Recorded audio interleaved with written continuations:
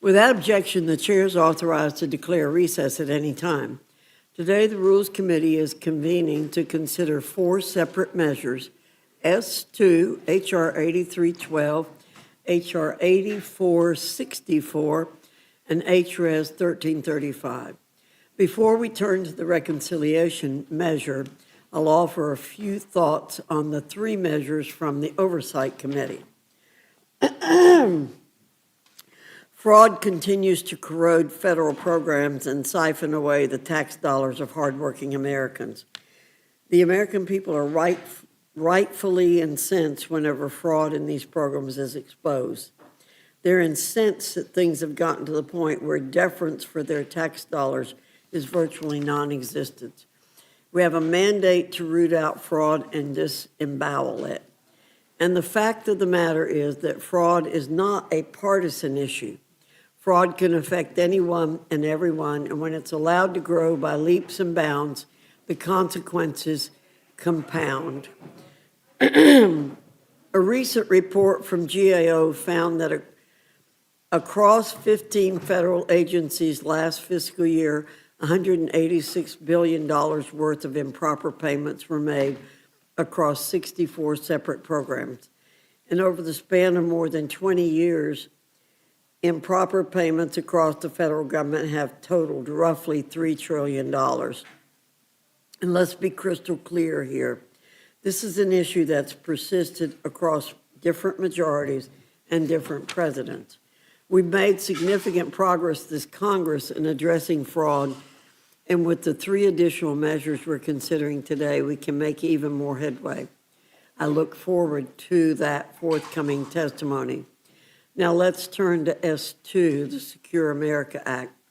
This targeted and narrowed reconciliation bill is the vehicle through which we will fully fund immigration and customs enforcement, as well as customs and border protection through 2029.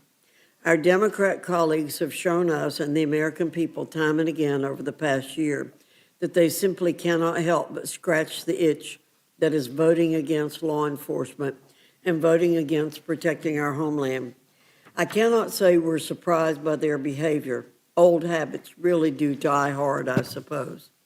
But what's particularly intriguing is how Democrats have developed this tap dance-like rhetorical routine when it comes to articulating their position on border security and immigration enforcement. They avoid talking about the millions of illegal aliens that their own policies allowed into the country, but they're quick to admonish the Trump administration for apprehending and deporting said illegal aliens. They shy away when confronted about criminal illegal aliens who've committed unspeakable violent acts against Americans, but are quick to hoot and holler about the men and women of ICE and CBP for stopping criminality in its tracks. What a peculiar position to take. Seriously, how odd. I'll make a prediction that I know will come true in the Rules Committee this afternoon. Our Democrat colleagues will dust off their primetime performative antics routine that we've seen time and again, like a return of a show on television. They'll recite headline after headline of their preferred media outlets, rant about the president, bring up topics that have no relation whatsoever to the issue at hand, and air their grievances one after another as if they're holding a group therapy session. But Republicans will remain focused on the task at hand like we always are, and will focus on the facts. Speaking of facts, since their creation in 2003, neither ICE nor CBP has ever gone an entire fiscal year without congressional funding through the regular appropriations process. The only reason we're here right now with this reconciliation legislation is because of Democrats' reckless extremism in completely defunding our ability to secure our nation's border. That's a clear-cut fact. The takeaway from all of this is that Republicans are the ones who stand for the men and women who are working night and day to protect the homeland. That support is reflected in the reconciliation bill that's before us, and will be reflected even further when it is brought to the floor of the House for full consideration. Our Democrat colleagues are welcome to join us in a warm, welcoming spirit of bipartisanship by supporting this reconciliation bill and the men and women who are working to keep the nation safe. With that, I now yield to Ms. Scanlon for any comments she wishes to make. Thank you, Madam Chairwoman, and I just want to note that I'm filling in for Mr. McGovern while he is returning from services for our former member, Barney Frank, who passed away, former member from Massachusetts. So he should be here soon. I'm sure he doesn't want to miss the fun. I'm also sure that, like me, he'd rather be part of group therapy than a member of a cult. So with that, today, House Republicans are bringing forward another partisan reconciliation bill to provide an additional $70 billion to ICE and Customs and Border Patrol, on top of the roughly $140 billion they handed to those agencies last year. So I think it's a little hard to say that border security has been defunded when they actually have more funding than most armies around the world. Republicans are preparing to spend nearly $250 billion between last year's bill and this year's bill in borrowed money. So not to lower costs for American families, not to build housing, not to strengthen schools, not to make health care more affordable, but to expand a massive deportation and detention apparatus that has already spiraled out of control. And they want the American taxpayer to foot that bill. The same Republicans who spent years pretending to care about fiscal responsibility have suddenly decided that deficits don't matter when it comes to tax breaks for billionaires and blank checks for ICE. They've added trillions to the debt between last year's bill and this year's bill with tax giveaways to the wealthy in the big ugly bill, and they want to spend billions more in this bill to fund masked and armed agents making raids in American cities, sprawling detention camps to house people who are not criminals, mass surveillance of citizens who oppose Trump's dangerous and divisive agenda, and unconstitutional abuses against Americans and immigrants alike. What makes this especially outrageous is that Republicans are pursuing this legislation through the partisan reconciliation process. They have to do it that way because they have refused every opportunity to negotiate a responsible bipartisan funding package through the normal appropriations process. Democrats proposed reforms and oversight measures. We demanded accountability after the killings of Renee Good and Alex Preddy. We proposed guardrails to prevent the abuses Americans have witnessed over the last year and a half, abuses involving those masked and armed agents on our streets, fear and intimidation tactics, warrantless searches of people's homes, and the detention of lawful residents and even citizens. Republicans have rejected every effort to require ICE and CBP to meet the same public safety and civil rights standards as every other responsible law enforcement agency in this country. And that tells you everything you need to know. This isn't about responsibly funding border security. It's about giving this administration more money and more power with fewer constraints and less oversight. An administration that has already demonstrated that it can't be trusted with the extraordinary powers it already possesses. An administration that with this legislation, Republicans are rewarding with yet another blank check. And where exactly is all this money going to? That's a serious question because by all accounts, ICE and CBP are already struggling to spend the billions of dollars that they were given last year by our Republican colleagues. Yet somehow we're supposed to believe these agencies urgently need another $70 billion. Americans have every reason to be skeptical, especially given the corruption surrounding this administration's spending and contracting practices. As Republicans lecture the country about waste, fraud, and abuse, including with the package of so-called anti-fraud bills that they're putting forward today, this administration has turned DHS's contracting into an open-air patronage system. Companies that spent years pouring money into Republican campaigns and Trump-aligned political operations stand poised to make billions more from this legislation. Politically connected contractors and allies of former Secretary Noem have already cashed in. How many well-connected consultants and contractors are going to get rich off this bill?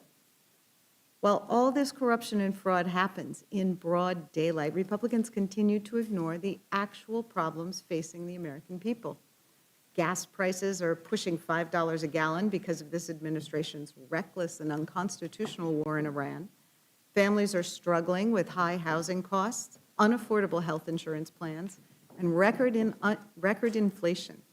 The war that's already cost over $100 billion has no clear end in sight, particularly after hostilities this weekend. Americans were promised no foreign wars, lower costs, and economic stability. Instead, we've got another forever war, more inflation, and another massive bill for taxpayers to finance. Imagine what $70 billion could do if Republicans were interested in solving real problems instead of manufacturing fear.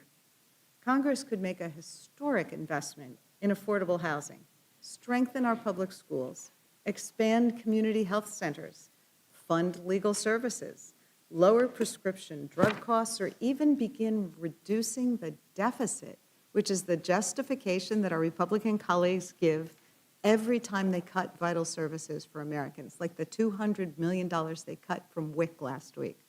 But that's not where their priorities lie. This legislation makes clear once again that today's Republican Party is perfectly comfortable using the power of the federal government to punish vulnerable people, to enrich politically connected allies, and to consolidate executive power, all the while claiming there's somehow never enough money to help ordinary Americans. Americans are fed up. They deserve better than this, and I urge my colleagues to reject these measures, and I yield back. Thank you very much, Ms. Scanlon. Without objection, any prepared statements that our witnesses may have will be included in the record.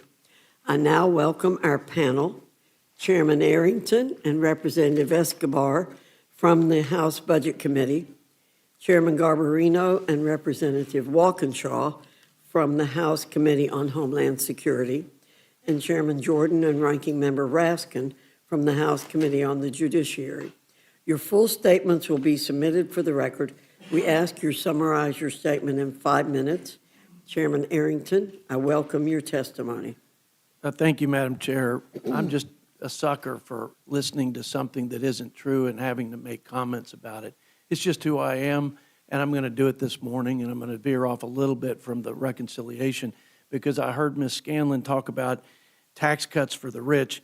Washington Post gave Democrats 4 Pinocchios on that tired rhetoric that is just completely and utterly false. The new filings were analyzed recently, and 70% of the new tax cuts went to low and middle class families. So if she's talking about the people that make an earning on tips as rich people, or people making a living off of their overtime that got a tax break, or the doubled standard deduction, which, Mr. Chairman, 92% of all Americans take, I don't think those folks are rich people. But they're going to keep recycling this rhetoric, but it won't land because people have more money in their pockets. By the way, wages have gone up $3,000, and that is about as much as it went down during the Biden administration. It's just policies have consequences. So, and yes, Ms. Ranking Member Scanlon, this is an all-Republican exercise, as was making sure we didn't put a 22% tax hike on working families. That's how much the tax hike would have been had we allowed the tax cuts to expire. You all weren't willing to do it. We were, and Americans are better off. The economy's growing, business investments up, and again, more refunds, less withholdings, more money in people's pockets. Now, look, I can talk about this issue, Madam Chair, in the context of we had a deal with Democrats.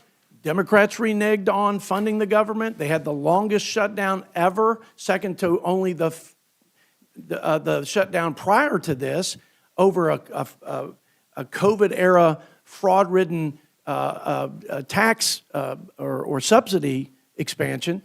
So this was 76 days that the American people had to have a Homeland Security service and apparatus go dark.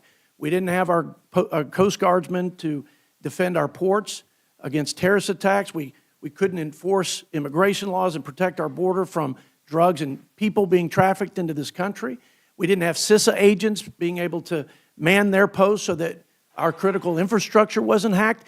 We can say that this is Republicans' attempt to make good on our good faith negotiation the first time, and to make sure that our brave law enforcement have the tools they need to do the job that Joe Biden and the Democrats, when they had total control of this town, absolutely didn't do. They they abdicated the first and most important job of the federal government, which is to provide for the common defense. They didn't secure our border, they didn't enforce our laws, and we had record deluge of drugs, people, crime, gangs, people on the terrorist watch list, people from countries of interest, record, and it was destroying the fabric of this country, and it was putting at great risk every neighborhood and every community and every city and state in this nation. And this president, Donald J. Trump, was elected, every swing state popular and electoral vote, to clean up this mess. And what's happened is you have rogue cities and states that refuse to work with our law enforcement to actually enforce the law. They would rather break the law and harbor people who have broken the law to come to this country rather than work to identify the most hardened criminals so that we can deport them and we can get back to rule of law, regular order, peace, tranquility, the things that the American people expect us to do up here for them, of all parties, across the board. So, yes, you're right. It is an all-Republican exercise because I can't find a Democrat that would stave off a 22% tax hike, and I can't find one that's willing to enforce the law as it relates to immigration, secure the border, and actually take the criminal elements that have come into this country, like the people who came into this country illegally by the millions, and actually rid our great country of those threats. I can't find it. If we could, we wouldn't be here. And all you have to do is listen to all the litany of statements that have been made. Governor Tim Walz says ICE officers are a threat to the public. Modern-day Gestapo. Governor Pritzker says that ICE is turning the country into Nazi Germany. And I mean, they're the reign of terror. John Hickenlooper. Chuck Schumer said ICE doesn't belong in our neighborhoods. I mean, think about the incendiary rhetoric. Think about the seeds that have been sown of obstruction and resistance that have made it nearly impossible to do the job of cleaning up the streets of our cities because of what's happened over the last 4 years under the Biden administration and Democrat control. So it's been impossible, and we're working better together because we're talking and coordinating, and that's what Texas does. That's what Florida and other states. We never had any of the problems of Minnesota. But I think it's reckless and irresponsible, and it's insulting to have these labels attached to our brave men and women who risk their lives to enforce the laws. We're going to give them the resources they need, and listen, what we're also going to do is do it for 3 years so that Democrats can't use them as leverage, Homeland Security as leverage, and the American people's security as leverage in a shutdown again. And I rest my case, and I yield back what may be remaining of my time. Thanks for your indulgence, Madam Chair. Thank you, Mr. Arrington. Representative Escobar, you're recognized. Thank you, Madam Chair and Madam Ranking Member. Let's bring some facts back into this room. I want to begin by saying it's a privilege for me to serve on both the House Budget and Appropriations Committee. I serve on the Department of Homeland Security Appropriations Subcommittee, which is where we should be talking about appropriations. But unfortunately, Congress is helping the president take away our obligation and duty to fund the government through this reconciliation bill. I want to remind everyone here and everyone watching that the One Big Beautiful Bill provided $140 billion, billion with a B, for CBP and ICE. It increased our deficit by 4.7 trillion with a T, and the Department of Homeland Security still has $100 billion left. $100 billion. There is money in the bank, and Republicans want the American taxpayer to give them $70 billion more in order to blow up the deficit even further. I want to talk about also what this money, what the One Big Beautiful Bill money has unleashed in our country. And I want to begin by saying I live on the U.S.-Mexico border. I am one of a handful of members of Congress that actually live on the border. No one wants a safe, secure border more than those of us who live there, those of us who raised our families there, those of us who go home every weekend. But what the reconciliation dollars are doing is not creating a safer or more secure country. In fact, this money has unleashed abuses that U.S. citizens are offended by. If you look at President Trump's polling numbers, you will see that American voters, American people, do not like the way this administration is unleashing those dollars against our very own fellow citizens. In fact, as a result of this money, 170 U.S. citizens were arrested and 2 were killed on the streets of Minneapolis.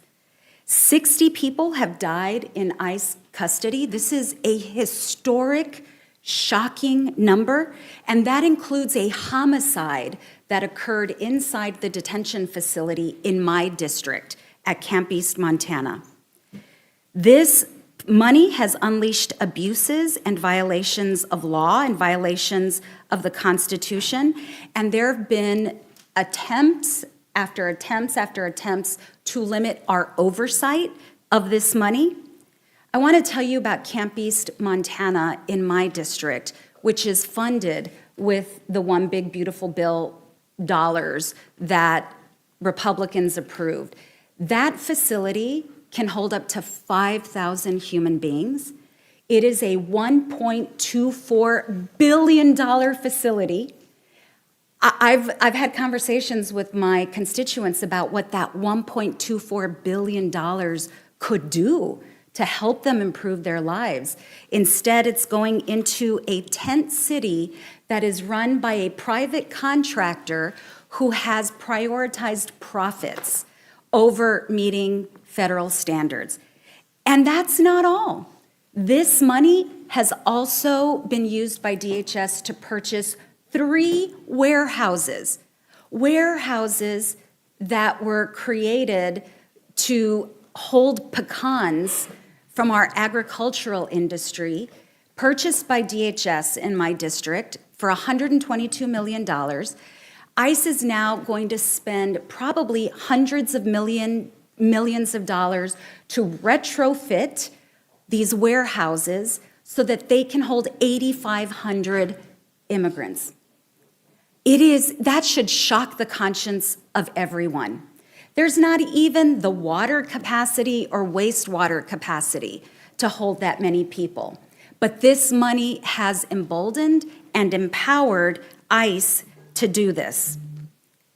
And I will say, it is shocking that instead of using the $100 billion still available, this $70 billion that's being added will really further empower ICE to do more of the same. And we all do support law enforcement. I take great offense to Republicans claiming we do not support law enforcement. This is why Democrats uniformly are opposed to the $1.8 billion slush fund that Donald Trump wants to use to pay off insurrectionists who beat cops on January 6th. So please do not lecture us about not supporting law enforcement. And if we want to talk waste, fraud, and abuse, let's not forget that Kristi Noem used reconciliation money for a luxury jet. Was it one or was it two? I can't remember. Three luxury jets. Also, her bizarre commercial that cost more than most Hollywood films cost. There's some waste, fraud, and abuse there for sure. And Republicans want $70 billion more? Budgets certainly are a statement of our values. And if I can imagine what Democrats would do with the $70 billion that Republicans are asking for. So what could that $70 billion actually buy? It could build more than 280,000 new affordable housing units in America. It could cover almost 9 million people on Medicaid for a full year. It could feed nearly 10 million families on SNAP for a full year. It could fix more than 70,000 miles of highway. It could provide mental health care to more than 9 million veterans for a full year. But instead of doing that, at a moment when American families are hurting because of Trump's tariffs, because of Trump's illegal war in Iran, families are seeing increased grocery prices, increased gasoline prices, increased utility prices, and health care and nutrition programs that have been cut. This is what Republicans are doing. I strongly oppose this bill, and I encourage everyone here to do the same. I yield back, Madam Chair. Thank you very much. Chairman Garbarino, you're recognized. Thank you, Chairwoman Fox and Ranking Member, and the members of the Rules Committee. I appreciate the opportunity to be here with you all this morning, this afternoon, whenever this is. Funding the government is a constitutional imperative. We have a responsibility to fund departments and agencies through regular order and provide the certainty they need to carry out their missions. Since becoming chairman of the Committee on Homeland Security, I have witnessed the consequences of repeated DHS shutdowns. This Congress, the department has endured 2 major lapses in funding, including a record 76-day shutdown that left critical components operating under significant pressure. The Democrats accomplished by shutting down DHS was creating uncertainty and hardship for the dedicated workforce, forcing thousands of employees to worry about how they would pay for their mortgage, cover their rent, or provide for their families. I remain deeply concerned about the precedent Democrats set throughout the funding process. The House and Senate previously reached a bipartisan, bicameral agreement to finalize all fiscal year 2026 appropriations bills, including funding for DHS. The House acted expeditiously to pass these bills, marking historic progress for the appropriations process and a return to regular order. Yet after helping negotiate the deal, Senate Democrats walked away from the agreement and insisted on withholding funding from U.S. Border Patrol and Immigration and Customs Enforcement. Excluding funding for these 2 critical law enforcement components is reckless and unprecedented. By singling out specific law enforcement agencies, the Democrats chose to undermine Congress's fundamental duty to safeguard our nation and support the men and women charged with enforcing our laws. What makes the Democrats' decision even more troubling is that the original bipartisan agreement included substantial funding that imposed new transparency and accountability requirements for CBP and ICE, including de-escalation training, the procurement and deployment of body cameras, and increased funding for DHS's Office of Inspector General. While Democrats went back on the deal they agreed to, House Republicans stayed true to their word and included these provisions in the final appropriations bill that funded the majority of the department. Providing annual funding through reconciliation is not the preferred path. Republicans could not sit by and let the rest of the department go unfunded while Democrats refused to negotiate. Congress has the responsibility to provide the funding and resources necessary to secure the homeland. If we fail to provide DHS with the tools it needs to secure our borders and uphold the rule of law, we are failing in one of our most fundamental responsibilities to the American people. This is why the Secure America Act is critical to delivering much-needed resources to CBP and ICE. First, and most importantly, this bill provides over $64 billion to hire, train, equip, and retain Border Patrol agents, ICE enforcement and removal operations officers, Homeland Security investigations agents, and mission support staff, ensuring frontline personnel have the resources to carry out their mission effectively and safely. Secondly, this bill enhances the ability of our agents and officers to achieve their mission by supplementing their work with technology. This section provides an additional investment of nearly $3.5 billion to modernize and enhance border security technologies, surveillance systems, and inspection equipment. These investments will strengthen the U.S. government's ability to detect and disrupt human smuggling operations, interdict fentanyl and other dangerous illicit narcotics, and dismantle transnational criminal organizations engaged in human trafficking, weapons smuggling, and illicit finance. As threats to the homeland continue to evolve, Congress cannot afford inaction. The cycle of abandoning regular order and using funding as a political bargaining chip must come to an end. The American people deserve a government willing to confront these challenges directly and decisively. We have an opportunity to make the country safer and more secure. I look forward to your questions, and I yield back. Thank you, Mr. Garbarino. Mr. Walkinshaw, you're recognized. Thank you, Madam Chairwoman. I stand with my Democratic colleagues in strong opposition to this bill. It's another attempt by extreme MAGA Republicans to give billions of dollars to an unaccountable Trump administration that has proven itself violent, lawless, and unbound by the Constitution. In last year's big, ugly bill, Republicans ripped food from the tables of working families and stripped health care from millions of Americans. And Chairman Arrington didn't mention that in that bill, the top 1% got a $50,000 tax cut. They are living large with $50,000 extra dollars in their bank accounts, whereas the bottom 20%, hardworking folks in Virginia and Georgia, have 7% less today because you smacked them in the face with a massive tariff that drove up their costs.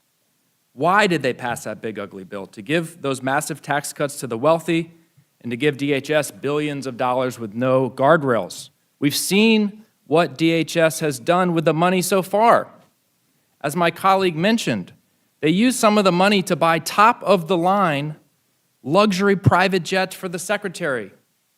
Just ask Secretary Mullen, who confirmed that in testimony before our committee last week. He rides the Gulfstream G700 home to Oklahoma regularly, the most expensive Gulfstream you can buy. If Americans are upset about high gas prices, maybe not being able to afford to take a vacation this summer, at least they can rest easy knowing that Secretary Mullen is soaring high above them, enjoying the leather seats on the Gulfstream G700. But DHS has done far worse with those dollars.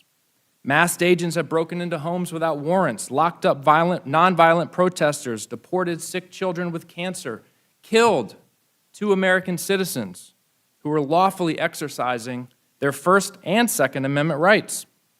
Instead of going after the worst of the worst, nearly 3 out of 4 people booked into ICE custody have no criminal convictions whatsoever. And now, even though $100 billion is still available floating around, Republicans want more, another $70 billion DHS slush fund. This bill, just like the last one, doesn't prohibit agents from wearing masks, doesn't require officers to get judicial warrants to smash down the doors of people's homes. It doesn't prohibit racial profiling or surveillance databases of lawful protesters, doesn't stop raids at schools, churches, or hospitals. It opposes no accountability measures. Instead, it gives President Trump a blank check to execute more of his out-of-control, unaccountable crackdowns for the rest of his term. In the midst of an affordability crisis, the last thing Americans want is to superfund the agencies that have been terrorizing communities across the country. Yet, at a moment when Americans can't afford gas, groceries, or rent, Republicans also tried to give the president $1 billion for his golden ballroom so he can host parties for his billionaire buddies. Gulfstreams and ballrooms, that's what you get from this president and this Congress. Trump administration's also trying to give $1.8 billion to January 6th insurrectionists and other cronies. This bill doesn't prevent the Justice Department from creating a slush fund to pay violent rioters who assaulted police officers and desecrated this very building 5 years ago. It's outrageous. Americans are stretching paychecks that cannot stretch any further. They're skipping prescriptions, putting off car repairs, wondering how they're going to put food on the table for their kids, and with all those problems that they are facing. This bill provides not 1 penny, not 1 cent to make life more affordable. But we shouldn't be surprised. President Trump told us he does not think, quote, even a little bit about Americans' financial situation. Maybe that's why this bill doesn't help even a little bit Americans to make ends meet. The president's more interested in getting billions for his ballroom, a slush fund for his cop-beating buddies, and Gulfstream jets for his cabinet. The American people, though, know the difference between a government that works for them and one that works for Donald Trump.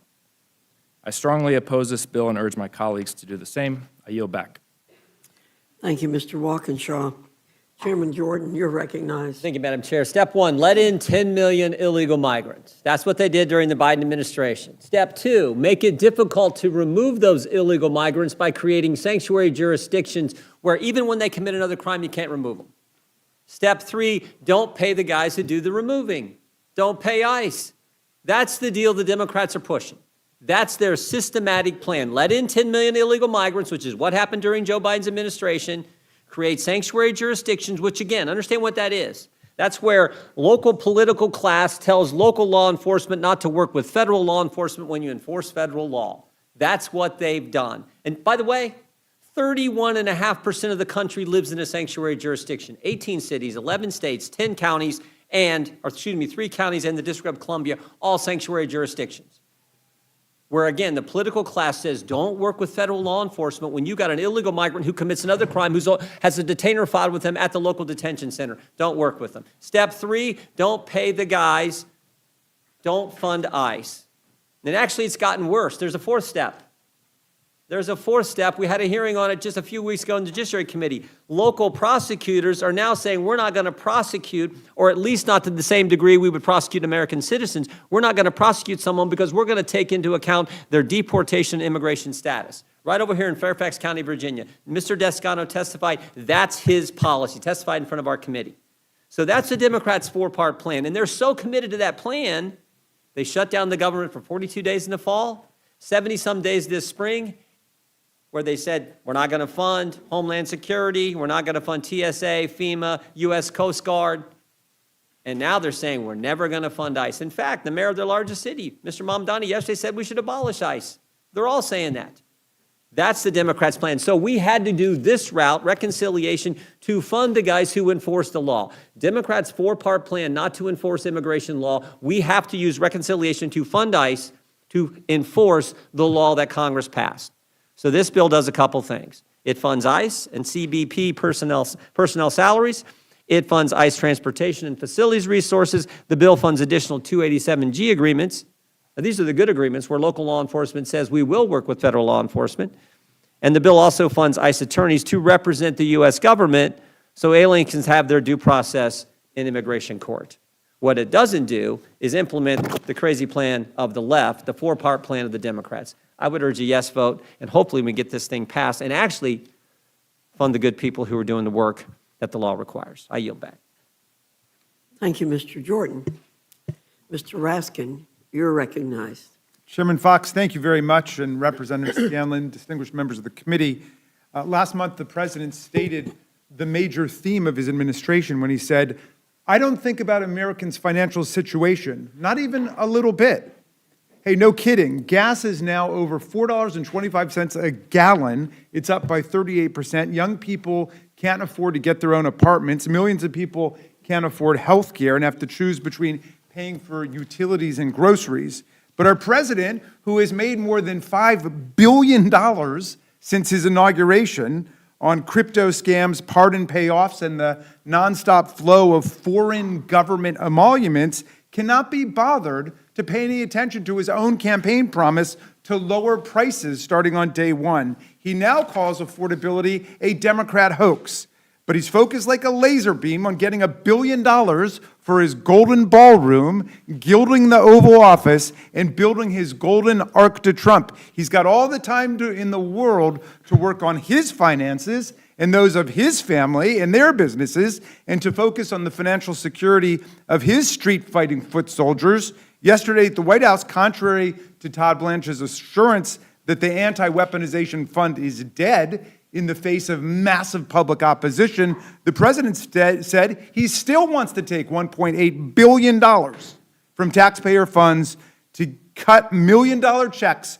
for the convicted criminals and cop beaters who stormed the Capitol on January 6, 2021, and other lucky political operators in the MAGA hemisphere. Working through Todd Blanche, Trump has given himself, his family, and his businesses an amazing and totally unprecedented super pardon that puts all of them above and out of the reach of the law, guaranteeing they will never, ever, forever, in all caps, be investigated, audited, sued, or prosecuted by any agency of the federal government for any violation of federal law, not just for tax fraud by the IRS, but for any civil, criminal, or administrative violation, whether insider trading, bribery, embezzlement, human trafficking, securities violations, antitrust conspiracies, what have you. Any violation of any law, whether presently known or unknown, in the words of our Attorney General. Well, today's bill does absolutely nothing to nullify this outrageous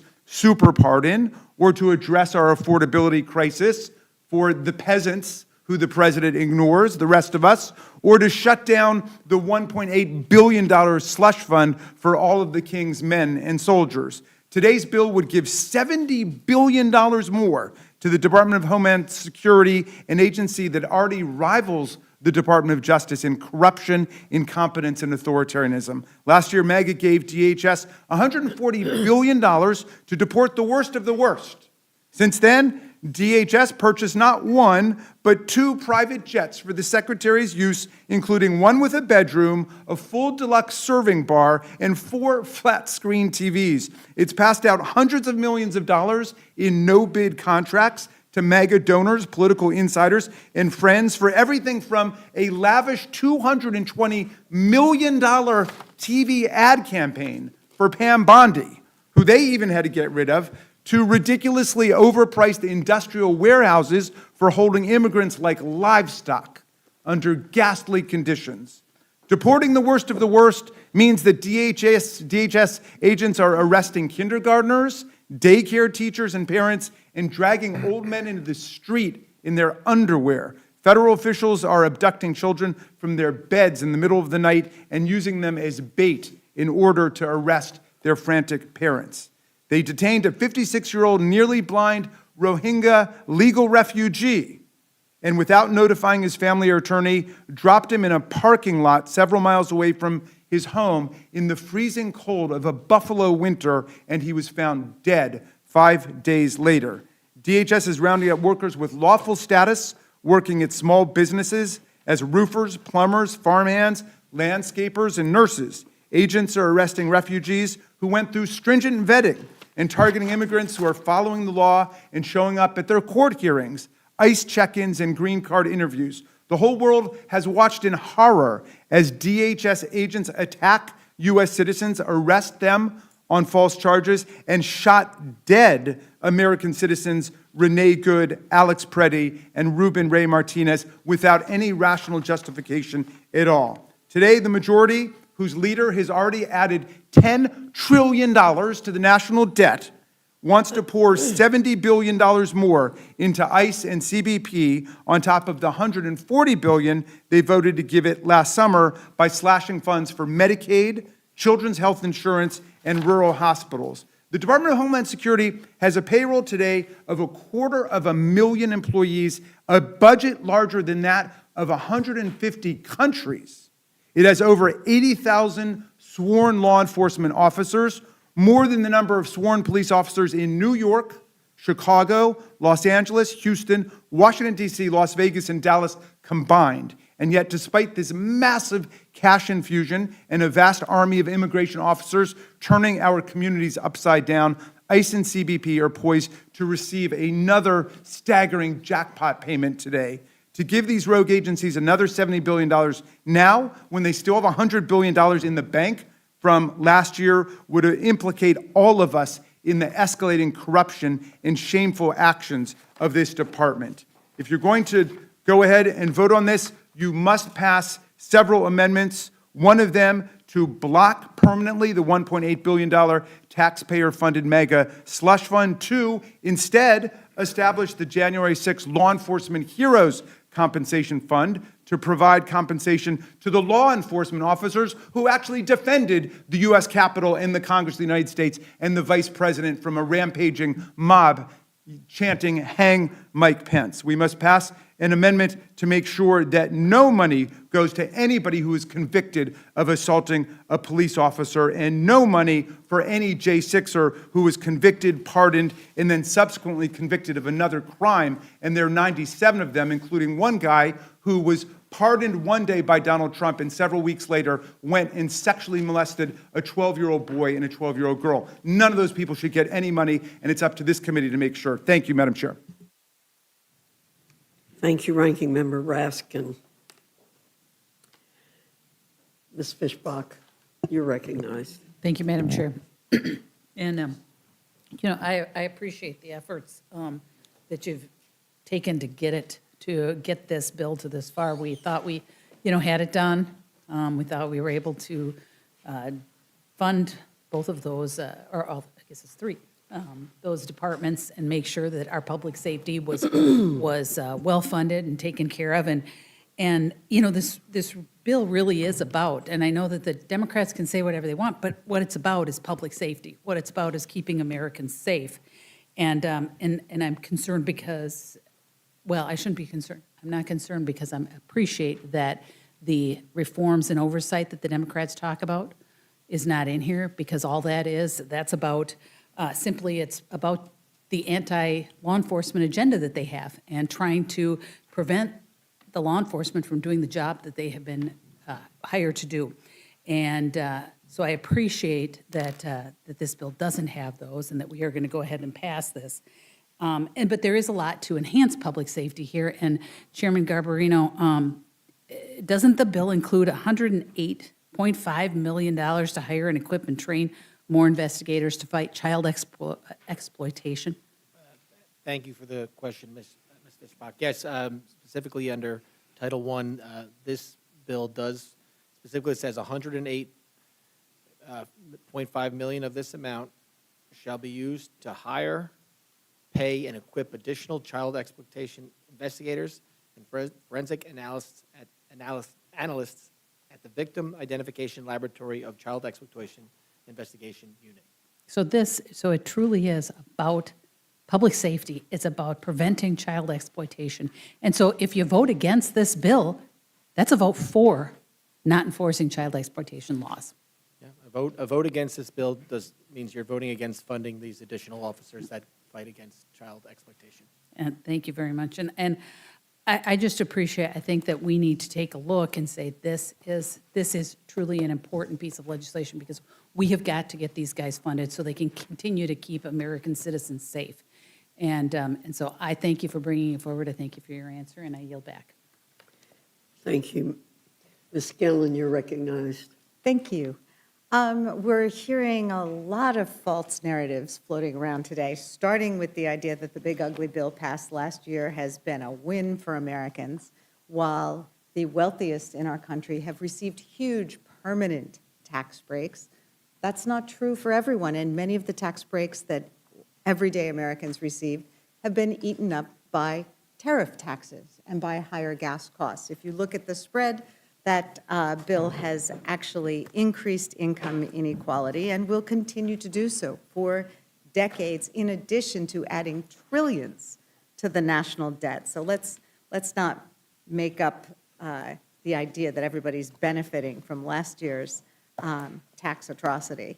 The second idea that I've heard from probably every one of our Republican colleagues is that Democrats reneged on a deal to fund the Department of Homeland Security. And there had been negotiations about the things that are being mentioned here, like better funding for human trafficking defense and improving various facilities along the border. There was broad-based agreement on that. But what happened? In January of this year, masked and armed agents of ICE and CBP shot and killed American citizens in Minneapolis. And if that's not a reason to stop and say what is going wrong in those agencies and don't we need to do something differently, well then clearly we're on different pages here. So it wasn't just a whim that Democrats said, wait a minute, We got to pump the brakes on this. And in fact, Democrats agreed to fund the rest of DHS while we attempted to get some guardrails put on agencies that are out of control and are being used for un-American, unconstitutional, and unlawful processes.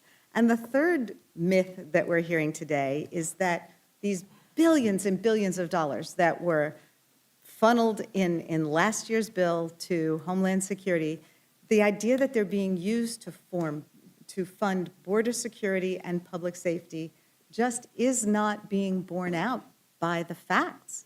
In fact, we're seeing that that money has been used, millions and millions of dollars has been used to purchase warehouses not capable of housing people in huge wastes of money that are now under investigation. We've heard about record profits, an 800% increase in profits by private prison companies like GEO, because they are now housing people who are overwhelmingly not criminals. 70, 80% of the people they are housing are not criminals, and they are doing so in ways that are incredibly inhumane, without adequate medical care, without adequate food, without access to counsel, access to their families. I mean, there has been in the past bipartisan agreement in this country that it is a waste of taxpayer dollars to house people who are not, to imprison people who are not a threat to the American public. And that is exactly what is being done with these DHS dollars and these detention camps. We've also, of course, learned of the hundreds of millions of dollars that were spent on an ad campaign by DHS. What was it? $3,400 for hair and makeup for the then secretary, $20,000 to rent a horse. More money was spent on that ad campaign than was cut last week from WIC. $200 million cut from WIC. They spent $235,000 on filming Kristi Noem riding around on a damn horse. So again, it shows you where the values are here. I guess first I'd like to go to Representative Escobar. We're hearing a lot about fraud, waste, and abuse here. Can you talk to us a little bit about the money that ICE and CBP have and what is happening with that money, particularly in your district? I know in my district we've had a lot of concerns. We've had a constituent die in ICE custody because he wasn't given appropriate medical treatment. Thank you, Ms. Scanlon. I'll be glad to detail for this committee what my team and I have seen inside these facilities in my district in El Paso. And again, just as a reminder, CBP and ICE currently have $100 billion unspent. $100 billion, just a reminder to everyone. But the One Big Beautiful Bill, so-called, funded Camp East, Montana, a $1.24 billion tent city. And the American taxpayer is allegedly paying for medical care that detainees are not getting, cleaning services that are not happening, laundry services that are not happening. But the private corporations running these facilities are still getting their money. I want to give you an example of the horrific cases we've seen. I'll give you a couple of quick ones. First, there was a gentleman who entered the country legally, mind you, because the vast majority of the folks I've met have no criminal record and entered the country legally. I sat and I spoke with him, and he told me about an injury he sustained in Minneapolis when he was arrested by ICE in Minneapolis. He was arrested so violently by the ICE agents that they broke his arm. He was then flown to El Paso, to Camp East, Montana, and he was wearing a brace when I met him. He had been in the facility for a few weeks. I asked him how his arm was doing. He took off his brace. I could literally see the break in his forearm. His broken arm had never been set. He was given aspirin to deal with the pain. Clearly, after weeks of that kind of break, his bones were fusing in a way that he would very likely need surgery.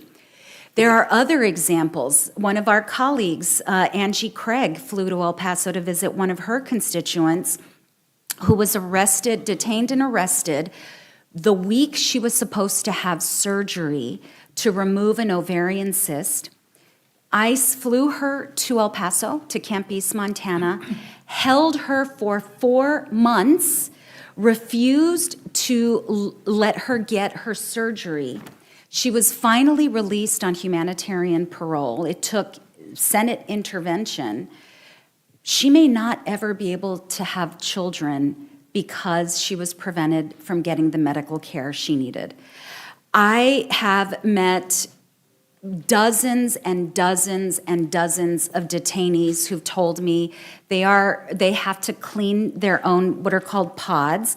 Now, some people might rejoice in that, but the company is getting paid to clean these pods, and they're forcing detainees to do it instead. When I have visited, I've seen clothes hanging up inside their pods on their beds because they don't have access to laundry services. Yet Congress is paying a private company to do this. So there are just not horrific abuses happening inside these facilities, but there's massive fraud. Meanwhile, the private corporations who won these contracts, by the way, with no bid contracts. So there was no competitive bidding that took place. The company that was hired to run Camp East, Montana, had never run immigration detention ever before, but were supposed to care for 5,000 people per day. There was a homicide inside of Camp East, Montana. And I still have yet to get information on what the consequences were for the private detention employee who committed the homicide. But the medical examiner in El Paso ruled it a homicide, and guess what? After that, they no longer use the services of the medical examiner. So this money is being used to perpetrate fraud, perpetrate waste, and for inhumanitarian purposes, and many of the folks inside those facilities should not be held in detention at all. Thank you. Mr. Reskin, I have a couple questions for you. I mean, the first is,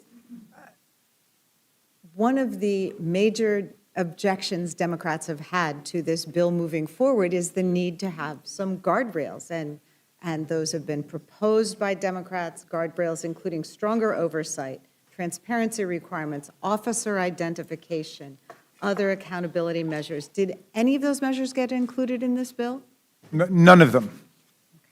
And I understand you have some amendments we may consider later regarding Yes. those. Okay. I mean, there are no guardrails, there are no reforms, there was no Democratic input.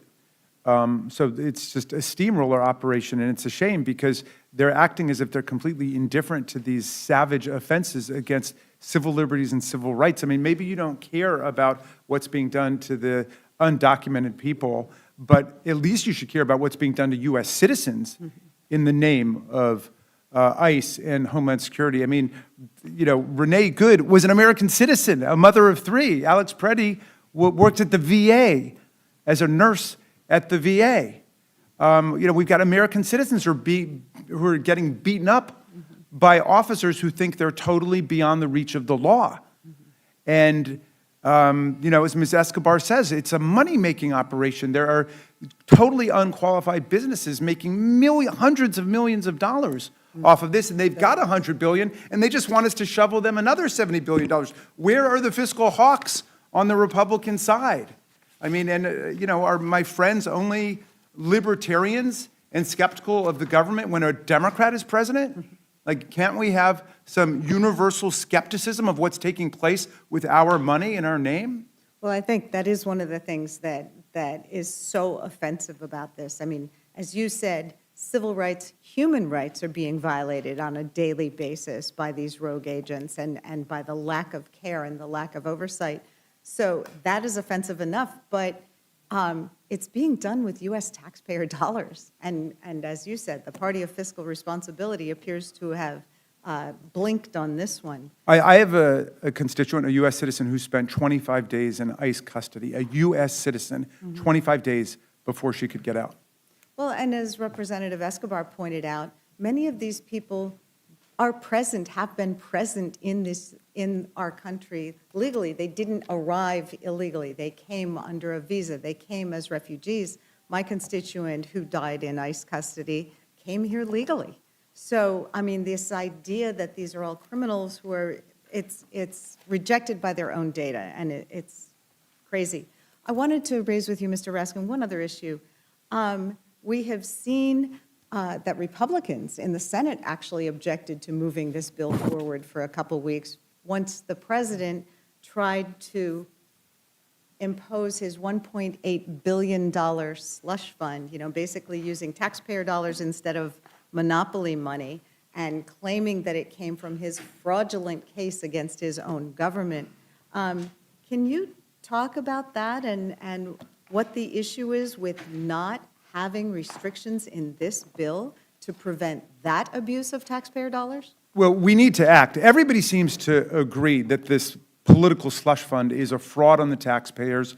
It's a violation of our power to appropriate money. That belongs to Congress, not to the president, not to the attorney general, nor do they decide cases and controversies. That takes place in court. So it's an attempt to set up an operation totally outside of our constitutional order, and all of it was based on an actual violation that took place by an independent third-party contractor, Charles Littlejohn, who leaked thousands of people's tax returns, including Donald Trump's. Now, the president had said he was going to release his tax returns. He promised he would do it like the other presidents. He didn't, and he had a right not to. So he didn't. This guy violated his privacy by releasing his tax returns, but it happened to lots of other people, and those people sued the government and the courts found, and the Department of Justice strenuously advocated that you can't sue the government for damages if it's a third-party business that leaked your returns, and they won on that. Todd Blanche didn't even argue that. He made up a completely different position for Donald Trump and then settled the case in a completely collusive settlement under this collusive litigation. So if we want to change the law to say if a third-party contractor leaks your information, you can get $50,000 or $100,000, I'm very willing to look at that. But to give just Donald Trump one guy $1.776 billion, and I spell out the numbers because, of course, it's organized around 1776, which just goes to show it's not related to any particular case. They just made that number up. It happens to come to just over $1 million for each insurrectionist, Proud Boy, and Oath Keeper. It's all, playing Who Wants to Be a MAGA Millionaire today and leaving over, another $150 million for Donald Trump to give away. But the whole thing is a scandal, and everybody recognizes it. Then let's put it to bed right now, because Todd Blanche went over there and said, it's dead, don't worry about it, it's okay. The next day, Donald Trump said he still wanted to resurrect it. Let's exercise our powers as the Article I branch of government to say, that's not how we're doing business. We're not going to violate 10 different parts of the Constitution to let them set up this political slush fund for their political foot soldiers. Yeah, I mean, there's so much self-dealing here, and so much misdirection. It's the president sued his own government for something that happened when he was president the first time, and when the current acting attorney general, whatever, was a private lawyer. And he was way outside of the statute of limitations. The IRS lawyers said, not only is it completely wrong on the merits and we can beat them, but he came in several months late when they knew about it years ago. Right. Well, it was a case that was about to be thrown out of court when they entered into this fake settlement to set up this slush fund. Right. So, And 2 different courts have now enjoined it and frozen it. But we need to exercise some responsibility. We've got the power over appropriations, and we should just say no money can go for this purpose. And also, they should not be allowed to proceed with this super pardon that's never existed before in American history, where the president and his family and their businesses can't be prosecuted for any crimes they've committed up until now. I mean, are we a democracy or are we a monarchy? That's the issue here. I think it's a kleptocracy is what's been proposed. And most monarchies are. Yeah. Well, and you're talking about the fact that part of this settlement of this fake case this case that was meritless and was filed after the statute of limitations had run. Now, the president's former personal lawyer has said that the president and his friends and families can't be prosecuted for tax violations in the future. No, not just tax violations, any violations, Okay. criminal or civil, for any crimes or civil infractions that may have been committed up until this point. And they put forever in all block caps. Okay, so that's something we should also work on. Mr. Walkinshaw, one of the concerns that we've repeatedly raised is that enormous amounts of money are being funneled through agencies that now have a record of corrupt contracting practices. Can you discuss some of those recent controversies involving DHS contracts and politically connected contractors? Well, we know that under Secretary Noem, she established a new and novel policy never seen before in the federal government, that every contract over $100,000 had to be approved by her/her office. Now, that policy in and of itself creates the conditions for massive corruption because it circumvents the entire procurement system that is designed painstakingly to prevent corruption. And based on ample reporting, one of the individuals, a key individual, maybe the key individual, involved in approving those contracts, $100,000 or more, was Corey Lewandowski. The secretary's boyfriend? I don't know, perhaps. In something I've never seen before, and I represent a lot of government contractors in Northern Virginia, you had not one, not two, but 3 contractors come forward to the media and say that Corey Lewandowski shook us down. If we wanted a DHS contract, it was made very clear to us we would have to line his pockets. Now, I would hope there would be bipartisan interest in investigating that. I haven't seen it from this Congress. Well, we heard earlier that a lot of these contracts are being issued with no bid, not competitive contracts. I think to the contrary, we've actually seen a fair amount of bidding, and that bidding has taken the form of donations to the president's political funds by GEO, by Core Civic, by the folks who are benefiting by billions and billions of dollars from the slush fund that our Republican colleagues set up last summer and the one they're trying to ram through again today. I have a lot more questions, especially since this is the only hearing that is going to happen in Congress on this massive bill. But I know that the chairwoman is getting antsy, so I will yield back. Thank you very much. Mr. Roy, you're recognized. I thank the chairwoman. I would just note on the pardon situation, we could have a pretty long conversation about President Biden's numerous pardons, including prospective pardons, which were rather historic and breaking with precedent, but that's not what this is all about. Look, there are a number of things we're going to discuss here today, and look, and I've got a number of concerns. Some of them fall on party lines, some of them don't. I share the concern that any American citizen ever be targeted and without having due process or having what they're afforded. And we need aggressive oversight and ensuring that American citizens are protected. I 100% agree with that. But what I would note is why we're here.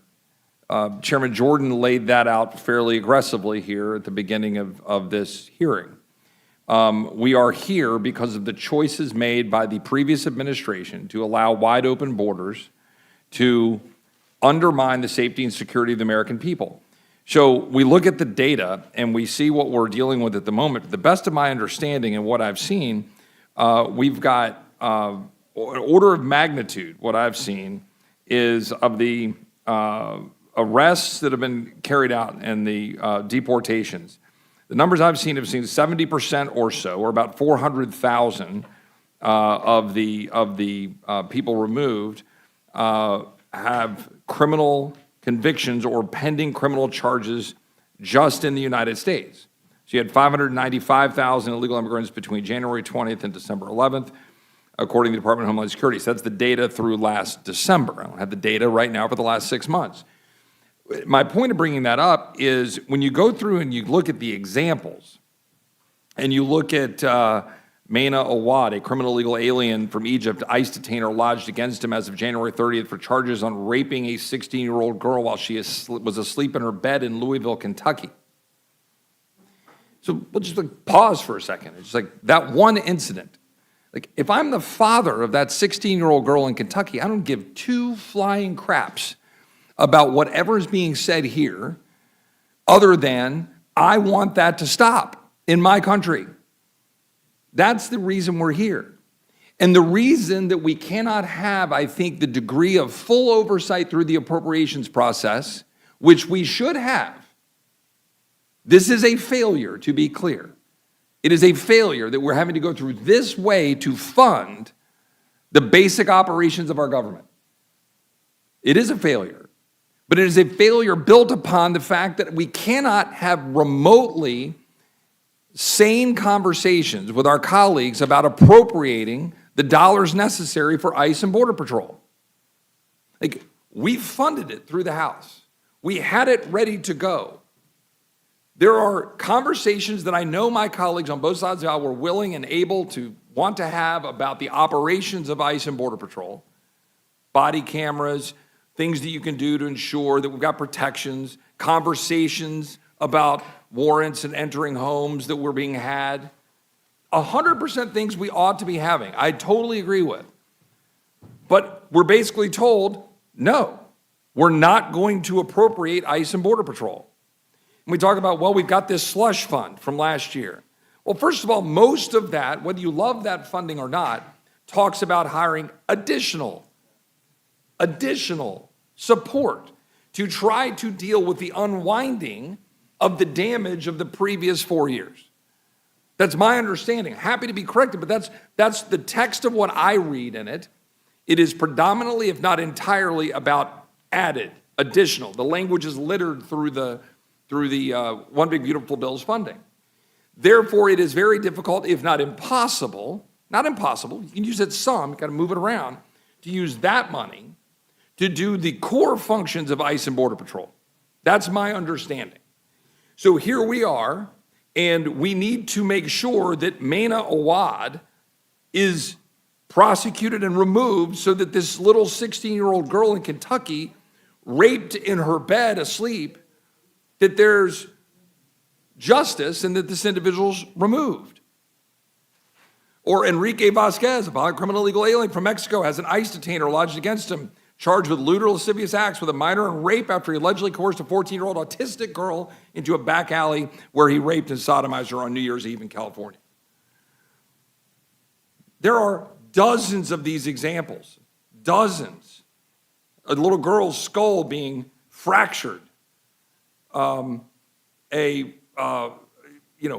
child porn in Stafford, Virginia, obscene material of a minor. I mean, I just go list after list after list of people who were released into the United States, into our communities, into our streets, and that's what we're dealing with. That's the concern.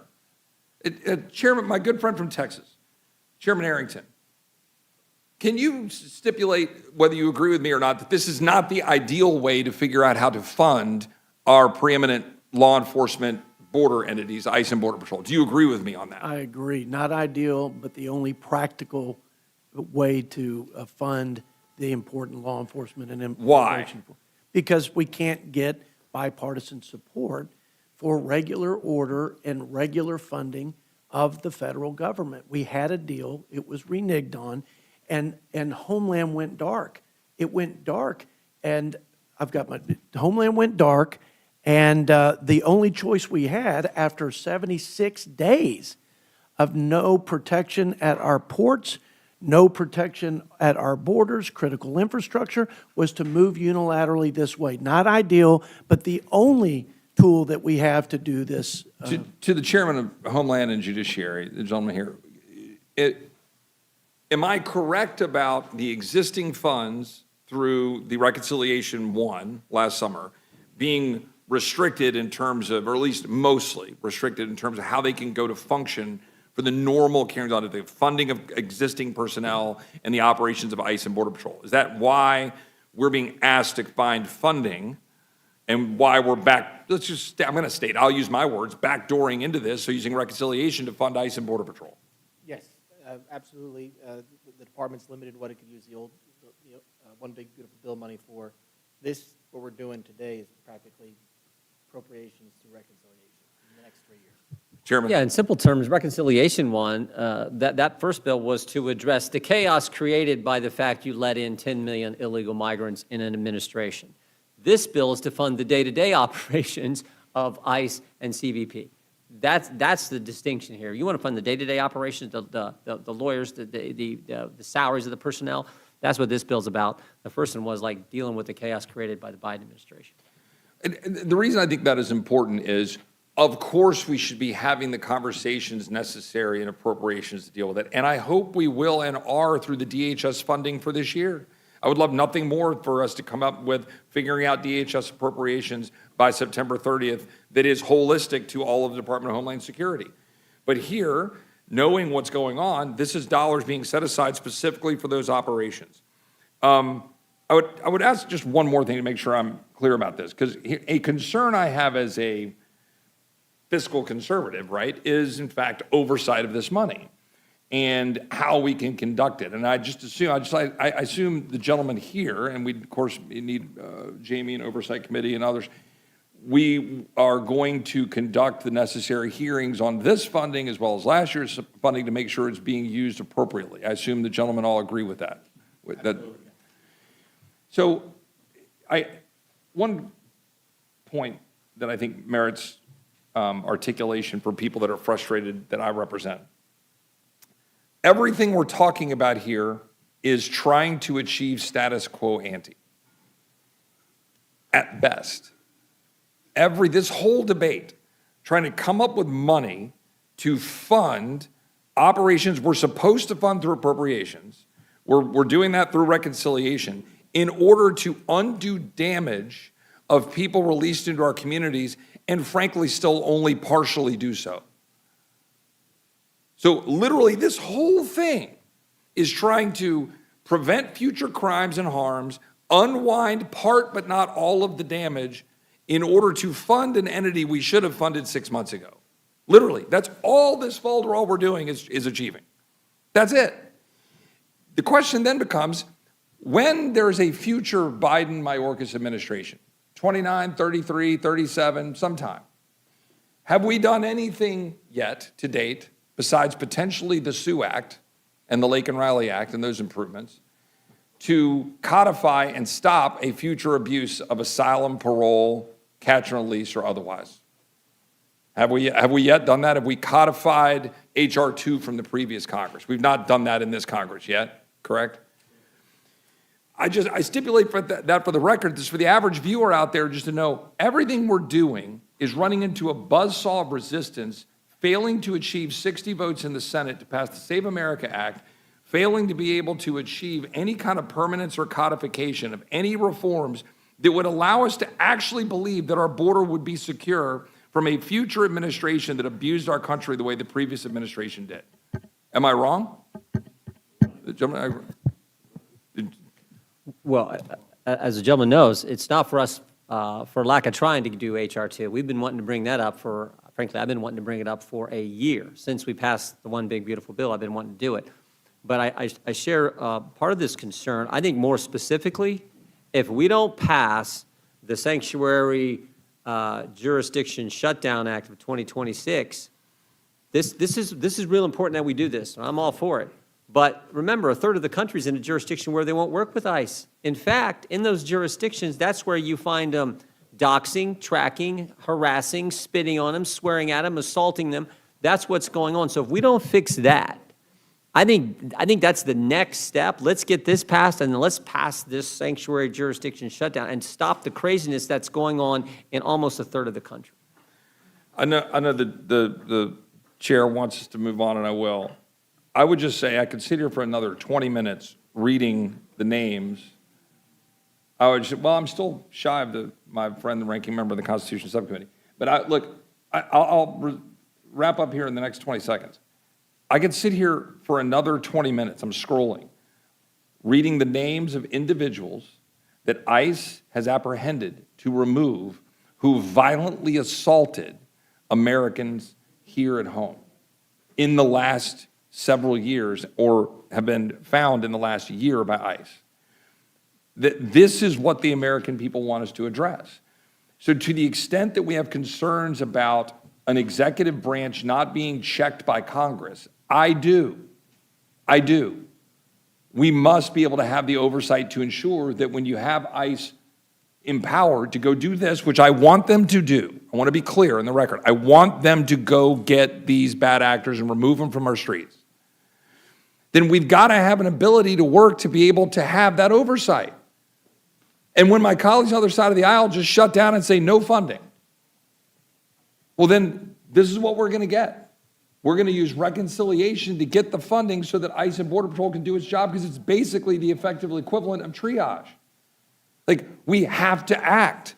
We literally have to act, because I'm not going to sit and wait and watch for another person I represent or another Texan or another little girl to get raped in her bed because we decided that we were going to allow people to get dumped into our country, and then we were going to be told we can't fund the very people necessary to try to stop them, and then go through all of the microscopic looking at what they're doing when they're trying to get the bad actors. Yes, we need to make sure that we're having oversight, but we got to have support from the other side of the aisle to even go down that road. I yield back. Thank you. Ms. Leisure Fernandez, you're recognized. Thank you very much, Madam Chairman.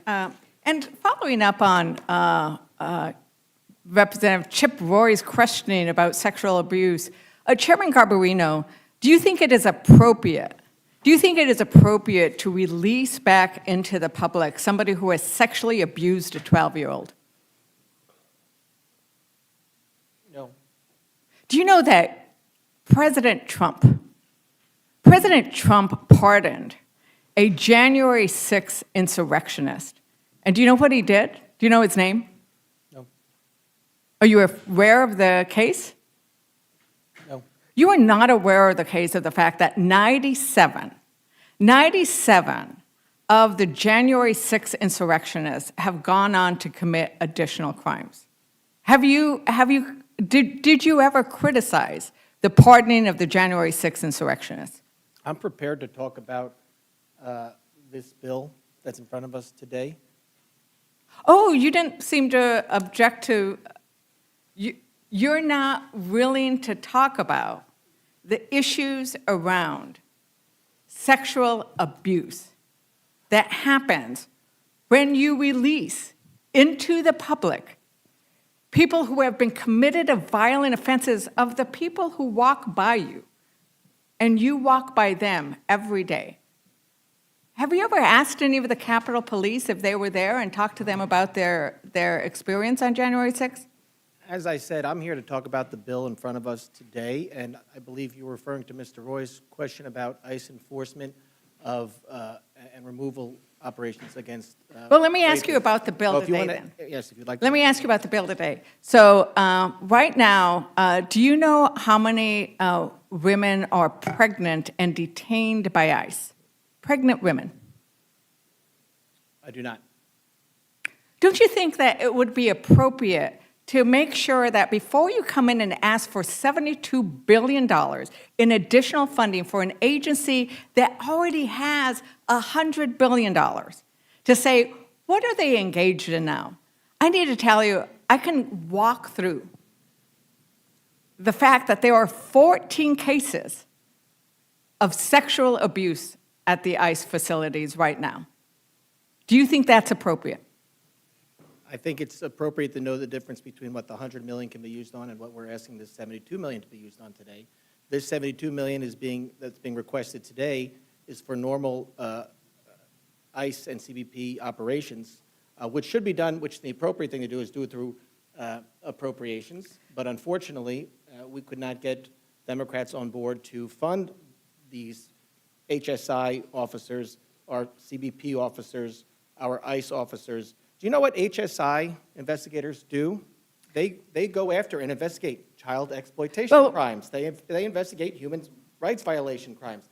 They investigate narcotic smuggling. They investigate human trafficking, human smuggling, transnational gangs. They're not funded right now. Right now, because there is adequate funding at these agencies to be able to use for these operations, and That I think is that not Representative Walkinshaw wants to address that issue.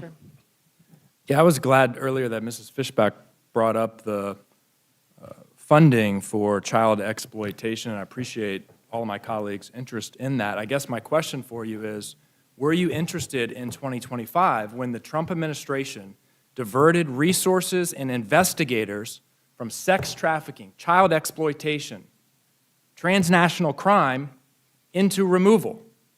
So they took the investigators, the trained experts who were tracking down the bad guys who were trying to hurt our kids, and they sent them to Home Depot parking lots to harass roofers and landscapers. And you don't have to take my word for it. HSI agents said that supervisors have waived agents off new cases so they have more time to make immigration enforcement arrests. Direct quote, no drug cases, no human trafficking, no child exploitation. John Tobin retired as the assistant director countering transnational organized crime, and he said diverting those HSI agents away from major crimes makes it, quote, easier for exploiters and traffickers to get away with their crimes. He described the Trump administration's policy as impunity for traffickers.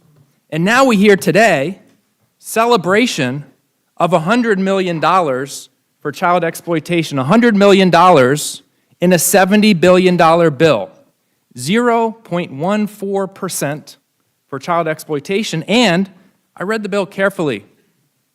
There's nothing in this bill to prevent the Trump administration from continuing to divert investigators away from child exploitation investigations. And I want to get to a lot of other questions, so quickly, did you want to address it? Because you have seen this, Representative Escobar, you have seen the mistreatment of women in ICE detention facilities, and we can read some of the stories. Pregnant women shackled, pregnant women miscarrying, almost bleeding to death. And there is nothing in this bill that addresses guardrails so this doesn't continue to happen. So I have a lot of questions to get to, but I know you want to add something to that. Thank you so much, Ms. Ledger Fernandez. You hit the nail on the head.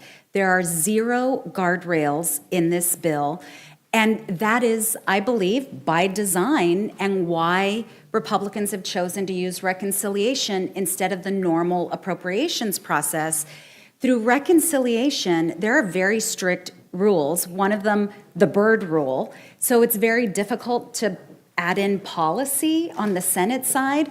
My colleagues, my Republican colleagues here in the House know that.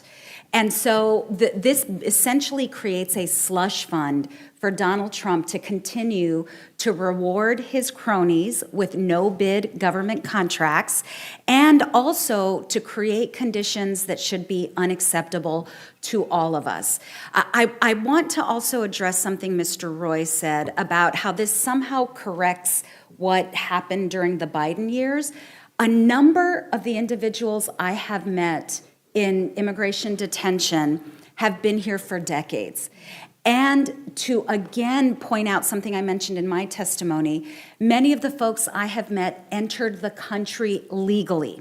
So when Donald Trump says we're going to go after all of the bad people, that's not true. That's never been true. This is about funding Stephen Miller's mass deportation fantasy, rewarding contractors who essentially are engaged in a pay-to-play situation.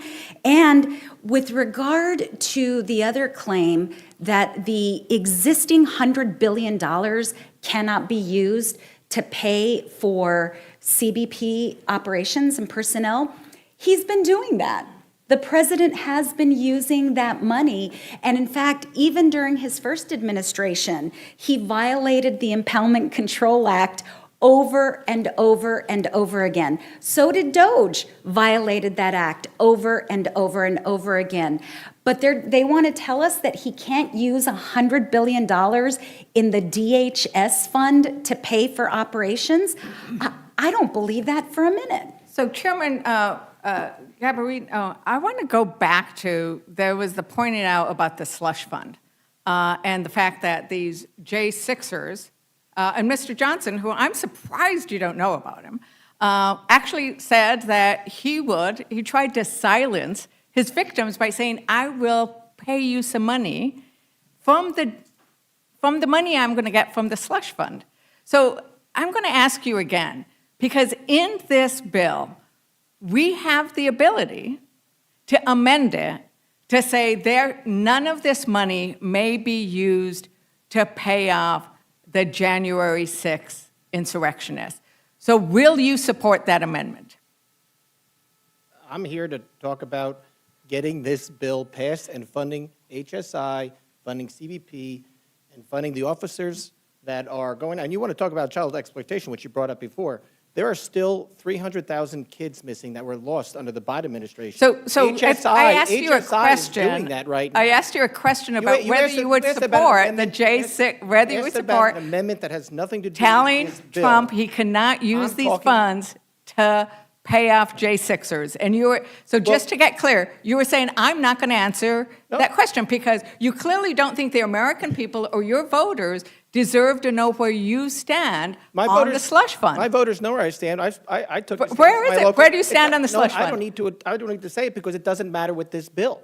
My voters know where I stand. My local paper ran an article about what I said. You want to know what I said? You can go look it up. I'm talking about the 300,000 kids that are missing under Joe Biden's We administration. could amend this bill so it can contain here. I'm It's going to not go even to. in this bill. We need to make sure. But it we could be protect- amended, I mean, because that's an issue. We have the power to do that. We have the power to adopt a resolution. I'm going to go on, I mean, because this is $72 billion that we want to go back to is not paid for. This is money that our taxpayers are funding. Anybody watching this, and actually people do watch the Rules Committee for some reason, and it's important that they watch, because I think it's important that the American people know Republicans, what are Republicans' priorities? Republicans' priorities are funding an agency that is engaged in this corruption and this cruelty.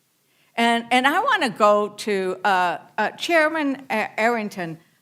You and I share a border, right? And if you went to the ranchers in your district and you asked them, if you could give me a single word, what is the most important thing that they are concerned about today? Today, one word.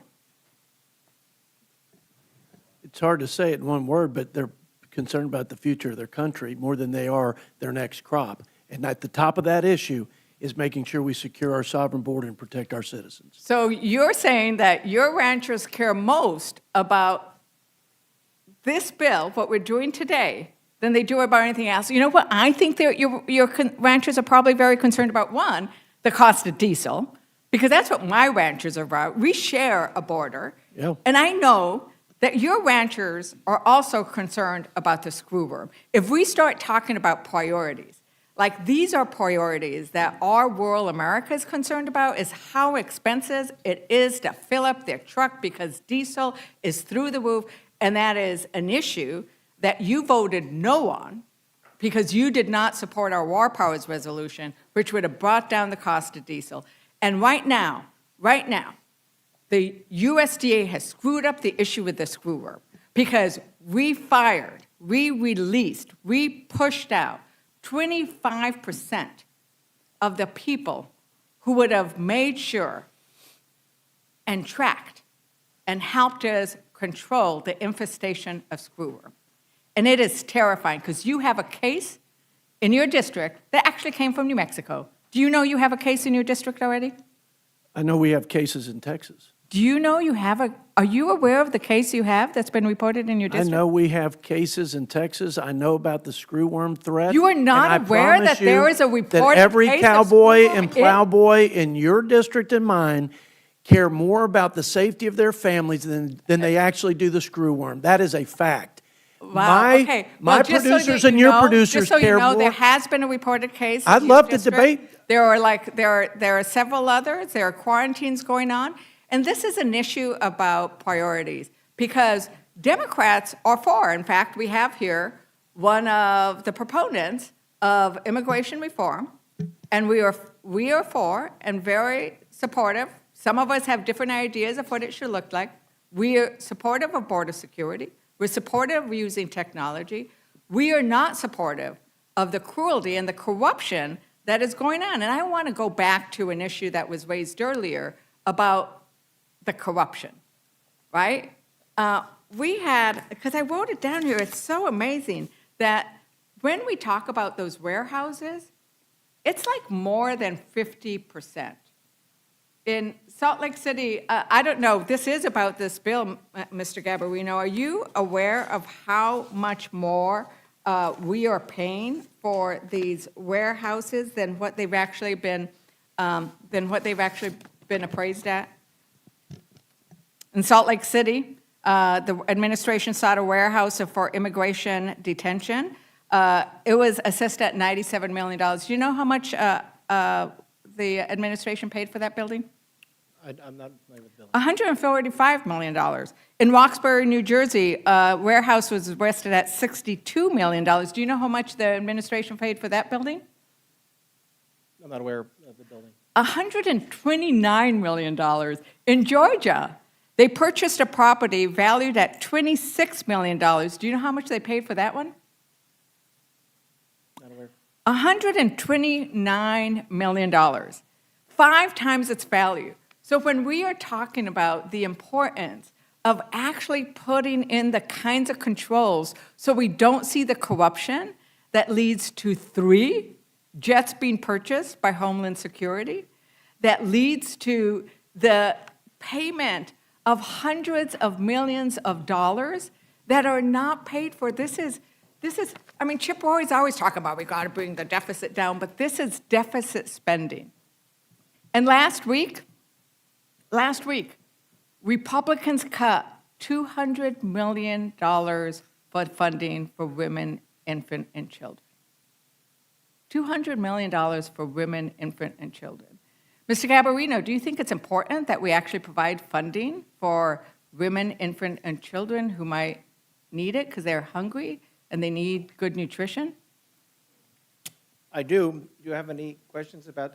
Actually, About that bill? do you know any of the 9/11 terrorist names? I mean, you're asking me about a whole bunch of names. Can you name one of the 9/11 terrorists? I mean, that's why the Committee of Homeland Security was created, was because of what happened on 9/11. You're asking about all other names. Well, Can no, you name one but of this the is, 9/11? I don't this think is you can. precisely related to Very your upsetting. bill. This is precisely related to your bill, because just with what we have overspent in for these warehouses by ICE, we could have funded the cuts that Republicans made to women, infant, and children funding.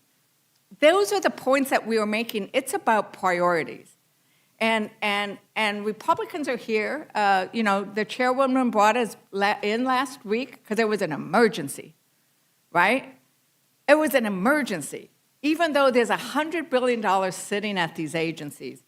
But we have other emergencies, like the screwer, like how expensive diesel is, like the fact that we're going into a season of hurricanes and all these other things, and the Trump administration is pulling up the science that we need to track this. Those are emergencies. And right now, I mean, I think we're going to have continued discussion, but I know you wanted to address something, Ranking Member Raskin, on this issue, if you may.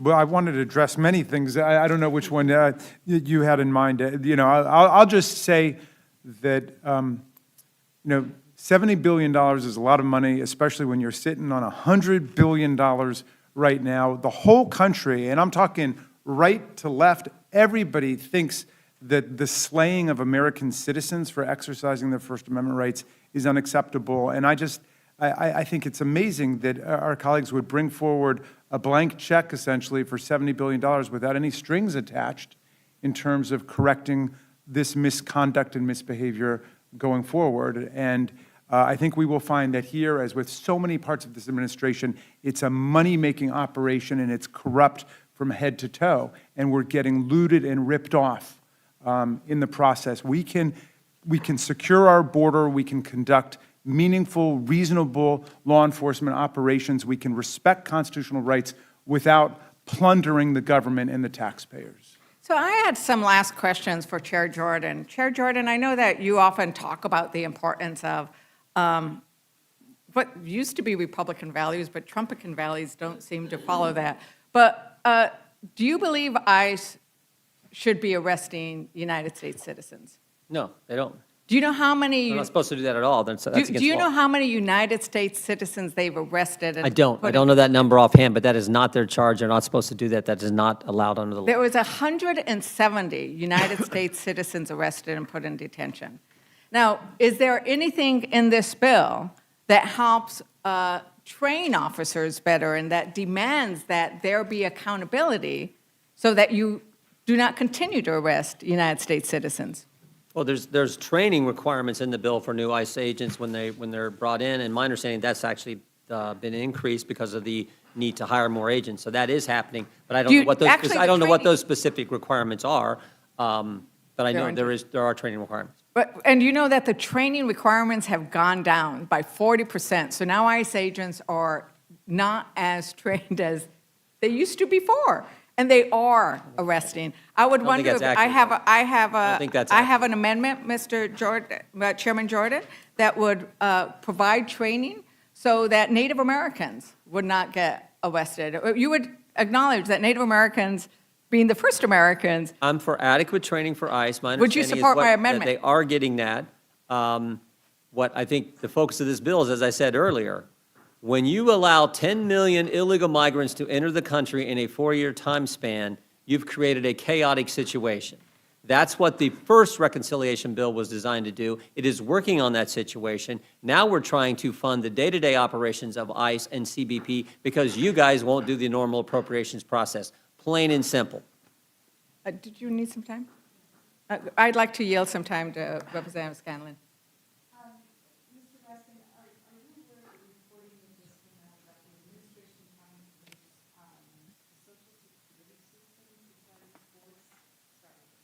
Are you aware of the reporting about the administration trying to have immigrants declared legally dead in order to force them out of the country? There was a whistleblower report that came out last week. I'm just concerned No, I've that the not. funding here could be used for other similar illegal efforts by this administration, because there aren't. I've not seen that one, but the money, the treasury there at DHS is so vast and so huge that it's been deployed for all kinds of unlawful purposes, including the arrest of citizens and the killing of U.S. citizens and the clampdown on freedom of speech.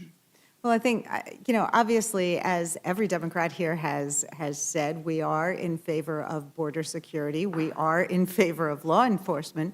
The problem is that our colleagues are only interested in throwing billions more dollars at these agencies without being willing, either in this bill or in any other bill, to put restrictions and guardrails around those folks. So I think we're going to continue to have this problem until they come to the table and do what Americans want them to do, which is to make sure that ICE and CBP have to follow the same civil rights and liberties and common sense policing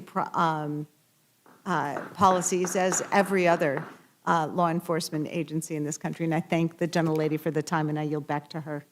Thank you very much, Representative Scanlon, for those questions, because I think it really is important to point out how this administration continues to violate the basic civil liberties of citizens, of residents. The idea that they're going into Social Security, those are your Social Security, that's your privacy. It is outrageous. And with that, Madam Chair, I yield back. Well, thank you, Madam Chair. I will not take as long as I'd like to be out of here before the Democrats in California stop counting all the ballots they stuffed into the boxes out there the last few days. If you don't think they cheat, just look at that. I mean, Florida is in multiple time zones. They get all their ballots counted within a couple of hours, and I do hope that the court will step in and make sure that California is no longer able to continue to do and commit the fraud that they've been committing. There is elections. no evidence of fraud being committed in California. How many days ago was the election? Have y'all counted the ballots yet out there? It's very different when you have to hand count ballots, when you have to verify that the ballots are Yeah. actually being cast legally, which is what's happening. There is no evidence. If you can find some evidence, please bring it to us, because let me we would just love assure to you, see it. every reasonable person thinks the ballot should have already been counted, but that's okay. Mr. Raskin, do you remember the accusations that you made of a Dr. Amin in Irwin County, Georgia? Was that when President Trump said, just find me 11,780 votes? Was that the incident? I'm not sure which incident you're You referring to. didn't hear my question? I just heard your question. You made a lot of accusations of a doctor in my district a few years ago, a Dr. Amin. You said that he was engaged in mass hysterectomies and sterilization projects. And you remember that? This was in a detention center, correct? It was not, no, there are no surgical procedures done in the detention center. All of the surgical procedures were done in the hospital. I just want you to know, I want to make sure you know this. Yeah. The court found that he had actually performed 2 hysterectomies. Both were deemed to be medically necessary after peer review, just for the record. But I'm glad to hear that. I'm remembering Yep. the incident you're talking about, where there were allegations that people were being coerced into hysterectomy. Yes, y'all just fell hook, line, and sinker. Well, you just made an allegation that there was fraud in the election in California without a single iota of evidence. Well, I think most people. Most people? I know someone else who uses that phrase. Well, I'm either going to need way, something you a owe little more Doc- concrete than You owe that. Dr. Amin an apology for all the accusations were made. I just want you to know. the court Send me the found- stuff. I'm very happy. I asked a found- series of questions. The I asked a court series of found that there were questions, 2 hysterectomies performed. Y'all just fell hook, Yeah. line, and sinker for what some whistleblower said. Well, I take the facts seriously. First of all, I'm and so- going to reclaim my time. I'm not going to listen. Let's. The reason we're here is because the Democrats decided that they wanted to shut down Customs and Border Protection. Customs and Border Protection, which is what has secured our border, and to take away our ability to deport people that were illegally in the country. The bill needs to pass. I look forward to its passage. I look forward to President Trump continuing to keep our border secure. I look forward to us having secure elections in this country. And with that, Madam Chair, I yield the remainder of my time. Thank you very much. Mr. Griffith, you're recognized. No questions. Thank you. I appreciate our panel members being here, and you are excused. Thank you, Madam Chair. Thank you.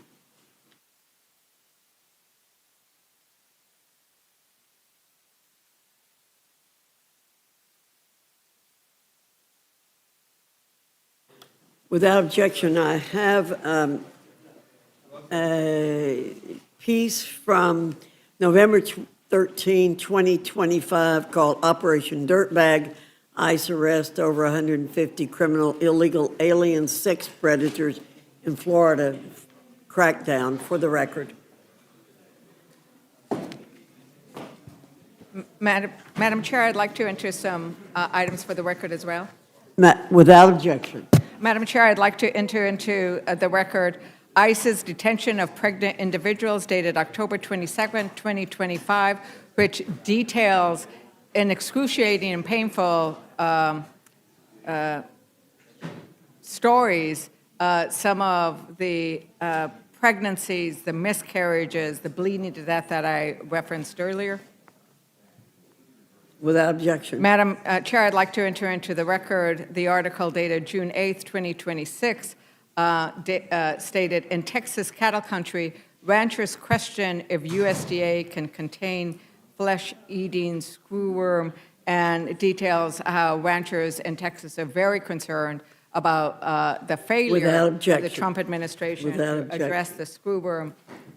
Madam Chair, I'd like to enter into the record, it went away. Madam Chair, I'd like to enter into the record with regards to the corruption we spoke about earlier, dated June 6, 2026, the alligator Alcatraz boondoggle, which sets out the corruption with regards to the ICE detention facility in Alcatraz, which we discussed earlier. Madam Chair, I'd like to enter into the record the article titled Granting Clemency by Trump, scores of January 6 rioters have accused of new crimes. At least 97 of those who were charged in connection with the Capitol riot have reoffended in the years since the attack. Without objection. Thank you, Madam Chair. Madam Chair, I'd like to enter into the record the FDA conditional approval of the first drug for prevention and treatment of New World screwworm, which the Trump administration did September 30th of 2025. Without objection.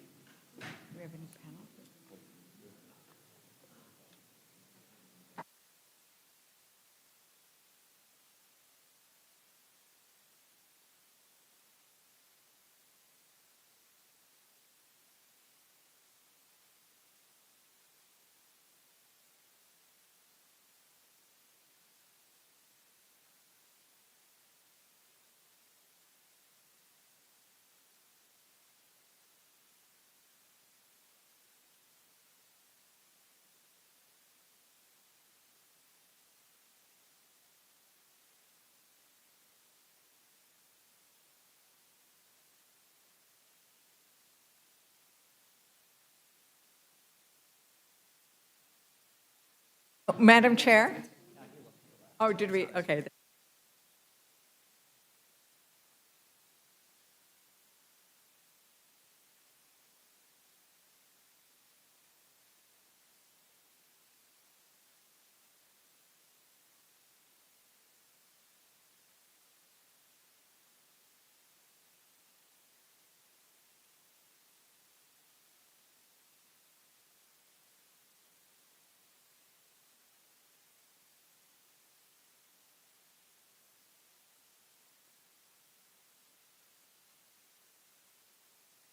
Yes, I'd like to enter into the record another article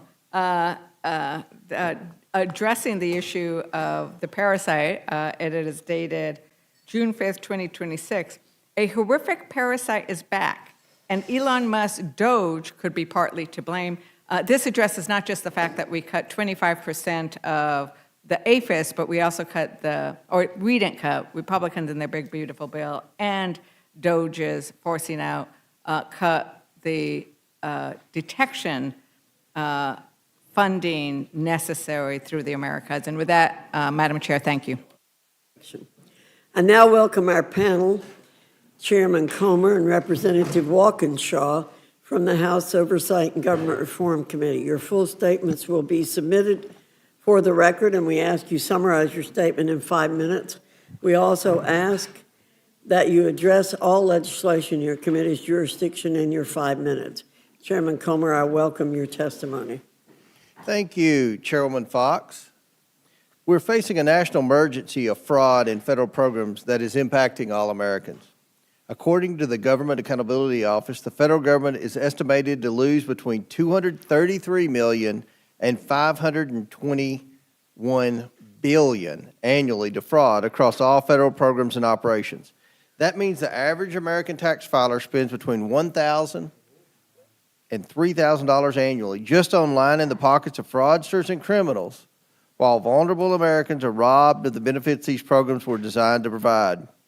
Investigations conducted by the Oversight Committee into Minnesota's social services programs uncovered $9 billion that was potentially stolen by fraudsters. Our investigation exposed how senior state officials, including Governor Tim Walz and Attorney General Keith Ellison, were aware of widespread fraud in federally funded social services programs for years. These officials possessed the legal and procedural authority to stop fraudulent payments, but repeatedly failed to act. And we see that the same lack of care for federal funds in other states as well. Whether it is widespread fraud in California's hospice system, or fraud in Medicaid waiver programs for home personal care services in Ohio or New York, it is clear that fraudsters will continue to work to steal taxpayer funds without strong oversight measures in place. The Trump administration has taken decisive action to combat fraud, waste, and abuse by establishing the White House Task Force to Eliminate Fraud. Since March, the task force has uncovered hundreds of millions of dollars worth of fraud just in the state of California, including through suspected fraudulent government contracts, child nutrition programs, and federal student aid applications. House Resolution 1355, sponsored by Representative Pat Fallon, emphasizes that these schemes across the country harm American taxpayers and the vulnerable recipients who these programs were designed to help. This resolution underscores the urgent need for stronger fraud prevention reforms to safeguard taxpayer dollars, particularly by preventing fraud before it occurs and thus ending the unsuccessful pay-and-chase model in federally funded programs. While the Department of Justice's efforts to hold these fraudsters accountable and recover taxpayer dollars are commendable, taxpayers deserve and demand that we put a stop to fraud before it happens. That is why we have also brought 2 bills before Rules Committee. The Stopping Fraudulent Payments Act adds critical safeguards to the processing of federal payments to ensure they are made in the right amounts and to the right recipient before an agency awards funds or requests a payment be dispersed. H.R. 8464 addresses the status quo of pay and chase by requiring agencies to conduct fraud prevention and verification activities prior to issuing payment requests. The bill authorizes the U.S. Treasury to return payments to agencies that are flagged for elevated fraud risk and specific indicators of fraud for further review and corrective action before a payment is issued. This bill will also help agencies and the American public understand when a legitimate recipient's identity is being stolen and used for fraudulent activities by criminals, which we see happening more and more every day. The Fraud Prevention Accountability Act dramatically enhances how agencies prevent fraud, especially during any future national emergency. It also ensures the government-wide data analytic resources established initially to investigate pandemic-era fraud are permanently preserved.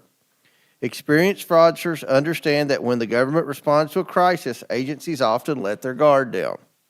GAO estimates that hundreds of billions of dollars were potentially lost to fraud during the COVID-19 pandemic, and I think that number's conservative. The Pandemic Response Accountability Committee, or the PRAC, built a data analytics capability on the fly as pandemic relief funds were already being expended by agencies. It is estimated that if the PRAC were established prior to the pandemic, as much as $79 billion in fraudulent payments could have been prevented on the front end. H.R. 8312 was drafted based on years of diligent oversight work under the leadership of Government Operations Subcommittee Chairman Pete Sessions, the sponsor of the bill. His legislation ensures that there is a permanent government-wide anti-fraud analytics function to assist agency inspectors general with their fraud work. It ensures a permanent Inspector General Office for Fraud, Accountability, and Recovery, utilizing the valuable proven resources built by the PRAC over recent years. This eliminates the need to start from scratch in the inevitable event of a new national emergency. I want to emphasize that these bills should be considered in the broader context of the committee's legislative work on fraud prevention and financial integrity reforms, the vast majority of which have bipartisan support. Just today, we're also advancing 8 bipartisan fraud and program integrity reform bills that will safeguard taxpayer dollars from fraudsters and cheats. We must continue to advance bold reforms that meaningfully address fraud in these bills and the resolution before you today. Madam Chair, I ask that the Rules Committee grant a prompt rule for the House's consideration of this legislation. I welcome the committee's questions. Thank you, Chairman Comer. Mr. Walkinshaw, you're recognized. Thank you, Madam Chairwoman. Fighting and preventing fraud is or should be a bipartisan issue, and preventing the misuse of government funds is a priority shared by Democrats and Republicans alike in this body. When fraudsters successfully target government dollars, they steal from taxpayers, deprive our most vulnerable neighbors of life-saving services, and undermine the public's trust in government. We know that it's difficult to fight fraud, and certainly difficult, if not impossible, to claw back payments after they've been delivered to a fraudster. And there's no doubt that the government and this Congress should do more to address this problem. That's why Oversight Committee Democrats have supported numerous anti-fraud measures, including the Prepayment Fraud Prevention and Treasury Data Access Act, which seeks to add additional payment verification before checks are sent out the door, and I appreciate the chairman's bipartisan work on legislation like that. And committee Democrats and our Democratic colleagues across the House will continue to fight fraud, waste, and abuse in the federal government. However, the bills before us today are flawed and do not constitute good faith efforts to detect and prevent fraud. H.R. 8464, the Stopping Fraudulent Payments Act, would give the Trump administration a blank check to stop entitlements and other grants to entities it disfavors for any reason.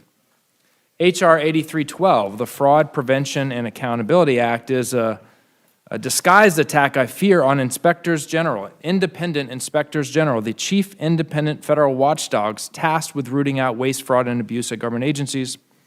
And H.Res. 1335 is a partisan attack that completely ignores President Trump's pardons of convicted fraudsters. I was interested to hear the White House has established a task force to eliminate fraud. Some days it seems as if the White House itself is a task force to commit fraud. H.R. 8464 would give President Trump's Treasury Department authority to stop federal assistance payments to any individuals, nonprofits, communities, or states that they unilaterally decide has a risk of fraud. That authority would extend to university grants for research and R&D, grants for transportation funding, Pell Grants, NIH grants, and even grants from FEMA. It would expand this and any future administration's authority to play politics with programs that millions of Americans, our constituents, rely on. This administration, unfortunately, has proved it cannot be trusted with that kind of power. It's targeted states led by Democrats on spurious grounds, and it's blatantly abused its power at times to advance the president's political agenda. H.R. 8312 uses the facade of fraud prevention to undermine an ecosystem intended to hold the executive branch accountable. It purports to make permanent resources for the highly successful, and the chairman and I agree on this, highly successful PRAC, but in reality, it would weaken the Council of the Inspectors General on Integrity and Efficiency, or CIGI, the oversight body that serves as the backbone for PRAC and provides its own oversight of our IGs. CIGI was created by Congress to provide a way for the IG community to coordinate, share resources, set audit and investigative standards, learn from one another, and ensure accountability within the community itself. The danger this bill presents is a continuation of President Trump's war on that independent IG community. President Trump has shown he's afraid of CIGI because one of its functions is to investigate IGs who are accused of wrongdoing, a function that disrupts his efforts over the last year and a half to illegally fire independent IGs and replace them with allies who he believes will engage in covering up the waste, fraud, and abuse perpetrated by his own administration. To this end, he illegally withheld CIGI's congressionally provided funding last fall, and all of us, Democrats and Republicans, should be outraged by this because we approve the funding, caused CIGI to abruptly cease functioning. The websites housing thousands of audit reports went offline, and investigators and law enforcement officers across the IG community were left without access to essential training. You can't say you want to fight fraud when you literally shut down the fraud fighters. Taking the PRAC out of CIGI and moving it to a third new Treasury IG, a new IG, by the way, is just another attempt to weaken the case for funding CIGI and to further dismantle what remains of a community already weakened by the president's efforts to purge and replace IGs with cronies. Any renewed cuts to CIGI's funding would again result in a massive loss of capacity for the community. The bill's expansion of Treasury's do not pay system could also threaten the privacy of millions of Americans, especially given the administration's really heinous track record on information privacy. That's why I filed an amendment to the bill that would walk back some of the more dangerous changes and would instead simply make the successful functions of the PRAC permanent. I have an old-fashioned view. If it ain't broke, don't fix it. We all agree that the PRAC has worked. Let's extend it and let it continue to work. Finally, H.Res. 1335 purportedly condemns actors seeking to defraud the U.S. government. It is a blatantly partisan attack that ignores the grievous actions and fraud committed by the Trump administration. It makes false claims about fraud in Minnesota and California and completely ignores fraud in Republican-led states, coincidentally, I guess. Trump and his administration are not serious about good faith efforts to combat waste, fraud, and abuse. They've gutted IGs. They've pardoned more than 25 fraudsters, including those who committed wire fraud, security fraud, tax fraud, bank fraud, healthcare fraud. And this is the most corrupt administration in American history. Trump and his family have made billions through a whole series of corrupt schemes, and this resolution ignores those facts. I yield back, Madam Chairman.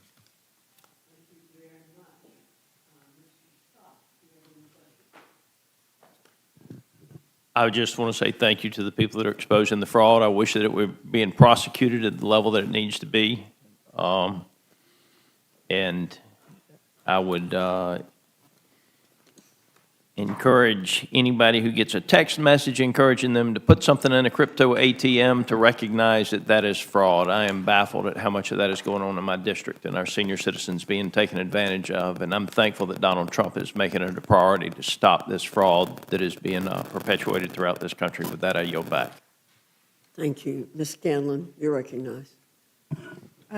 Thank you. I'm glad to hear that is a priority because most of the FBI and DOJ folks who work on that have been pulled off to do immigration work. But I think it is abundantly clear to anyone who's paying attention that the number one source of fraud, waste, and abuse in our federal government today is the Trump administration, whether it's shady crypto investments, insider trading on the stock market and prediction markets, or massive pay-to-play schemes for pardons and dropped enforcement cases. The Trump administration has ushered in blatant and open corruption in this White House. The president, his family, and many of his business associates have made billions of dollars since coming into office. They've abused every opportunity to enrich themselves. Trump's businesses have received billions in investments from foreign countries and businesses seeking government favors. His campaign funds have received millions more from people looking for pardons. Trump's own stock investments are showing signs of insider trading as they are more numerous and profitable than ever before. And the federal government has awarded billions of dollars in contracts to companies with close ties to the president's family and friends. Major media companies have settled frivolous cases filed by the president against them as those companies have sought government approval of deals and business opportunities. Trump has now pardoned over 20 people convicted of defrauding government health care programs. And in many of those cases, the pardon freed those people from liability to pay back the victims of their crimes or the taxpayers. It's no secret that the Republican obsession with fraud, waste, and abuse has become nothing more than a pretext to gut vital safety net programs and target political opponents. Just minutes ago, we were talking about the fact that our Republican colleagues last week voted to cut $200 million from the WIC program that provides nutrition for women, infant, and children. But in this bill, providing billions more dollars in funding in the bill that's being considered in this rule, to provide $70 billion more to ICE and CBP, they will not look at any of the fraud, waste, and abuse that has occurred in that agency, including over $200 million that was used to put out commercials promoting Kristi Noem's horseback riding skills. This week's fraud bills are just more of this theater saying, oh, we care about fraud, waste, and abuse, but they don't really care about fraud. If they did, they'd be going after the businesses and the white-collar criminals who every year defraud Medicare and Medicaid of billions of dollars, shady medical device companies that exploit Medicare billing practices, hospitals and medical providers that inflate reimbursement claims, or the widespread and well-documented fraud that's occurring through Medicare Advantage. But Republicans never go after this fraud because to do so, they'd have to go after the companies that back their campaigns. And as the saying goes, they don't bite the hand that feeds them. Their tired claims are even more disingenuous when juxtaposed to their lack of interest in President Trump's purge of the government's inspector generals, who for decades have done the hard work of actually investigating and remedying fraud, waste, and abuse. The tools that they need, as Mr. Jordan said, step one, you appoint honest inspectors general. Step two, you give them political independence and reasonable funding. And step three, every dollar you spend fighting Medicare fraud returns about $13 in improper payments. Inspectors general save taxpayers billions of dollars every year. So there is a lot we could be doing on a bipartisan basis to fight fraud and improper payments throughout the entire federal government. But until Republicans get serious about preventing fraud, starting at the top, instead of protecting their allies, that work isn't happening. Representative Walkinshaw, could you just tell us a little bit more about the Inspector General system, because my understanding is Inspector Generals were set up to be independent inspectors who can do the work necessary to root out fraud and corruption when it impacts taxpayer dollars in the federal government, but they've been sidelined, they've been fired, and now they're being defunded. Yeah, that's right. I mean, they are the individuals, the teams, really, who have time after time after time uncovered instances of waste, fraud, and abuse, by the way, across multiple administrations. And one of the things that is really key is that we have permanent IGs in place in every agency, because permanent IGs have legal protections. They are legally protected from being fired because they anger an administration. And what President Trump has done in illegally firing those permanent IGs and replacing them with acting IGs is taking away those legal protections, so that we can no longer have confidence that those acting IGs, who now could be fired if they step out of line, if the administration thinks they've stepped out of line, we can no longer have confidence that they are willing and able to uncover and reveal those instances of waste, fraud, and abuse. And in the FY27 budget proposal, the president's budget proposes a 30% cut for IGs across the board. So we're going to slash the funding for the folks who are out there looking to identify the waste, fraud, and abuse. And we're going to give the Treasury Secretary the unilateral absolute authority on his own to look at any dollar going out of the door and just say, I think that could be fraud. I don't think that's going to lead to catching and preventing more fraud. I think this is why it's been a priority for senators and members of Congress over decades to have an independent, professional group of people who were skilled in this. I mean, obviously, with a federal government that spends a lot of money, there are always going to be bad actors looking for ways to profit off those dollars when they're not entitled to it. But it is really, really concerning that that independence has been undermined. I think it's fair to say that the president's ire was raised because in multiple circumstances, inspectors general have criticized the actions of his administration, and that's precisely why their independence is so necessary. So thank you for your testimony, and I would look forward to partnering with our Republican colleagues to reestablish the independence and funding for the inspectors general who've done such great work for the country, for our taxpayers, for decades until they've been sidelined by this administration. So thank you. I yield back. Thank you very much. Ms. Leisure Fernandez, do you have any questions? Yeah, I mean, I think that there is a concern. Nobody wants fraud and abuse. That's taxpayer dollars that are going to waste. But we are very concerned about the apparent lack of fraud and selling of pardons, and thank you for pointing that out. I noticed that there was, with regards to this ballroom, this gilded ballroom that was originally going to be paid for by others, and then they came and asked us to pay $1 billion, and there was an uproar about that. But the recent reporting that there was $50 billion of contracts awarded to those corporations that donated money to Trump's ballroom. And I think that you talked in an earlier panel about the problem of no-bid contracts, the problem of having everything go through a single person, because then it is so much easier to manipulate and basically steal the money outright, right? They are like, what's amazing is they are stealing the money, Americans' taxpayer dollars, in public view. Could you speak to that a little bit more about why should we be concerned about what's happening here with these bills, given what we've seen in other agencies?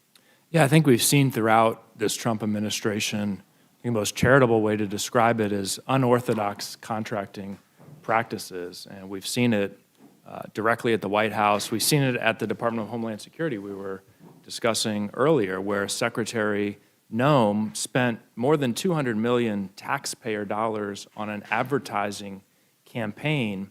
The money, $140 million of it, went to a newly established secretive Delaware shell company and made its way into the bank accounts of a conservative political advertising firm that she had steered money to previously when she was governor of South Dakota. How was she able to do that? How was her office able to do that? She said it was an emergency. It was an emergency, so she needed to bypass the normal procurement process. And we have the FAR, which is thousands of pages long, which dictates precisely, in some cases perhaps more precisely than is necessary, how a contract should be awarded. She bypassed it completely because she said it was an emergency. She had to get her face on TV to the tune of $200 million and had to funnel the money to her political allies. And we've seen that kind of, whether it's corruption or it's waste or it's fraud or it's abuse or it's all four, it certainly isn't a good deal for the American taxpayers. And these bills wouldn't do anything to address that. I think the way to get at that level of fraud when it's coming from the top is for Congress to take its oversight responsibilities seriously, and for either the Homeland Security Committee or the Oversight Committee to investigate some of these contracting practices taking place in these agencies at the very top. So Chair Comer, there was a subpoena for the now former secretary, and she did not testify under oath or in a committee hearing where everybody could see what it was. And now that was about the Epstein files, I think, and you allowed her to testify. Who are you talking about now? Who are you talking about now? I thought you were talking about Christy Noem. I think I was going to go to the fact that we need to, have you had any oversight of some of these contracts that appear to be quite fraudulent and doing it in a way that would allow the American public to see what the answers are. And I think it is relevant because whether or not you're complying with congressional law, and the Epstein Transparency Act is congressional law, and you allowed her to testify. Are we talking about fraud? What are we talking about? I don't think you understand what we're talking about here. We're talking about I'm fraud. talking about oversight. I'm talking about oversight. Oversight of fraud. We're talking about taxpayer dollars. We're talking about fraud. This bill has to do with fraud. This is something that's a foreign concept to Democrats. You just want to It's keep actually spending not a more foreign money. You concept don't to care about the Democrats. poor, hardworking Americans who spend 40% of their paycheck on taxes and are sick and tired of their money being wasted by fraudsters. That's what this bill is about. And you talk about inspectors general, my God, where have the inspectors general been on all this fraud? They got fired. This fraud's been happening for years. I would fire them all and hire new ones that are going to use AI technology to get fraud. All you all do is kiss the butts of the federal employees. You don't want to fire anybody. Christy Noem, I agree with what you're saying. She got fired. She should have gotten fired. And anybody that defrauds the taxpayers should get fired. You all never fired anybody. And you're talking about the pardons, the last president who we investigated pardoned his whole family, and you all didn't say a word. You giggle all you want. The American people are fed up. You're going to be in for a shock, I think, when you see how angry the people are at fraud and the Democrats' lack of doing nothing. I mean, these should be bipartisan bills to detect fraud, and all you're concerned about is hiring more federal employees that have not been detecting fraud. I think what Democrats are concerned about is the ongoing fraud of this of our taxpayer dollars inflicted on the American people, and we are seeing it over and over again. And, you know, we just saw that this administration, Trump wanted a slush fund, which was basically a fraud on the taxpayers so he could give it to the January 6th insurrectionists, 97 of whom have already been convicted of new crimes. We have seen that fraud in the terms of the way he is giving out pardons, selling pardons, and then And then The last, pardoning- your he is president, your pardoning- beloved he President is Biden pardoned his he whole is family pardoning for some of the fraud. Pardoned his biggest whole fraudsters. family on the way out the door. Pardoning- I am Stop talking speaking. over each I other. have not asked you a question, and I think that this is it. There is a concept that this administration and the Trump Republicans are really working on, which is that they try to say, well, let's talk about fraud because it is so rampant with this administration. So they think that if they bring a resolution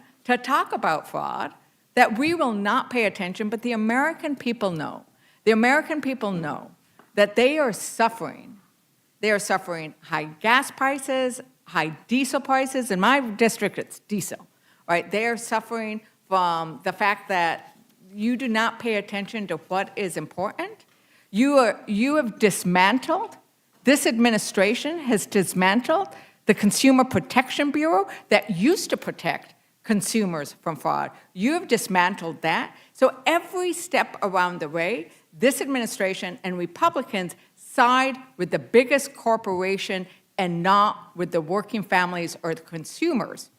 In fact, it's working class that Democrats are constantly standing for, and what we're seeing is Republicans are constantly standing with the corrupt class. It's working class versus corrupt class. I know where I stand. I don't know if there's anything else that you wanted to add to this, Representative Ralkinshaw, if you wanted to add to the debate on this. Did you need some time? Okay. No, I'm not. Well, let me actually enter into the record, ask unanimous consent, Madam Chairwoman, enter into the record a report from the Center on Budget and Policy Priorities. House Bill 8464 to make blocking federal funds easier would take away help people need to afford rising costs. Without objection. Thank you. And I think, thank you very much, Representative Ralkinshaw, because last week we discussed a bill and the fact that they wanted to go after fraud, but they were unwilling to go after the corporations who committed that fraud. And I think that we see that over and over again. And I just want to correct the record in the sense that Trump did not fire Noam. He created something called the Special Envoy for the Shield of the Americas. And I would like to yield some time to Representative Scanlon. Yeah, I just wanted to seek unanimous consent to introduce an article from the Washington Post from last week, June 4. Ballroom donors won $50 billion in contracts after giving to Trump project, according to a watchdog. Without objection. Thank you. I yield back to you. Thank you very much. And I think it's actually close to, is it close to $4 billion? It's over $4 billion that the Trump and his Trump family itself made, yeah. Yeah, it's certainly in the billions when you add up the digital schemes, the foreign real estate deals. And look, Chairman Comer said he thinks Democrats are in for a shock when we learn how angry people are. I think respectfully, Mr. Chairman, you and your colleagues might be in for a shock when you learn that American folks across the country who are struggling to make ends meet, buy groceries, put gas in the tank, are wondering why the heck the Trump family is profiting, why the hell the Secretary of the Department of Homeland Security is flying in a $70 million G700 Gulfstream, the most luxurious Gulfstream that exists. Everyone in this town is feathering their nests while our constituents are struggling to get by. I think you and your colleagues might be in for a shock in a few months about that. Thank you very much. And Madam Chair, I yield back. Thank you, Ms. Leisure-Fernandez. Mr. Jack. Mr. Chairman, thank you very much for testifying. It's an honor to serve on your committee, and I would welcome for this committee you sharing with us. I come from a political background, and running on the elimination of waste, fraud, and abuse was one of the core campaign promises many of us made in 2024. The Americans sent us, the presidents, the White House, and us, the Republican majority. How do these bills we're considering today help us achieve that campaign promise? Yeah, absolutely. And these bills catch fraud before the money, they prevent the money from going out the door. That's the problem. So much of this fraud is happening from foreign fraudsters. Once you figure out, oh my gosh, the government just wired money to this fraudster, well, they're in China, that money's gone. You'll never get it again. That happens every day in the federal government. That's what these bills do. Prevent fraud before the money goes out the door to the fraudsters, because so many of them, again, are foreign, you'll never get them back. And I have to add, we just published a report today where we did a very deep dive in the Minnesota fraud, where we brought in 9 career government employees, almost all of whom were registered Democrats. Not that that matters, but they were registered Democrats. They blew the whistle on the fact that Governor Walz and Attorney General Ellison knew about the fraud, yet did nothing about it. And our fraud report also showed, and I want you to listen to this, Ms. Scanlon, that the USDA Inspector General was not responding to clear signals that fraud was rampant. So I guess you want to give them a promotion and a pat on the back and probably a pay raise and let them keep working from home. But this is happening every day in this government. We got to do something about it. And the people are mad, and they're seeing which party's serious about fraud. I just had a primary last week. I got over 88% of the vote, and I saw the poll, and you're losing your primary, sir. So we'll let the voters speak. Madam Chair, I yield back. Thank you. Thank you very much. Gentlemen, thank you very much. Would you Madam like Chair, to may I ask- put the report in the? Yeah, may I ask unanimous consent to enter into the record the Oversight Committee the majority staff report titled "The Cost of Doing Nothing: How Tim Walz and Keith Ellison Fueled Minnesota's Fraud Explosion." Without objection. Thank you, gentlemen, for coming. We appreciate your being here. And with no further questions, you're excused.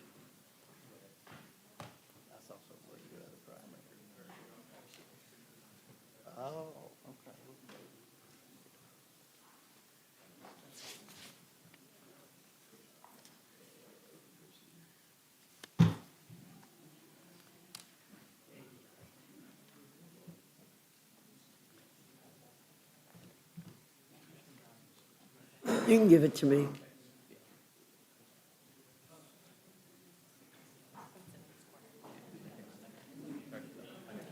can give it. Just, yeah, we're over there.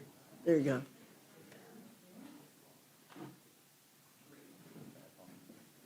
You want to get that? Would you mind getting that? Oh, yeah. Thank you.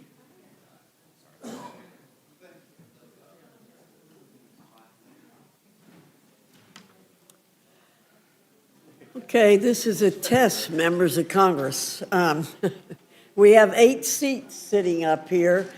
Just take it. Will Ms. Randall, Ms. Tlaib, Mr.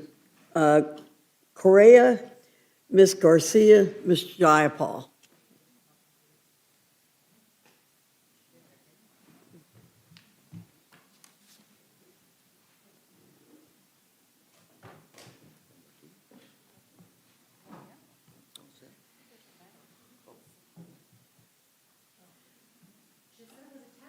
If you, we have a hard time getting people to sit down in the right seat. If we have the reason I was trying to do that is if we have other members come in, we'll seat them over here, okay? Okay. Not a problem. Thank you very much. You know the drill. We welcome your written statements for the record, but we ask you to keep your comments to 5 minutes. Ms. Randall, you're recognized. Yes, ma'am. Thank you, Chair Fox, and members of the committee for the opportunity to testify on S2. I'm deeply concerned about the Senate Republicans' bill, which gives $70 billion to ICE and CBP, funding those agencies through the end of Trump's term without any reforms to immigration enforcement. My First Amendment would prohibit ICE, CBP, and other federal agencies from conducting immigration enforcement at active disaster and emergency response locations. May seem unnecessary, but it isn't. This includes evacuation routes, emergency shelters, and supply distribution sites, disaster assistance registration sites, and family reunification centers. These are places that we need the work to continue happening smoothly, not to be interrupted by unnecessary and sometimes vindictive immigration enforcement. Last summer, CBP agents detained firefighters battling the Bear Gulch wildfire on the Olympic Peninsula. This is the biggest wildfire in our region in its history. The arrest of crew members risking their lives to protect our communities was not just wrong, it was dangerous. Wildland firefighting is one of the most dangerous and critical public safety duties, and this is especially true during what was Washington's largest active fire, a fire that burned for nearly a year. The arrest of brave, hardworking crew members who put their lives on the line to perform life-saving duties does not make our communities safer. Our firefighters, paramedics, and emergency personnel run towards danger when others are running away, and they deserve protection, not persecution. The Bear Gulch fire burned through 20,000 acres from July to November before it was finally extinguished only this April. And fire season is already here again.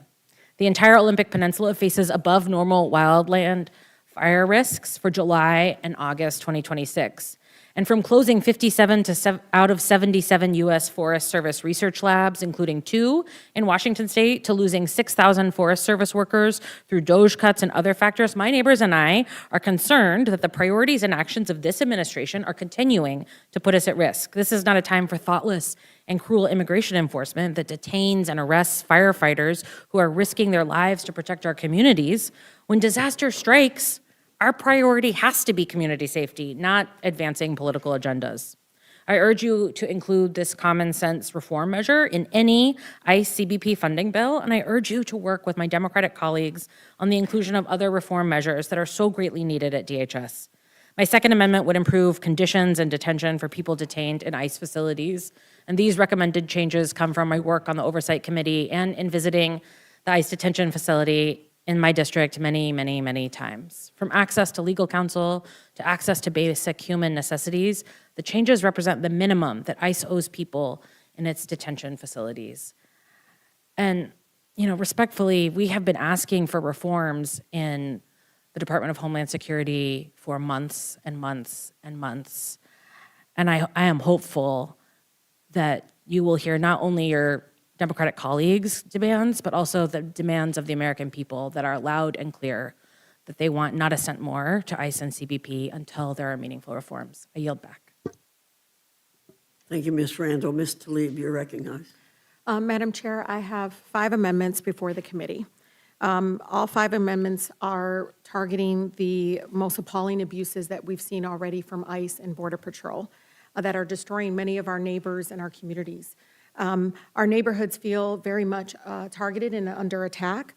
Instead, of us spending the money and resources to make our country more affordable to live in, addressing housing crisis. In my community, the clean water crisis, the fact that we need access to clean water is something they want us to prioritize, but allowing this unhinged agency to target communities and people that look like me. One of my amendments would codify my bill, ban the Warehouse Detention Act.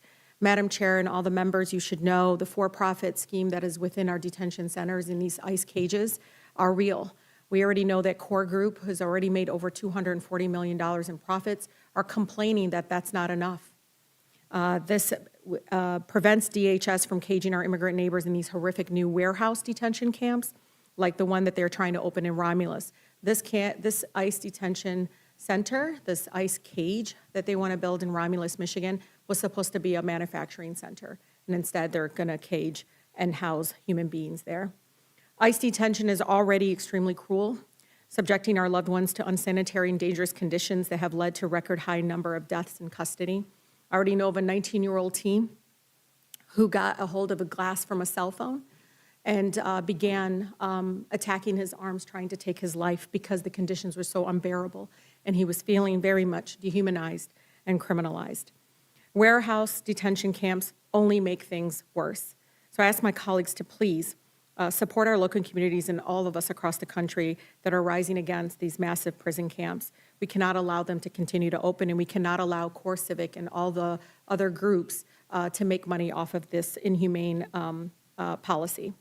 The next amendment would prohibit Homeland Security from closing the Office of Civil Rights and Civil Liberties. This is so incredibly important. When I was a Michigan State representative, this is where many of our parents came and said that, ICE was operating at sensitive locations like places of worship, childcare facilities, elementary schools, And Madam Chair, you should know, one of my elementary schools saw this overwhelming share of fear that came through the community. That's why we had to actually put policies in place to force ICE not only in front of sensitive locations like schools, clinics, churches, mosques, you name it, but also at funerals, because they actually don't understand the humanity of doing it like that way. So the Office of Civil Rights and Civil Liberties holds ICE and Homeland Security folks accountable. And since Trump took office, we know DHS has been systematically dismantling that Office of Civil Rights and Civil Liberties, opening the door of more abuses without any meaningful oversight. So we must restore that office. The next amendment, Amendment 91, requires ICE and CPP to maintain accurate online detainee locator system. Again, this is based on a family of 5 who for 12 days I could not find them. So when you hear residents say they've been kidnapped, that's why. We can't find them. And Border Patrol says, well, sorry, we're not the ones who control the system, the locator. We don't put their information in there unless ICE comes and gets them, Madam Chair. And so we have to change that. If they're in custody of the federal government, they need to be put in the locator so families know exactly where their family members are, so they have access to legal counsel, and to make sure that they have access to due process. Members of our communities have been unable, again, to locate our loved ones held in CPP. For days, lawyers also have been notified me that they're unable to find their clients, and families were unable to, again, to find their loved ones and to make sure that they're safe.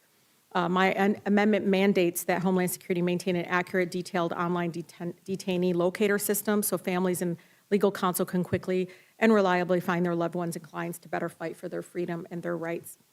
The last amendments that I have, Amendment 101 would prohibit ICE and CPB from transferring detained individuals out of state.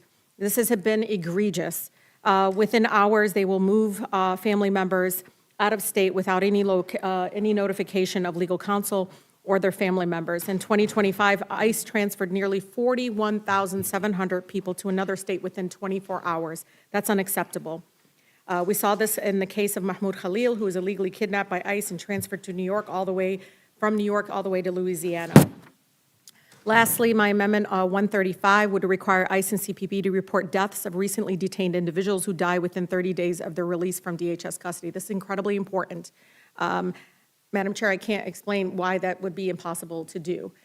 This is information and transparency that we need. Last week, we know ICE sent out a memo announcing this change. So now ICE and CPP can assault, torture, and brutalize detainees and neglect their health and well-being until they are at death's door. As long as they release them before they die, they won't have to report it, and that's unacceptable.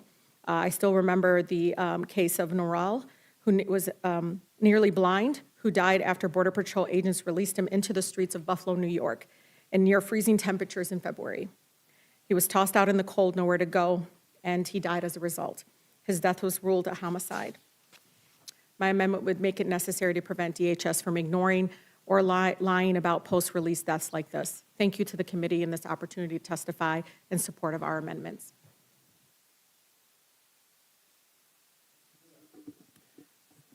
Thank you, Madam Chair and Ranking Woman. Before you today, before this Rules Committee, you're considering a proposal to give an additional $70 billion to the Department of Homeland Security on top of the already $170 billion given to DHS last year. I've submitted 3 common sense amendments today for your consideration to assure that DHS does not harm our public safety or targets those contributing members of our society. My first amendment, Amendment number 5, all gave some, and some made the ultimate sacrifice. As we approach America's 250th birthday, let's remember those who have fought for our freedom. Today, there are approximately 45,000 immigrants actively serving in our U.S. Armed Forces. Even before this administration, ICE has often failed to consider a veteran service record when deporting them, even though they're supposed to. This amendment will prevent the detention and removal of veterans from immigration enforcement unless they are convicted of extreme offenses that actually harm public safety. The VA today estimates that between 11 and 30% of veterans have some form of PTSD. Individuals suffering from this terrible disease are 60% more likely to become entangled in our criminal justice system. My second amendment, Amendment number 8, has a similar goal. when people in my community come to report a crime or are victims of crimes themselves, they should not be targeted for immigration deportation. My amendment would prevent funds from this bill from being used for 287G agreements to arrest or detain individuals who are reporting a crime, assisting in prosecution of a crime or investigation, or serving as a witness in a criminal proceeding. My last amendment, amendment number 11, is attempting to protect people who have contributed to communities in this country, like where I live in Orange County. My amendment would prohibit the deportation of Vietnamese refugees who came to the United States before 1995, before the relations between Vietnam and the U.S. were normalized. We need to make sure that we protect those refugees, many who fought alongside Americans during the Vietnam War. Returning these refugees to Vietnam would pose a threat to their lives, liberty, and security. They have earned the right to be in America, and they should not be forced to return to a country they left behind more than 50 years ago. Madam Chair. Thank you, Mr. Correa. Ms. Garcia, you're recognized.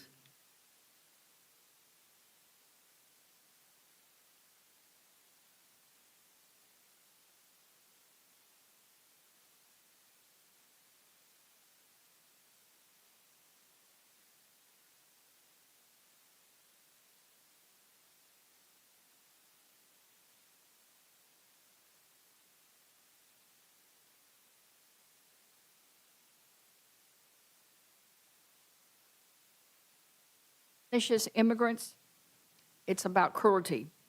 It funds more raids, detentions, and deportations while refusing to require the reforms this moment demands. No judicial warrants, no ban on masking, no independent investigations where federal agents killed or seriously injured someone, no clear identification requirements, no real accountability for abuse. That is not public safety. It is power without accountability, and it's hurting Americans. Recent economic research found that for every 6 immigrant workers removed, 1 American worker lost their job. In Houston, we're already seeing the consequences. Our local paper, the Houston Chronicle, did an analysis and found ICE arrests in Houston area more than doubled under this administration, but the share of people arrested with criminal convictions fell from 73% to 44%, way less than half. So do not tell us this is about the worst of the worst. It's mass enforcement, it's cruelty. Last year was the deadliest year for ICE in more than 2 decades. This year already it's on pace to be the worst. We have seen 2 Americans shot and killed by federal immigration agents. And still, this administration does not hide the cruelty. They promote it. They brag about it. They turn fear into social media content. It's cruelty dressed up as policy. That is why I'm offering 10 amendments to put basic limits, oversight, and human dignity back into this bill. My amendments would stop taxpayer dollars from fueling enforcement in field offices. They would include my Restoring Community Trust Act, because police officers should not be forced to serve as immigration agents. When immigrant families are afraid to report crimes to go to court, everyone is less safe. My amendments would fund processing instead of chaos. This money would go to U.S. Citizenship and Immigration Services and CBP processing coordinators. DACA recipients are already facing processing delays. They should not lose their jobs or protections because Congress chose more raids over timely processing. My amendments would also require transparency. Officers carrying out immigration enforcement should wear standardized uniforms. ICE and CBP should respond to congressional inquiries within 30 days. Including those raised during oversight visits. Finally, my amendments protect basic human dignity in detention centers. I have visited the Dilley Detention Center in Texas multiple times, and it's not getting better, it's getting worse at every visit. Taxpayers are paying more than $1,000 per person per day per detainee. We could put them up in a Hilton. Yet, multiple women told me they have to pay for tampons. $20 for 18. You can buy double that at your local Walmart or your local H-E-B. Women who needed sanitary pads had to ask for dates in advance before they could get them. Others told me they could not see a doctor when they needed one. Women get little to nothing to reduce menstruation pain. That is why my amendments matter. Children should not be detained. Children should not be denied education. Pregnant women should not be shackled. Women should not be denied basic hygiene products. And no one should be denied timely medical care. These are not radical ideas. This is just about human basic decency. If Congress is going to pour billions more into ICE and CBP, it must require basic standards. ICE is always saying no, and they deny everything. There's no problems at Delaney. There's no problems at anywhere that we encounter. I represent Houston. I represent immigrant families, dreamers, and mixed status families terrified by what this administration is doing.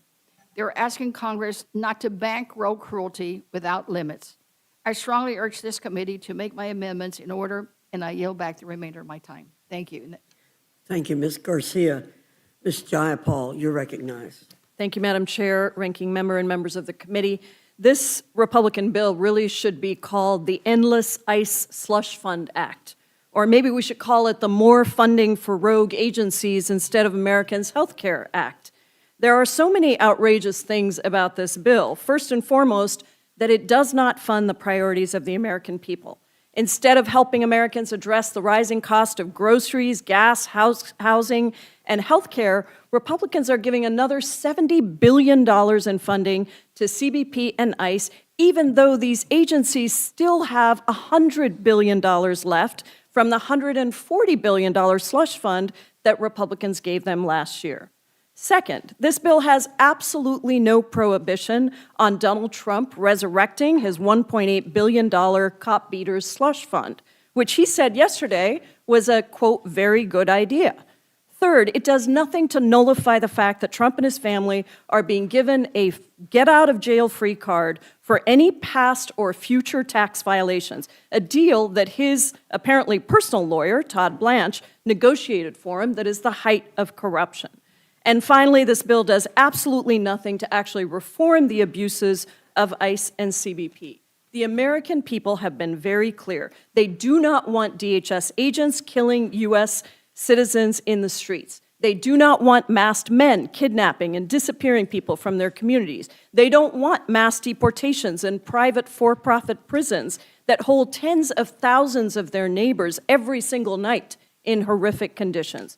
They do not want an ICE and CBP that act in contravention of basic due process and the law. The American people want us to ensure basic accountability and put common sense guardrails on immigration enforcement agencies. And once again, Republicans seem to want to give ICE and CBP even more money with no oversight or constraints. My amendments would at least insert some badly needed fixes into this monstrosity of a bill. My First Amendment prohibits funds in this bill from being used by ICE to detain or deport U.S. citizens. We should all agree U.S. citizens should never be detained by any agency conducting civil immigration enforcement, and they certainly should not be deported. This is about protecting the most basic constitutional rights of U.S. citizens. ICE has zero authority to even detain U.S. citizens. And yet, since Trump's inauguration, a clear pattern has emerged, with U.S. citizens being detained for days and even weeks by immigration authorities. The administration denies this, but over and over, they've been proven wrong. Just last week, it came out that ICE detained U.S. citizen Dulce Consuelo Diaz Morales for 25 days. When I tweeted about this, DHS's Tricia McLaughlin attacked me and said I was wrong about Dulce's citizenship. But last week, she quietly deleted that tweet. My amendment ends all of this, and it ensures that ICE cannot use funds to detain U.S. citizens. My Second Amendment ensures that no money in this bill goes towards detaining people in private for-profit immigration detention centers. These private immigration prisons are taking taxpayer dollars and funneling them into their own pockets and into the campaigns of their Republican supporters. Not only is this a total waste of taxpayer dollars that should be spent on lowering costs for the American people, it has led to absolutely inhumane conditions. In the interest of their own profits, these immigrant detention centers have completely violated existing detention centers' standards requirements. Reports abound of appalling conditions, overcrowding, medical neglect, and inedible food. In Geo Group's Delaney Hall in New Jersey, the only medical care available for people with cancer is Tylenol. Guards are beating and pepper spraying immigrants who dare to request better conditions. 50 people have died in detention just since Trump came back into office, a stunning and unprecedented number that is more than all the deaths in detention in the previous 5 years combined. Border czar Tom Homan and acting ICE director David Venturella both used to work for the Geo Group, so it's no surprise that they want to keep money flowing to them. My amendment would stop that shameful process. My third amendment would stop ICE and CBP from arresting anyone for an immigration violation without a warrant that is signed by an immigration or a magistrate judge. ICE and CBP are racially profiling anyone they think might be an immigrant. My amendment brings accountability to their practices by requiring a warrant and ensuring that they target their resources on folks who actually pose a danger to public safety, as opposed to a dad who's picking up his kid or a teacher on his way to school. My last amendment would prevent funding from being used to hire any person into the federal government who is convicted for participating in the January 6th insurrection. Trying to overthrow our democracy should be disqualifying for federal service. And yet Trump recently hired a convicted January 6th rioter to work in the Pentagon. It is simply outrageous to have an insurrectionist working in the department tasked with our national security. This is a bad bill, but with my amendments, it could at least address some of the most glaring issues in immigration enforcement and protecting democracy under this administration. I yield back. Thank you, Ms. Jayapal. Ms. Stansberry, you're recognized. Thank you, Madam Chairwoman, Ranking Member, members of the committee. Thank you for the opportunity to testify today on this reconciliation package and the amendments we have in front of the committee today. At a time when families across New Mexico and this country are struggling to put food on the table, a roof over their heads, and to keep the lights on, this reconciliation bill hands nearly $70 billion in taxpayer dollars over to ICE and Border Patrol for 3 years with little to no oversight. Just a blank check bypassing the normal congressional appropriations process. And I think we all have to ask why. Because obviously, you wouldn't be able to pass this package if you went through the normal appropriations process. And just like the blank check that you gave ICE last year, totaling $140 billion, you are bypassing the normal appropriations process for the remainder of the Trump administration by passing this bill through reconciliation for 3 years. Because the American people have made it clear that they do not support the cruel, inhumane, and unconstitutional violations of civil rights and human indignities that we have watched over the last year and a half under this administration. Terrorizing communities, deploying troops to American cities, Americans who have been shot point blank in the face by ICE agents with no accountability. Families torn apart, children detained in private prisons, dozens dead in private detention centers with no oversight, and millions of families in this country living in fear. Grandparents who are afraid to go to doctor's appointments and to go grocery shopping, children who are afraid to go to school right now, and countless others who are uncertain of their futures. In New Mexico, our communities are living in fear. Just a couple of weeks ago, a friend of mine who has lived in this country for over 40 years, a legal resident and the primary caretaker of his aging wife and grandchildren, was called into an ICE appointment and was uncertain if he would return and what would happen to his family. Dozens of cases pending in my office of professionals, doctors, nurses, and scientists who don't know if their work visas are going to be renewed, DACA recipients who are hearing that they could have their status revoked even though they've never known another home, and New Mexicans in detention centers without access to counsel or their families. and a death by suicide in a private for-profit detention center in my district in Torrance County just a few years ago that was settled just months ago after years of reports of violations of basic human rights and dignities in that detention center. And all of that is happening on this Congress's watch, as the White House has refused basic oversight, has dismantled internal government watchdogs, and given billions of dollars in taxpayer money to private prisons, just like that one in my district. And now today, you all want to give them $70 billion more and a blank check with no oversight for the rest of this administration. And that is why I'm offering a package of amendments and helping to support the other amendments that you've heard here today. This package includes banning sole source contracting to immigration detention facilities, eliminating detention bed quotas that have created mass detention and incarceration at private for-profit prisons, investigation by GAO of growing allegations of hundreds of cases of sexual assault and violence in detention centers of women and children. Let me repeat that. Hundreds of cases of sexual assault of women and children in government-run detention centers.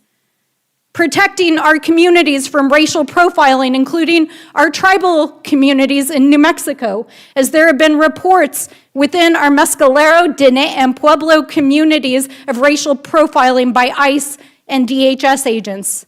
Our nation's first peoples being racially profiled by federal agents. I'm also a co-sponsor of amendments to end construction and warehousing of detainees and legislation to end the detention of children at detention centers. These are matters of basic human rights and moral dignity. And we have one question I feel to answer with this bill. Will we be a country that upholds the human and civil rights of our people, or allow a lawless administration to give a blank check to continue cruel abuses of our own people? That is the question before us. And I believe that Congress must end these policies and put an end to private for-profit detention facilities once and for all. And in New Mexico, we have answered that question. We have passed legislation to stop these policies. And so I urge my colleagues to refuse to vote for this bill, to adopt our amendments, and to stand up in this moment with a loud voice on behalf of our people and the basic human dignity of all Americans. This is a moral moment for our country, and history will remember. I yield back. Thank you. Mr. Krishnamurthy, you're recognized.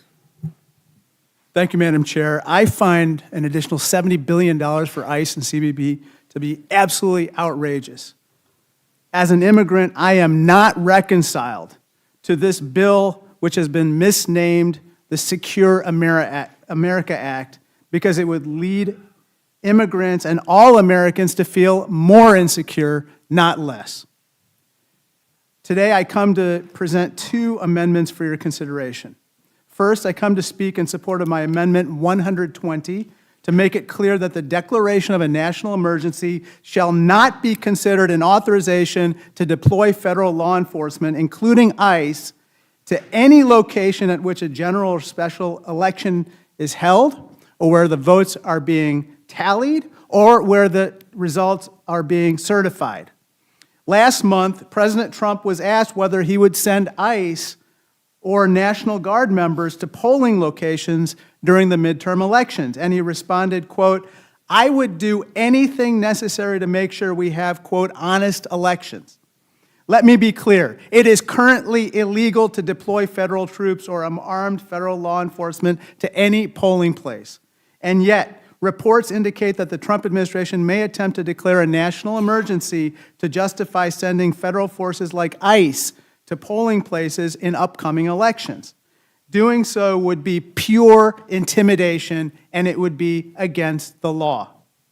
I am submitting Amendment 120 today to make clear that a national emergency does not allow any deployment of federal law enforcement, including ICE or CBP, to election locations. I'd now like to speak about my next amendment, 145, co-led by Congressman Peters, Scott Peters, to include the text of the Stop Excessive Force in Immigration Act, which I co-lead. This amendment establishes clear and necessary guardrails on the use of force in immigration enforcement by aligning it with existing Department of Justice standards. It requires that any force used by ICE and CBP be proportional, de-escalatory, and employed only as a last resort.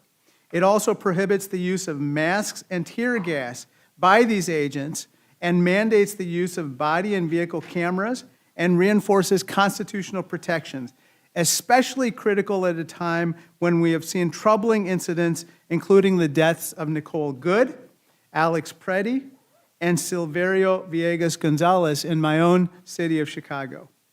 I urge support of these amendments, and I yield back. Thank you. Gentleman yields back. Now recognizes Ms. Ansari. Thank you, Chairman and Ranking Member McGovern. It is absolutely horrifying that Republicans and Donald Trump want to send $70 billion in more taxpayer dollars to ICE, which is already the most well-funded law enforcement agency in the United States, receiving more funding than many national militaries around the world. This is an agency that has ripped parents apart from children, deported asylum seekers and green card holders, terrorized communities, and hid their faces from the public while doing it. One of the most disturbing aspects of the entire Trump mass deportation agenda has been the corruption and the profit that companies are raking in by brutalizing immigrants and destroying our communities. These for-profit companies like CoreCivic and Geo Group literally make billions of dollars to lock people in cages, deprive them of food and water, and subject them to medical neglect. It is appalling, it is grotesque, and it is shameful. It's also staggeringly corrupt, with a few companies and their top executives making billions of dollars at the expense of the legal rights and liberty of human beings. Frankly, it is absurd that Donald Trump and Republicans are shoveling billions in contracts to their friends and allies while regular Americans cannot afford health care, they cannot afford groceries, or their electric bills. My amendments would place an outright ban on these for-profit private detention centers, making sure that these companies no longer have incentive or opportunity to lock up as many people as possible with hardly any meaningful oversight or accountability. The things that I've personally seen in detention centers like Eloy and Florence in Arizona, as well as an ICE holding facility at a Phoenix area airport, are truly shocking. People packed into cells like animals, begging for water and medical attention. I've witnessed people vomiting blood. I have a constituent named Yari who has leukemia, who has been in an ICE facility for over a year and has lost 70 pounds because of the neglect she has faced. I've spoken to legal residents who were snatched up by ICE without any due process whatsoever. And it's all being done in service of profit, corruption, and a vile system of deportation quotas. These are the same companies that promised their shareholders a Donald Trump presidency would be a golden opportunity for their bottom line. We need to outlaw these private detention centers, demand accountability, and pass my REIN and ICE package of legislation to eliminate inhumane conditions in ICE facilities. My other amendments would include a requirement for a nationwide internet-accessible reporting system for each instance of disease, injury, or health concern in a detention facility. We saw just last week that Acting Director of ICE, David Venturella, amazingly a former top executive at Geo Group, direct his agency to eliminate a requirement to report the death of detainees in ICE detention that occur within 30 days of release. People are literally dying in ICE's care, and instead of addressing the problem, they'd rather just pretend it doesn't exist and cover it up like so many other aspects of the Trump regime. We cannot allow ICE and these for-profit detention contractors to continue to abuse human beings and block all accountability. I urge House Republicans to join Democrats for once to stop a completely out-of-control president and his authoritarian paramilitary force. I yield back. Gentlelady yields back, and now that concludes the testimony of the witnesses. We'll now open it up for questions, and Mr. Langworthy, did you have any questions? Mr. McGovern. Yeah, well, first of all, I want to thank Ms. Scanlon and Ms. Ledger-Fernandez for kind of holding the fort down, because I was in Boston at our former colleague Barney Frank's memorial service.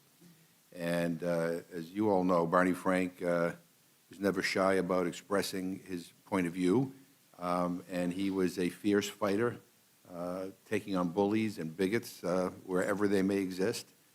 He despised cruelty, and he felt that we were not living up to our responsibilities as a government when hunger continues to grow in this country, homelessness continues to grow in this country, healthcare costs are through the roof. I mean, the price of gas is, people can't afford to go anywhere anymore. And, and I think when all is said and done, I mean, this whole debate here, and I heard most of you here, I mean, this is really about our values. And I'm not sure we share the same set of values. And I'm really sad about that, because there was a time when I think Democrats and Republicans did. I don't think that's the case anymore. And that's just a harsh reality. I mean, we're told that, that $170 billion, close to $200 billion can go to ICE and CBP. I mean, that's more than some countries spend on their entire militaries, right? I mean, we have $200 billion to put to continue this policy of cruelty, to reward agencies that have behaved unlawfully. But just last week, we voted on an agriculture appropriation bill to cut WIC by $200 million. He said we don't have the money. Well, the cost to fully fund WIC is like $1/10 of $1 trillion. We have the money for this, but we don't have the money for that. And, we're about to spend $1.5 trillion on a defense budget that is so over the top that I think even Dr. Strangelove would be impressed with how big it is. We all talk about fraud and waste, which some of the other panels were talking about, and nobody dares to go looking into the Pentagon budget for fraud and waste. And yet, we cut SNAP by $200 billion. You cut Medicaid by $1 trillion. And so really, at the end of the day, this really is about values. We'll see what happens come November. But I think more people think like us on this stuff than think like my Republican friends. And I worry. I'm like, how can you possibly spend $170 billion? Like, how are they going to spend it all? And I do worry, as you pointed out. I do worry, like, what is going on in Trump's brain? Because I watched that interview he did with Kristen Welker. I'm going to tell my Republican colleagues, you need to call somebody at the White House. He needs help. He needs to get professional help. That's just not normal. That's just not normal.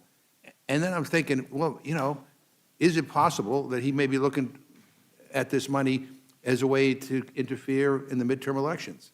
Is he going to send ICE and CBP to the polling places? Is he going to have Pete Hegseth deploy, our service members at polling places? I just don't trust this guy at all. I mean, it is alarming what's going on. And I really think that my friends on the Republican side need to understand that this moment is a moment of concern. It doesn't matter what your party ideology is. Everybody should be concerned about what's happening in this country. And the stories that we have heard, I visited ICE detention facilities in Massachusetts. We went to one in Dilley, Texas. I mean, we've heard the stories. I'm ashamed that our government is funding this stuff. And I think most of our constituents, I don't care what their politics may be, are ashamed about what's going on, the cruelty.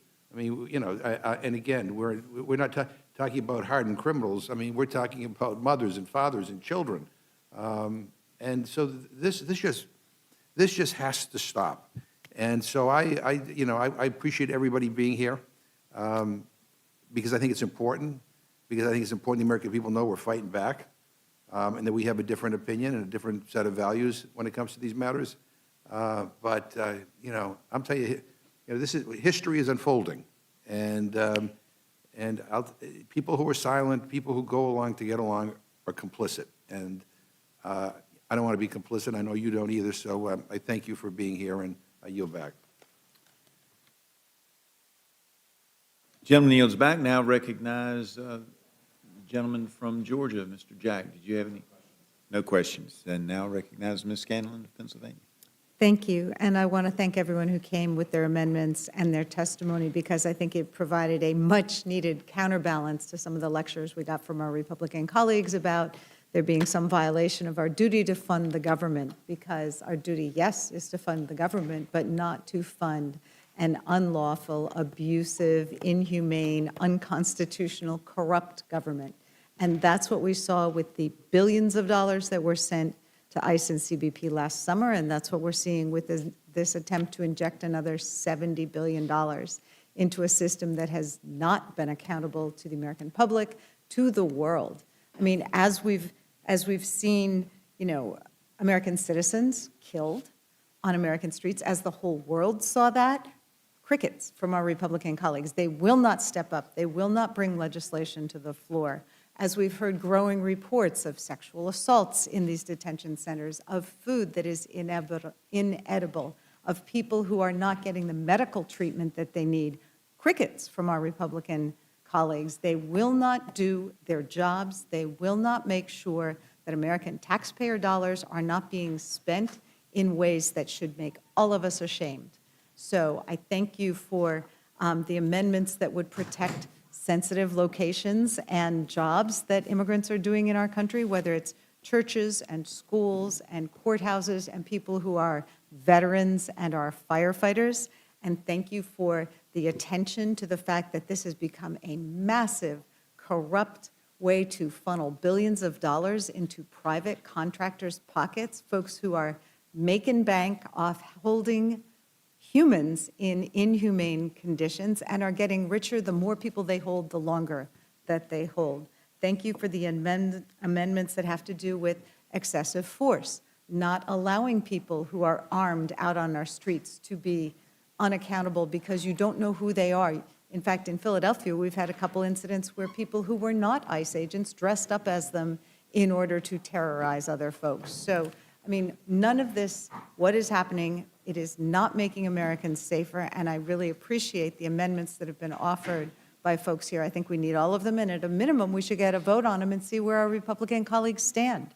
Because if they're not going to bring these bills up on their own, then we should get the opportunity to vote on them and see whether they're in favor of armed and masked agents on our streets, of corporations like Geo making 800% increase in their profits, of whether it's okay to abduct and hold American citizens for weeks and months at a time with impunity, because that's what they're funding and that's what this bill is going to go for. So thank you for your amendments. I hope that all of them are made in order, but I suspect none of them will be. And we just have to fight another day. Thank you. I yield back. Gentlelady yields back. Ms. Ledger-Fernandez.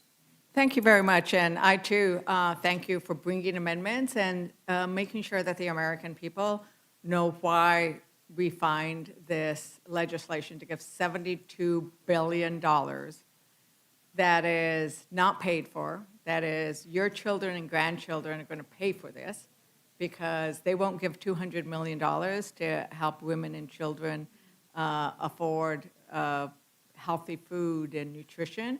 $200 million, but they'll give $72 billion to these contractors. And I mean, almost every single one of you pointed out the issue of the private prisons and how much money they're making. And I wanted to bring out the fact that those private prisons and the aviation services have also, it's a pay-to-play. Right? It's a pay-to-play. They have contributed to Trump, MAGA, and Republicans, and they've gotten money back.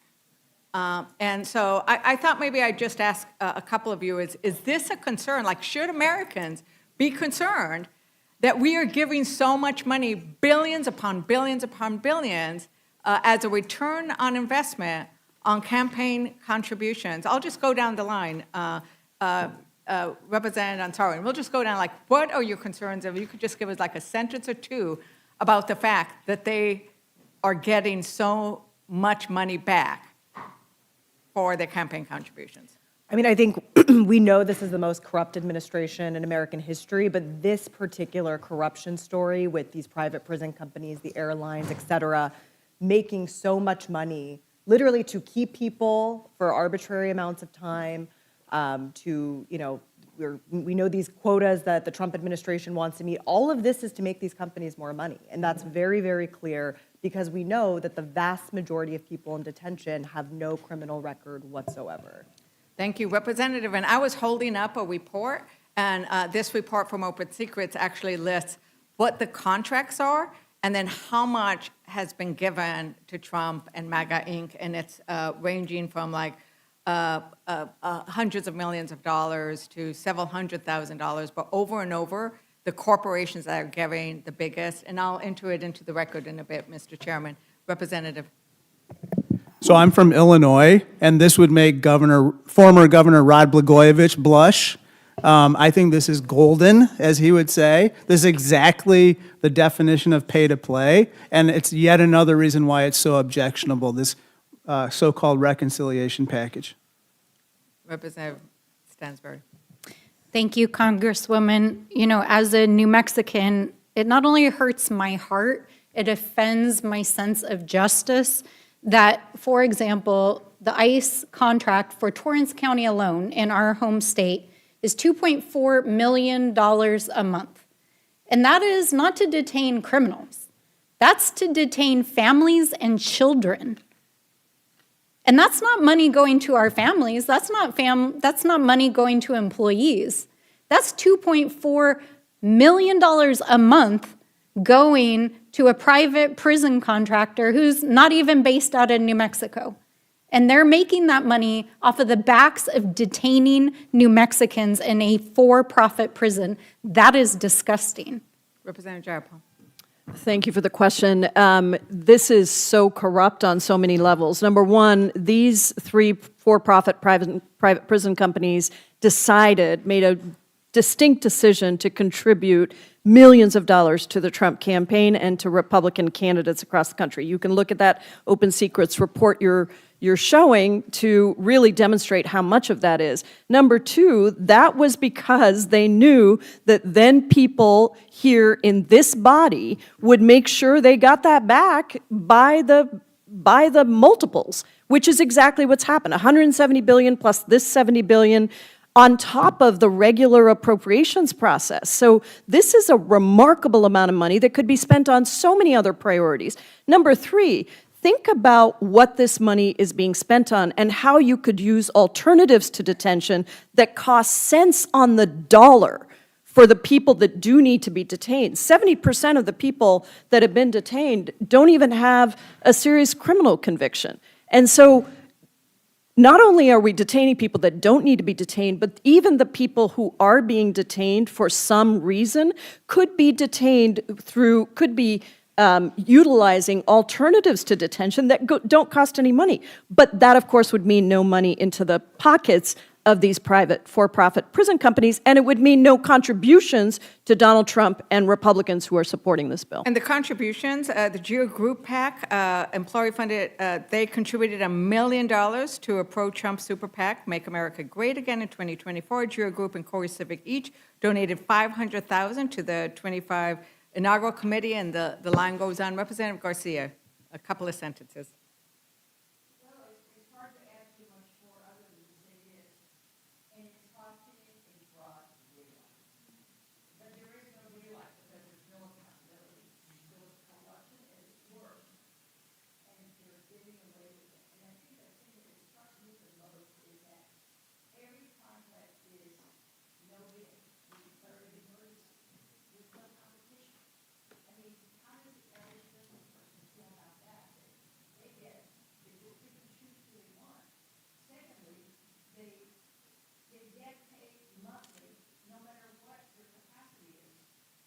It's green, no matter what capacity. So now we visited Dilley.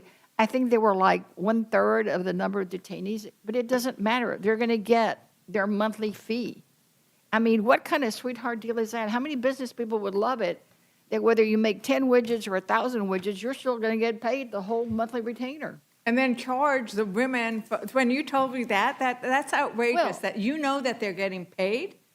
$20 They're getting paid and for they're 18 charging the women tampons. for And basic, for you and I are tampons. probably beyond the need to use tampons, but we can find it cheaper. And if we go through a whole week, we probably need more than 18. So all the money, and then they get a separate medical care, but they're not providing it. So that's just money in their pocket, and there's no accountability. You know, this president has gone after Jerome Powell about his contract. Why don't we look at all of these contracts? And let's find the fraud, waste, and abuse in all these contracts and shut them down, because they are just making profits on people's back, and they have no incentive to get anyone released, because the more people that are sleeping there, the more money in their own pockets. It is just simply disgusting. So Representative Correa, and I want to point out to the American public that in the discussions we have had here today, where we have had Republicans sitting here saying, we need this money, we need it now, it's the most important thing possible, they have all also received political campaign contributions from GEO Group that includes Chip Roy, Representative Arrington, Representative Garbarino, Representative Jim Jordan. All of them are receiving campaign contributions, turning around and granting billions back. Representative Correa. Thank you, ma'am. I just wanted to emphasize what Mr. McGovern said a minute ago. 170 billion from last year, 70 billion more, 250, almost 250 billion dollars. What purpose? I'm out of Orange County, California. We have a history of poll guards, but we've never had poll guards with a federal badge and a federal gun keeping people from voting. I need America to wake up to this. This is serious stuff. This is our democracy hanging, and our president has made it clear he's going to do everything he can to win in November. And thank you for also bringing the amendments about our veterans, right? These are veterans who were promised that if they would put their lives on the line for America, America would stand for them. And what have we done? They took an oath to this country. A lot of them made the ultimate sacrifice. Representative Tlaib. I think it's important. I just want to read from an article. This was from an investor call. So this is literally, they're talking about human beings here. And then the investor call where somebody from Core Civic said, quote, one of the big questions has been the pace of detention by ICE, that it's been below what investors thought it was going to be, one caller said. I think people thought we'd be at least at 100,000 level. We are a little over 70,000. Again, talking about it in numbers, not a human being impact. This is, again, Core Civic and GEO Group, who have some of the biggest complaints in regards to medical care access. Congresswoman, the meals, I mean, the people that we've talked to and the attorneys that represent them continue to tell us that they are all number-driven and profit-driven. They're not about care, and they don't care. And 97% of the people that are in these companies' facilities don't have any criminal record. Thank you. And if you can just give us a couple of sentences and close it out. Thank you so much, Congresswoman. I'm worried, like my colleagues, about the no-bid contracts and the corruption that we are seeing running rampant, centered at and driven from 1600 Pennsylvania Avenue. Our constituents want their taxpayer dollars to be used respectfully and responsibly and in service of healthcare and housing and affordability. We hear it over and over and over. Folks are struggling while these companies, these Trump donors, are getting richer by warehousing human beings, and that's absolutely abhorrent. It's all about choices and what we prioritize. And I thank you very much. And Mr. Chair, I yield back. Gentlelady yields back. That concludes this panel. I will remind panelists that even if it gets dull and boring, that when you come, you are expected to stay for the question period as well. And this panel is released, and we'll recognize the next panel in just a second.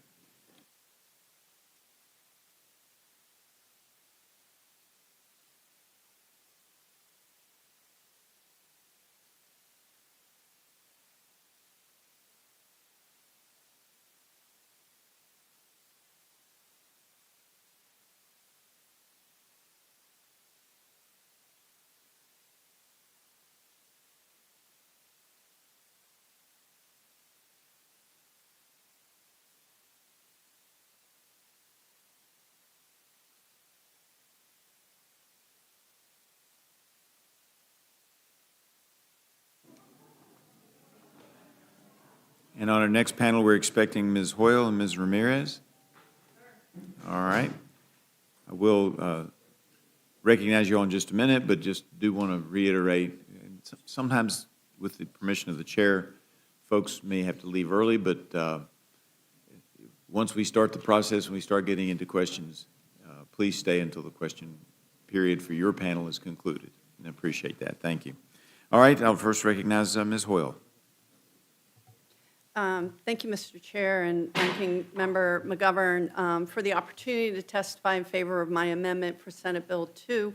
My amendment would prevent a partisan reconciliation process from being used to fund military action in Iran now and in the future unless Congress has authorized such hostilities through a declaration of war or specific authorization of military force.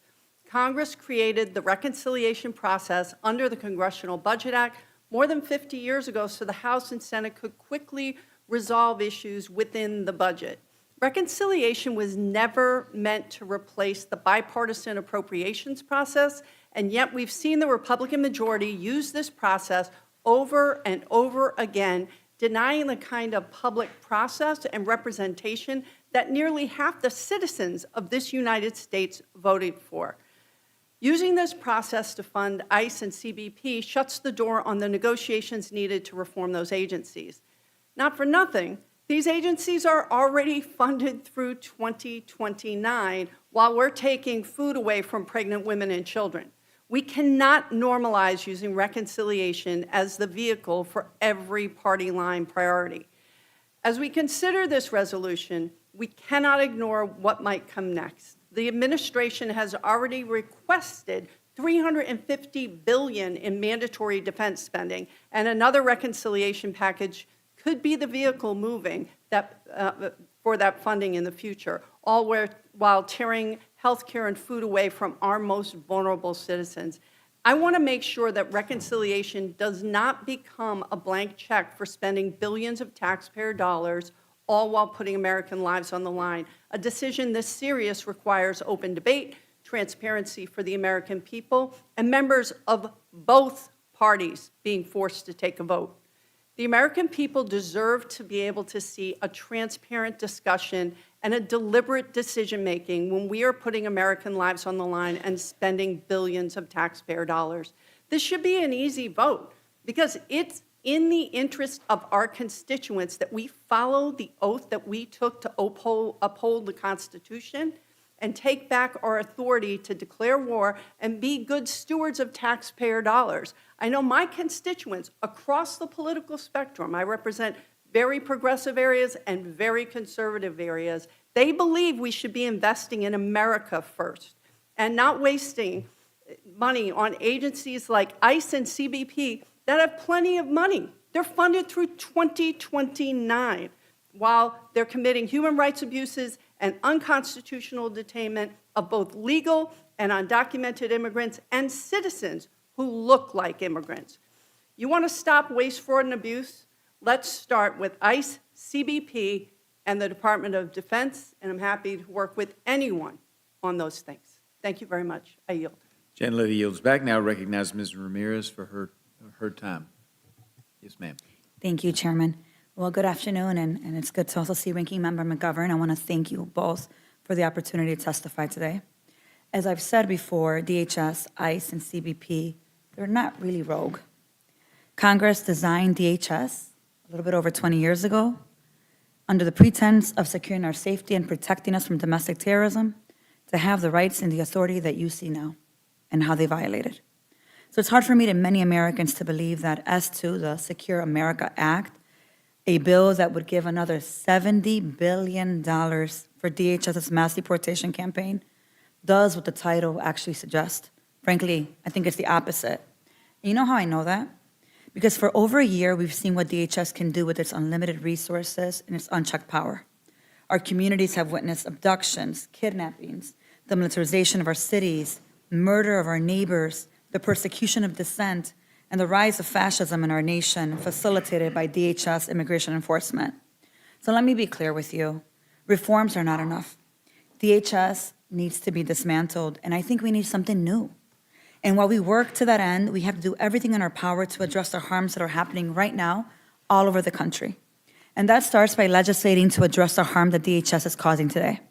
Just in my district, we've watched parents get separated from their children, toddlers to high school age, children who are living and dying with cancer, not once, but twice. Constituents with protections like DACA and U visa applicants who have been illegally detained, eighth graders with autism who have been held in Dili for months, and constituents who have been pepper sprayed outside of their schools, all in my district. None of these actions protect us. In fact, let's be frank, it makes all of our communities less safe. The administration is spending hundreds of millions of dollars to execute its reckless mass deportation plan, run irresponsible publicity campaigns, and unconstitutionally remove immigrants to foreign prisons and third countries without due process, all while their private prison donors profit from our pain. My amendments address DHS's worst abuses of power. My amendments numbered 15, 16, 17, and 18 explicitly address Trump and DHS's cruel removal and deportation policies. My amendments 19 and 20 directly address DHS's explicit pattern of violating the rule of law, disregarding resident civil rights, and intentionally recruiting ICE agents through these white nationalist propaganda agendas. My amendments number 22 and 25 directly address the overinflated budget of this bill, which infuses taxpayer-funded resources into further abuse of our own rights. And my amendments number 23, 24, 26, and 27, yes, I have a lot of amendments because we have a lot of work to do, explicitly address how DHS has operated without a legal requirement to establish and abide by basic policies that both sides of the aisle should support, like the use of force policies. Senate Republicans have avoided all transparency and accountability. They voted down every Democratic amendment to protect our communities and rein in Trump's corruption. And so I urge my colleagues to recognize that our civil rights and our liberties, they're literally on the line right now. And as a ranking member of the Committee for Homeland Security, I can tell you that the safety and security of our communities is on the line. We must amend S2 and vote in favor of common sense policies that protect our communities. Americans are demanding more than some watered-down reforms or more of their money being spent on terrorizing communities. Without intervention, DHS will continue to be a weapon that can be pointed at anyone the government considers a public enemy. And you and I both know, fascism always requires a public enemy. It's a matter of time before you are that public enemy. We have to change course, and I hope that members of this committee will vote on these amendments. With that, I yield back, Chairman.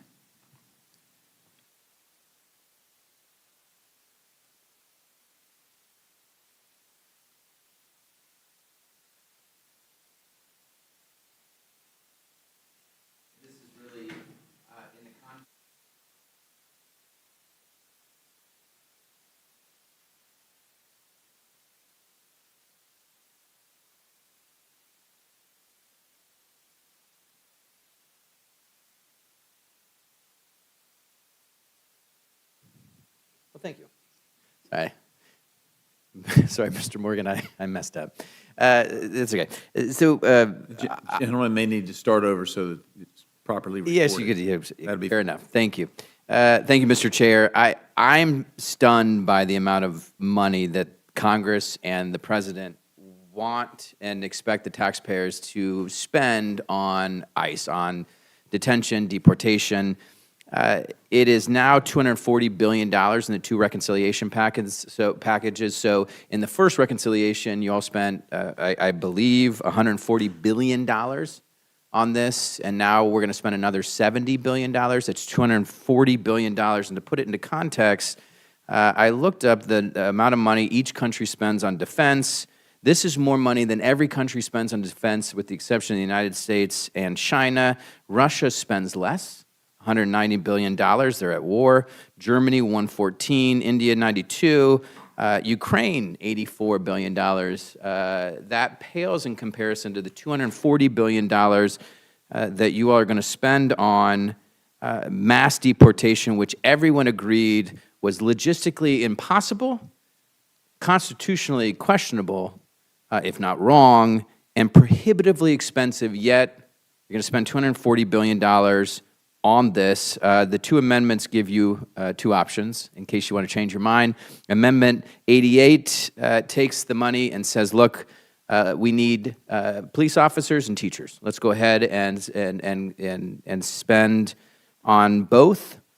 So the money reassigns the funding evenly between the Department of Education's grants to states that will help recruit and retain teachers and the Department of Justice's community-oriented policing services, or the COPS grant program that helps people hire and retain police officers.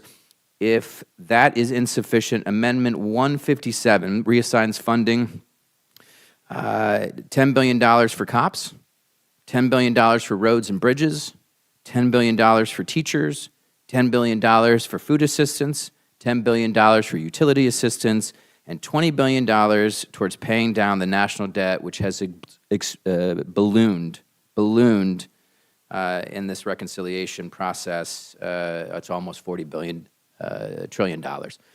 With that, Mr. Chair, I yield. Gentleman yields, and we now have Mr. McGarvey, who's joined us. No, wait. You got to wait for questions and answers. Sorry, we'll have questions session as soon as we finish the panel. Mr. McGarvey. Thank you, Mr. Chairman. I've just got three simple amendments I want to propose today. Let's look at this. In this budget, the Republicans have given ICE another $70 billion. I say another $70 billion because it is on top of the $170 billion they have already done. That is $240 billion, way more than they ever gave during the entirety of Trump's first presidency. But $240 billion for ICE and CBP, what does that mean? Right? This is $250 billion. This is more than every country on earth spends on national defense except for the United States and China. We are giving that money to ICE. We are giving more money to ICE than to what every state, city, county, and the federal government spends on detention right now, and they are giving it to ICE. I don't understand this at all when we look at the problems that are going on in this country. I mean, we're talking about $250 billion, yet in this country, the words homeless and veterans still go together. They should never go together. Take the $70 billion that's in this reconciliation bill right now, this is what this amendment does, and give it towards veteran housing. This would make sure that every veteran in the United States of America has a roof over their head, period. In fact, $70 billion would probably end homelessness altogether. So that's what we should use it for instead of, $240 billion. This is more than Russia spent on its defense this year, and they are currently in a war. I've got another amendment I want to propose as well. This is an amendment that talks about what's going on with the ballroom. Here, we're talking about a budget here. This budget, this is ridiculous. You're talking about $240 billion for ICE. We don't have enough money for veterans. We don't have enough money for kids, for food, for medicine. We have so many problems in this country. Yet the president destroys the White House and says, let me put $1 billion in for a ballroom in the Gilded Age. This is not serious. So we need to make sure that not a penny of taxpayer money goes towards this ballroom. My third amendment that I want to propose today, this is the last one. This is about the slush fund that the president has created, $1.8 billion. Now, this is a president who we have seen lie on multiple occasions. He said he was going to release the Epstein files. He didn't do it. He said that he wasn't going to use a single dollar of taxpayer funding for the ballroom. Of course, he's trying to do that. That's why I have that other amendment. Go down the list. He says on his $1.8 billion slush fund for people who attacked the Capitol and assaulted police officers in an act of domestic terrorism, he says, I kind of like this idea. Let's stop it now. Let's make sure that no money goes to the president and his allies who were involved on January 6th. We can put this amendment in, we can stop it. Because going back to my time in the legislature in Kentucky, I have said that the budget is the ultimate policy document. You politicians can say whatever they want. The budget is where they literally put their money where their mouth is. But more than that, a budget is a moral document. This budget falls short by what it does. We can correct a few of the mistakes with these amendments. With that, Mr. Chairman, I yield back. Gentleman yields back. That concludes this panel of witnesses on amendments. I will now recognize gentlelady, Ms. Fishbach, for questions. All right, Mr. McGovern. I want to thank you for being here. We obviously support all your amendments. I think if people don't want to vote for them, then they could vote no on the House floor. But I also want to promote this notion that, there's a lot of talk by my Republican friends about we need this for national security. Right? I think we need a new definition of national security in this country, one that includes things like the quality of education we provide our kids, the purity of our environment, whether people can afford health care, whether people can afford groceries and food so we don't have people going hungry, whether people can afford housing, at a time when we see the number of people living on the street going up and up and up because they just can't afford housing.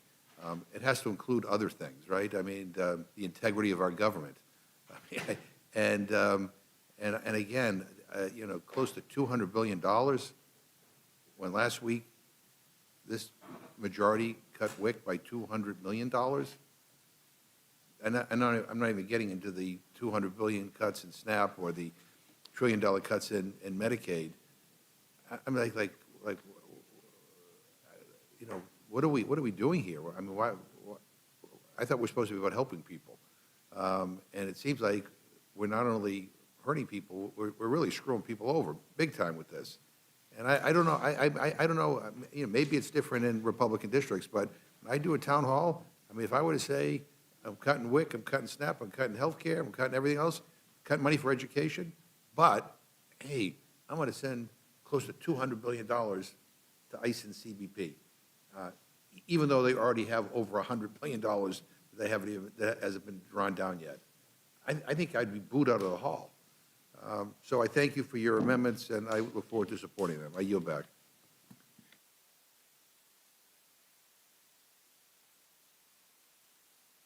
Sorry, gentleman has no questions. Now recognize Ms. Scanlon.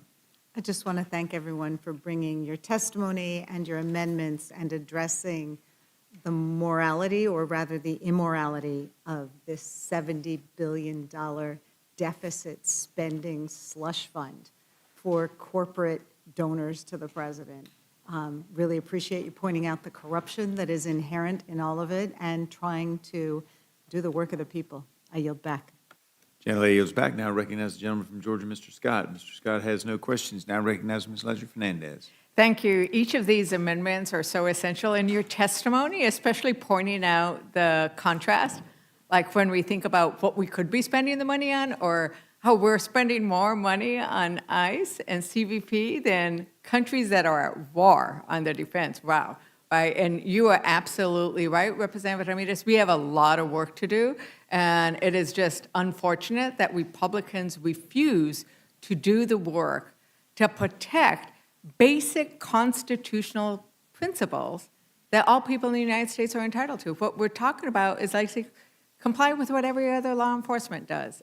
It's just amazing, but I'm so grateful for your testimony and your amendments, and thank you for coming and staying for questions. Thank you all so much. We appreciate your testimony and the fact that you stayed for questions, and you all are released to go, and we'll now take a minute and then welcome in the third panel.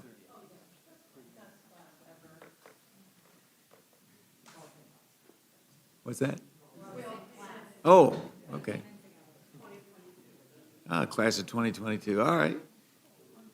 Thank you all. Y'all have a nice evening.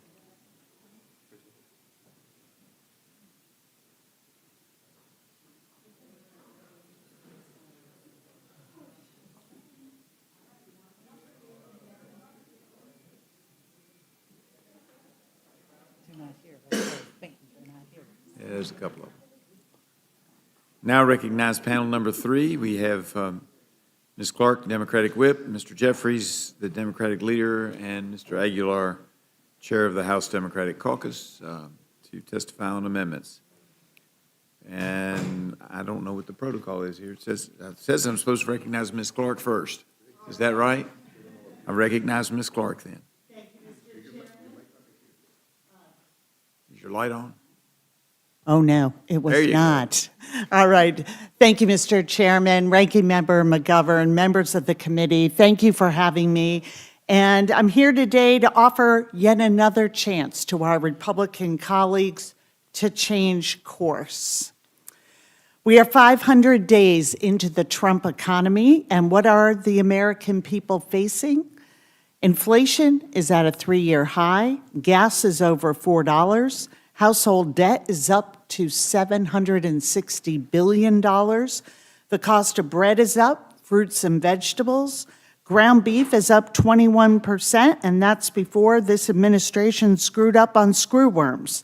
And now, because of those costs, because of Trump's tariffs and war and broken economy, 1 out of 3 families are having a hard time putting enough food on the table. We are the richest nation in the history of the world, and 1/3 of our families are facing the pain, the indignity, and injustice of hunger. So what have Republicans done about it? Families have been kicked off of SNAP, the last line of defense between children and hunger. Every single Republican on this committee voted for it. And we may disagree on plenty of policies and issues, but I don't think a single one of you came to Congress to cut food programs that feed hungry children and seniors and veterans. ICE's budget is getting 8 times bigger than it was a year ago. And under this latest bill, it'll be 12 times bigger. And what are we getting for that money? Terror among law-abiding immigrant families, protesters beaten up, doors broken down without a warrant, and the murders of Renee Good and Alex Preddy. $70 billion is 7 times the annual budget of the FBI. It's 100 times what we give the Office on Violence Against Women. Or put another way, you could feed 30 million children with $70 billion. You could feed 30 million children a year. So let's do something better for our American children. I'm offering a straightforward amendment. Instead of spending billions on terrorizing our communities, let's reverse your SNAP cuts. Let's fulfill our most basic moral obligation and keep our country's children fed. Widespread hunger is not inevitable, it's a choice. And I'm offering you the choice to do something about it. I urge you to take it. I yield back. Thank the gentlelady, and gentlelady yields back. Now recognize the Democratic leader, Mr. Jeffries, for his statement. Thank you, Mr. Chairman. Let me also thank Representative McGovern, the ranking member of the Rules Committee, and all of the members of the Rules Committee for this opportunity to present this amendment. I'm offering an amendment that will reverse all of the harmful Medicaid cuts that Republicans included in the One Big Ugly Bill that have resulted in hospitals, nursing homes, and community-based health centers all across America, particularly in rural parts of the country, from closing. The Medicaid cut in the One Big Ugly Bill is the largest cut to Medicaid in American history, threatening to rip health care away from more than 14 million Americans at a time when health care costs are already skyrocketing out of control. This amendment gives House Republicans the opportunity to help President Donald Trump keep his word. Donald Trump promised to lower costs on day one, but costs haven't gone down, costs have gone up because of direct actions that President Trump has taken, including the Trump tariffs, which have increased costs on everyday Americans by thousands of dollars per year. Donald Trump promised that immigration enforcement under his presidency would target the worst of the worst and violent felons who are here illegally. But that's not what has happened. Taxpayer dollars are being used by ICE to brutalize and in some cases kill American citizens, including Alex Preddy and Renee Nicole Good, and to violently target law-abiding immigrant families. President Trump said one thing and has done the exact opposite. President Donald Trump promised to love and cherish Medicaid. Those were his words. And instead, as a result of the Republican one big ugly bill, Medicaid has been slashed, ripping health care away from millions of Americans. This amendment gives Republicans in the House an opportunity to help Donald Trump keep his word, which he has repeatedly broken to the American people. The reconciliation bill that Republicans are now trying to jam down the throats of the American people represents a $70 billion blank check to ICE, which we know is out of control. Immigration enforcement in this country should be fair, just, and humane. That's not what's happening right now. And one of the things that Republicans can do to help reverse engineer the damage that Republicans have already done to the American people is to adopt this amendment, reverse the Medicaid cuts, and begin to actually move our country toward a place where health care is not simply a privilege available only to the wealthy, the well-off, and the well-connected. Health care should be a right available to every single American. I yield back. Gentleman yields back. Now recognize Mr. Aguilar, Chair of the House Democratic Caucus. His opening statement or statement. Thank you, Mr. Chairman, Ranking Member McGovern, and members of the committee. My amendment would transfer the $70 billion that Republicans are proposing for ICE to reinstate the Affordable Care Act enhanced premium tax credits for over 2 years. Last year, Republican leadership allowed these tax credits, which millions of people relied on, to expire. Back in January of this year, this chamber took the extraordinary step, a bipartisan step, to pass a discharge petition to extend these tax credits. However, this legislation has continued to languish in the Republican-led Senate. In the months since, I know all of us have heard directly from our constituents who are now forced to pay thousands of dollars more each year for health care. In my district alone, thousands of Californians in the Inland Empire have lost care altogether because Republican leadership let this lifeline expire. On top of the skyrocketing cost of gas and groceries, utilities and housing, Republicans are now forcing Americans in red, blue, and purple districts alike to spend more on health care. Yet another expense they simply can't afford. These credits are not a handout. As one of my constituents, Dr. Cameo Carter, put it, those relying on the tax credit, these are her words, they make too much to qualify for assistance, but too little to afford the soaring premiums of traditional insurance plans. These credits help keep families insured. That's why I'm here, Mr. Chairman, to offer this common sense amendment that will help tackle the cost of living crisis that President Trump and Republicans have created. Rather than giving billions of dollars of taxpayer dollars with no strings attached to an agency that has a long record of brutalizing communities, detaining children and pregnant mothers, and even killing U.S. citizens, I believe we should be using these tax dollars to lower Americans' costs. Health care is a top expense for far too many families, but it doesn't have to be this way. We have the opportunity right here and right now to bring down one of the largest bills families pay each month. I urge my colleagues to support the amendment and to put Americans' health care and financial well-being over Trump's mass deportation machine. I yield back. Gentleman yields back. This gentlelady, Ms. Fishbach, have no questions. Mr. McGovern.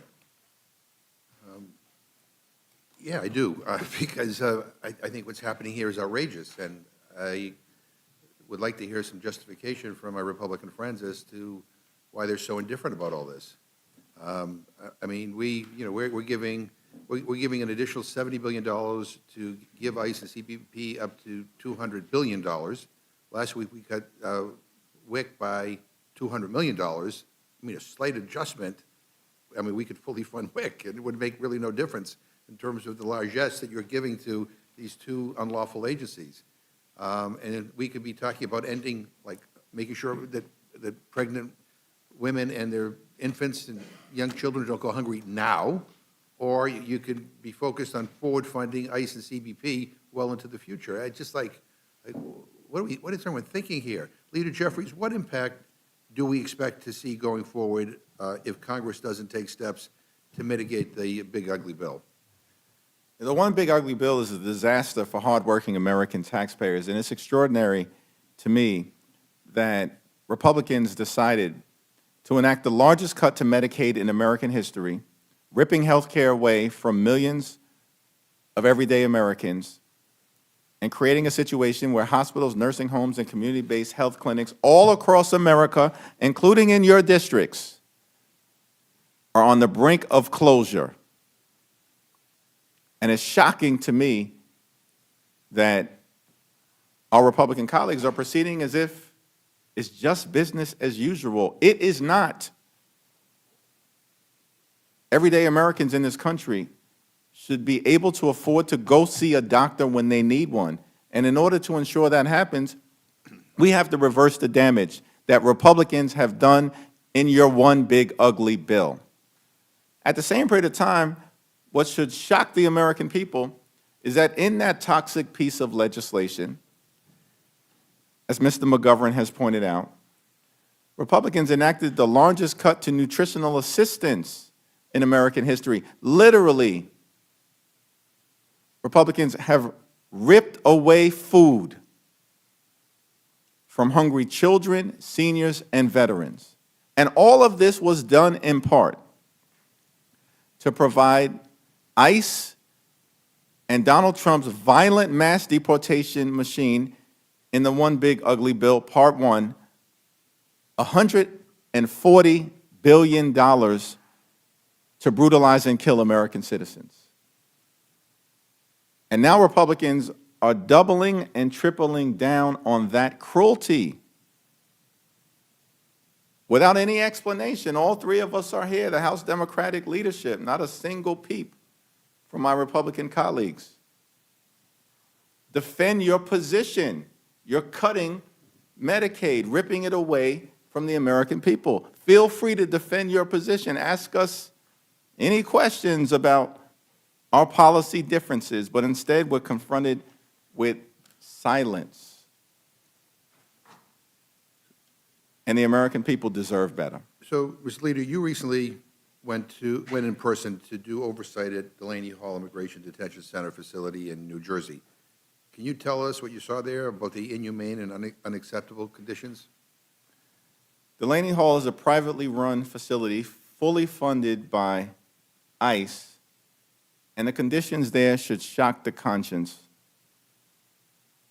of every single American. The taxpayer-funded abuse that is occurring in this facility is un-American, it's unpatriotic, and it's unacceptable. It includes the fact that there is woefully inadequate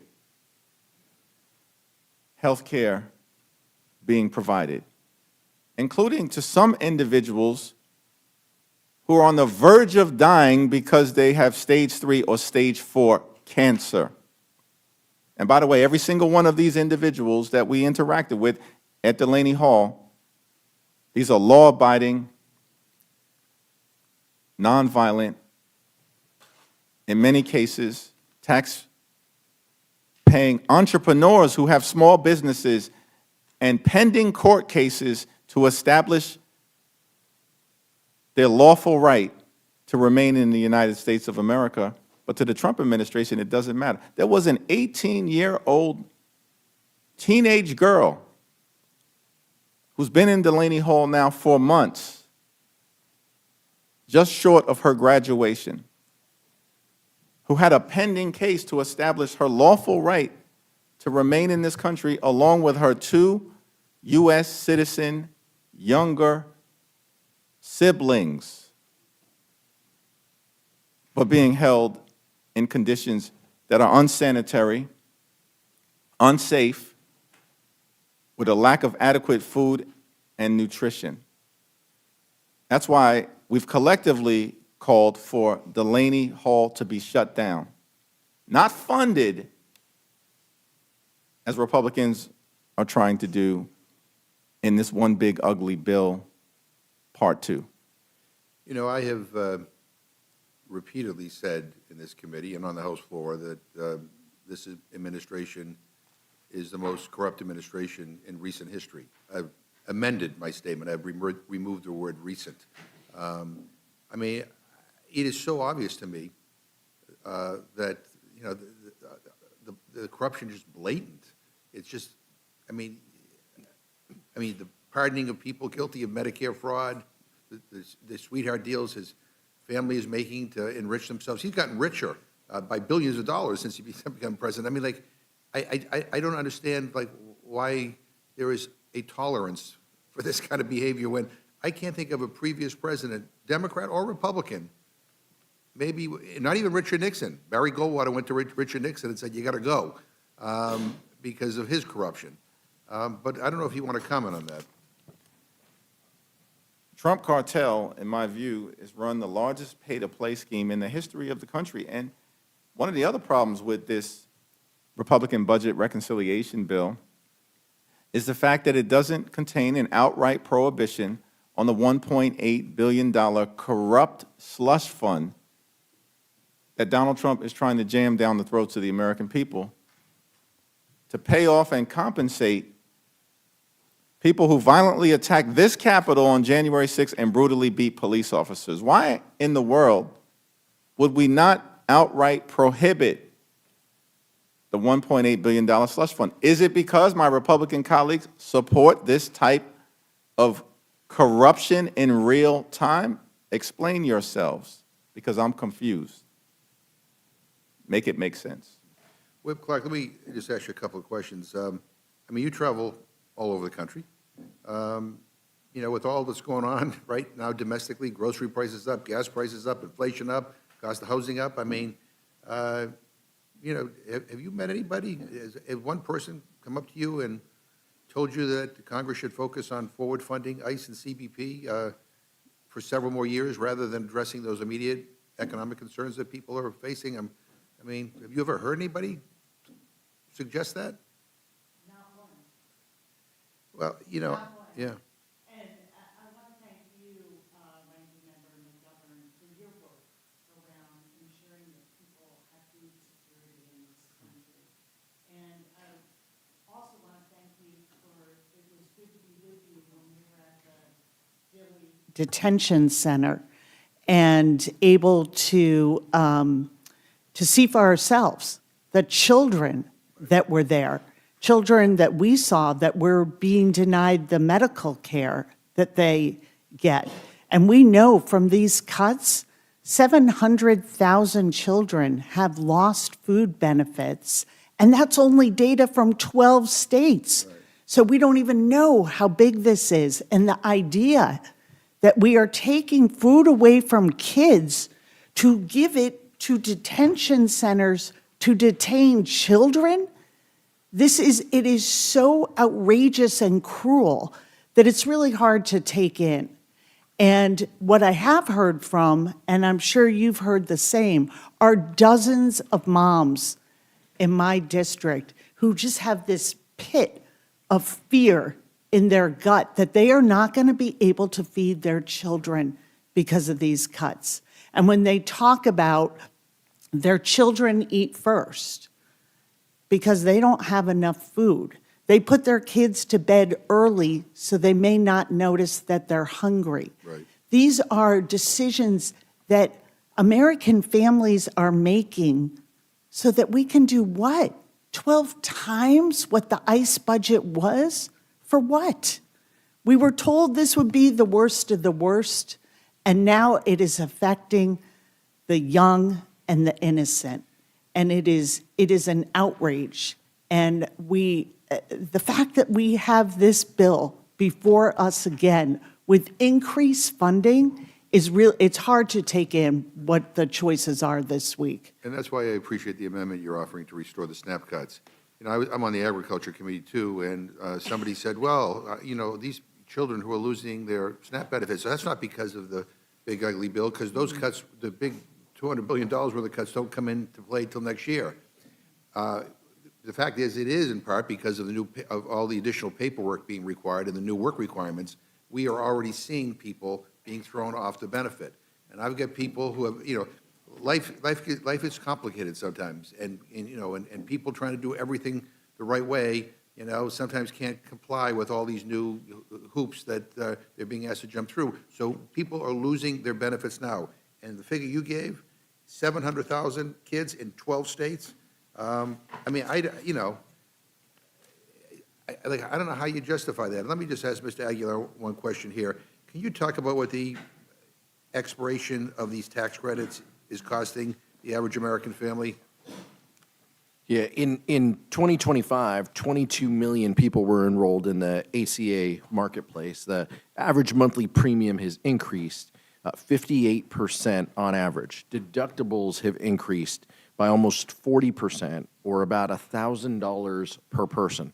That's exactly what we're talking about. In my state alone, in California, 1 in 5 marketplace enrollees did not renew their plan for 2026. Already in the first 6 months of this year, we've seen 1 million Americans lose coverage for lack of enrollment. If this trend continues, what we're going to have is a sicker country forced to pay more to see a doctor. And that's in my district as well as in yours. And I would argue, as many of our colleagues have said, the ACA marketplace enrollees, most individuals live in Republican districts. And 77% of marketplace enrollees live in states won by President Trump. Those are the individuals who have the most to lose by lapsing coverage. Well, let me just close with this. I remain astounded by how messed up and out of touch the priorities are of this president and this Republican Congress. It takes my breath away. It's so, over the top, cruel, that I just can't believe that they're sticking to it. Because last week, again, we took $200 million from WIC. And the very next week, these guys are giving billions to ICE and CBP. You're almost doubling what they already got in the big ugly bill. And, we hear about waste, fraud, and abuse, but never at the Pentagon, an agency on track for $1.5 trillion in terms of their budget. Never any concern about waste, fraud, and abuse at the White House, where the president wants to waste taxpayer money on his ballroom and his slush fund, and for January 6th convicted felons and cop killers. It's like you can't make this stuff up. It's so over the top outrageous. The president just doubled down on his slush fund over the weekend.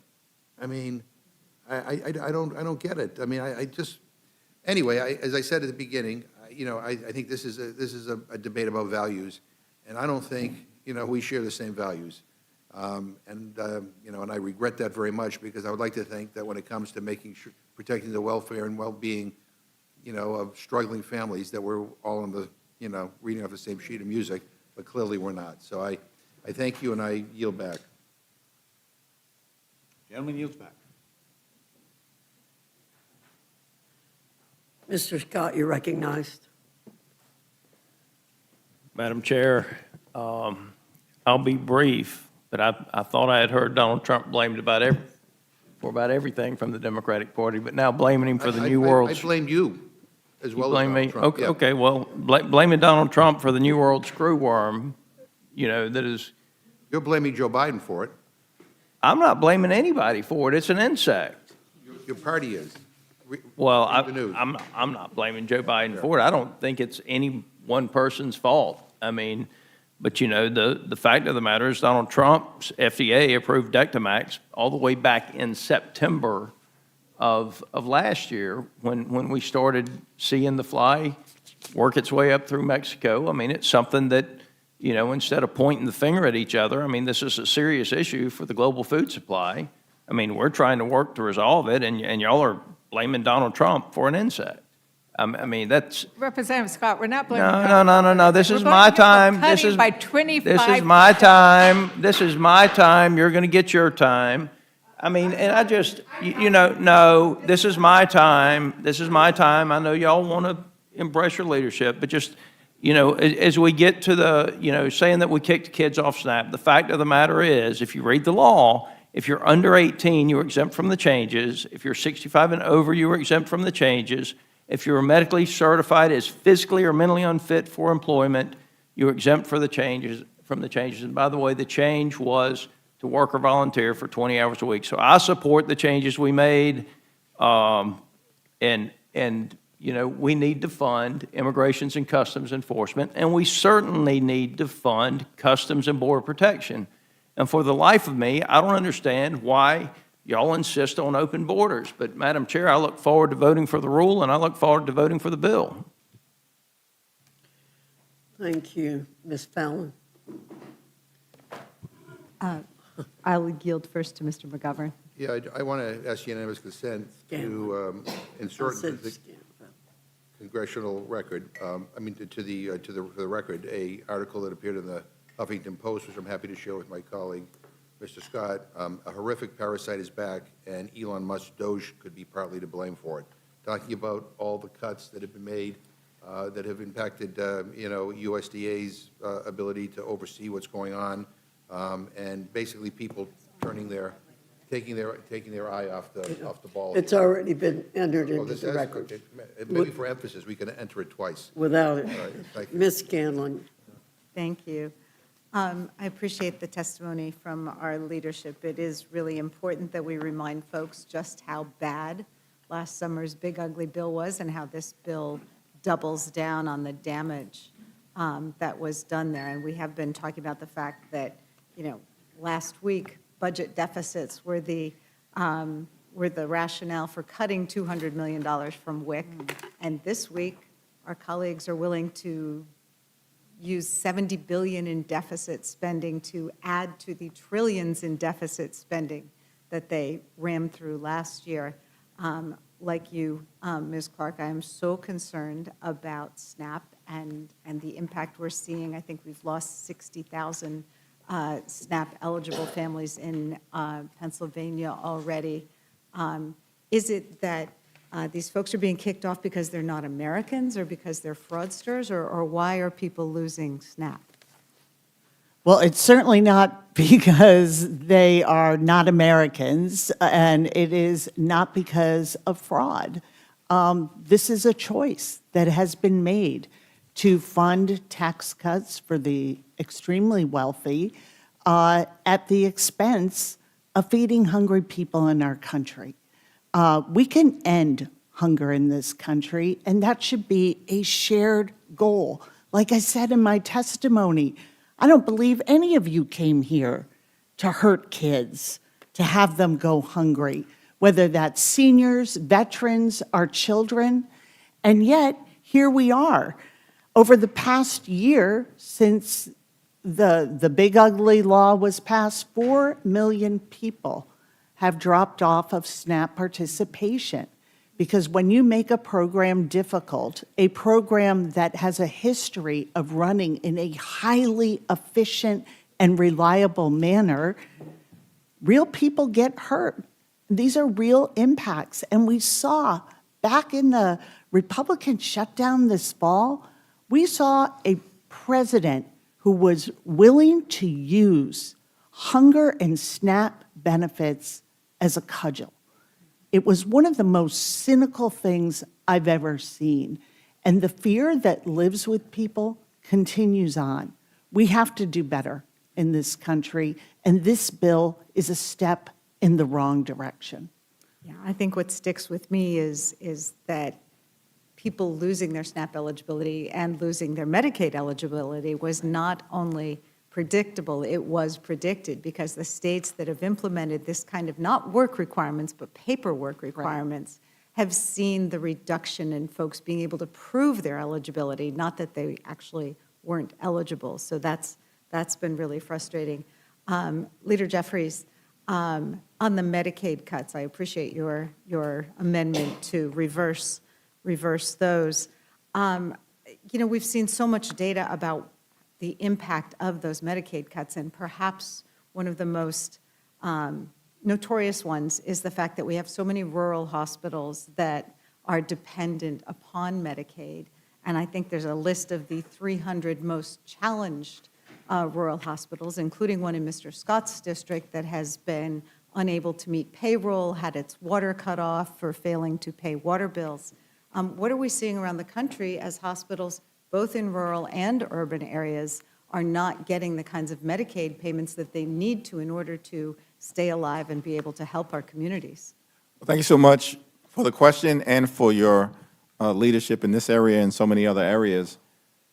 Rural hospitals throughout America, in many instances, were already on life support.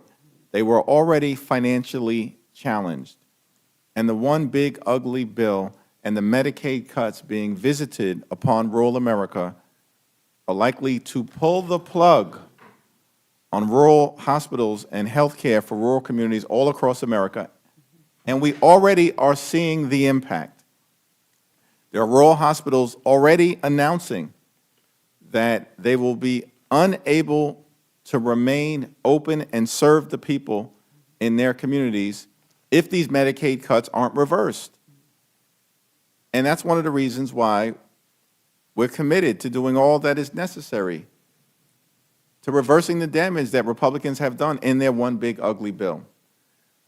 To rural America, to urban America, to the heartland of America, to small town America, and to black and brown communities all across America. Republicans in their one big ugly bill were equal opportunity offenders. Everyone's getting hurt. But it certainly is the case that a disproportionate amount of harm is going to be inflicted on rural hospitals throughout this country. Thank you. Mr. Aguilar, I know your amendment speaks to the failure to extend the ACA tax credits. We've seen that impact in my district as well. I mean, we've been following along with our Affordable Care Act insurance. In Pennsylvania, it's called Penny. And we've met with them several times, and they warned us that fewer people were signing up. But then they said, we're not going to see the real impact until March, April, May, which is where we are now, June, where people signed up hoping that things would get better, hoping that Republicans would follow through and actually pass an extension of the tax credits. And when that hasn't happened, their coverage is being dropped. Can you speak at all to what you're seeing nationally? Yeah, and what we're seeing, over 1 million people have lapsed that coverage already, and that could just be the start. To your broader point, people are signing up and they're being optimistic and they're looking at hopefully this place working and receiving the opportunity to have those lower premiums. And now what they're going to see is those skyrocketing costs continue to grow with the Senate just turning their back on a bipartisan deal, or they've got different working groups, or so they say, but they haven't done anything about it. And to the credit of this body, not the Republican majority though, Republicans joined us in a successful discharge in January because everybody here knows the costs are continuing to rise for our constituents. And this is one opportunity for us to try to meet that. And so it's just unfortunate. And as I said, this is hitting rural communities, just as you mentioned earlier, even harder. And this is 77% of folks impacted live in Trump states. I mean, this is affecting every corner of this country. Costs are rising. People aren't going to sign up, or they're going to get less care in the future. And they're going to continue to crowd emergency rooms. And in rural communities, that could be, a death sentence in and of itself. It's certainly been an issue in my district, which is not a rural community, but so many of our frontline hospitals are dependent on Medicaid, and they're really feeling that challenge, as are our federally qualified health centers. It's a real challenge. I just wish our colleagues' passion for limited government would extend to not spending deficit dollars on a massive deportation industrial complex, which is what we're seeing instead. Thank you for your testimony. I yield back. Thank you. Mr. Jack, do you have any questions? Okay. Mr. Neguse? Thank you. Thank you, Madam Chair. My first question was going to be to the leader, the Democratic leader, about how many points he thinks the Knicks will win by tonight, but I don't want to put him on the record, so he's not required to answer that question. I will say to Mr. Unless you'd like to. No, well, listen, I appreciate you raising that. I actually was going to inquire of the distinguished chair of the Rules Committee, who she knows I have great respect for her. We may disagree on a whole host of issues, but certainly have always had great respect for her. Given her New York City roots, will you be rooting, Madam Chair, for the Knicks tonight? Oh, well, I'm not going to participate in this kind of a struggle here. I'm going to let those of you who are more involved with it take the lead for it, Mr. Leader. I appreciate that diplomatic answer. Very, very nuanced answer. I was going to say to Mr. Scott's point, I know there's some reporting that President Trump may attend the game tonight, so if they lose, I think we'll know who to blame. But in any event, that's certainly how I feel about it. Chairman Aguilar, on a more serious note, you served with distinction on the January 6th Select Committee, and I take it that experience, I imagine, was a profound one because you were exposed to a review, perhaps more fulsome than most members of this body, on the records of the individuals who were convicted in connection to crimes associated with January 6th. A lot of these people were stone-cold criminals. Is that a fair characterization? Without a doubt. These are people convicted of serious crimes, seditious conspiracy, assaulting police officers. Even before January 6th, many of them had been convicted of things, domestic assault, battery. These were some violent individuals who came in the Capitol that day. Before they agreed, many of them pled to charges related to January 6th themselves.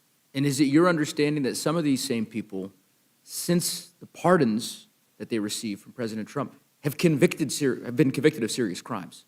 Many, and including new reporting indicating far more than we thought previously, have gone on to reoffend. And some of those charges, by the way, battery, assault, crimes against children, and the list goes on and on. These are individuals who Donald Trump pardoned. Many of them also, one of them, one story that has been publicized, the individual thought he was going to get a payout from the weaponization fund and went to the person that they committed crimes against and offered them a portion of a payout, not to testify.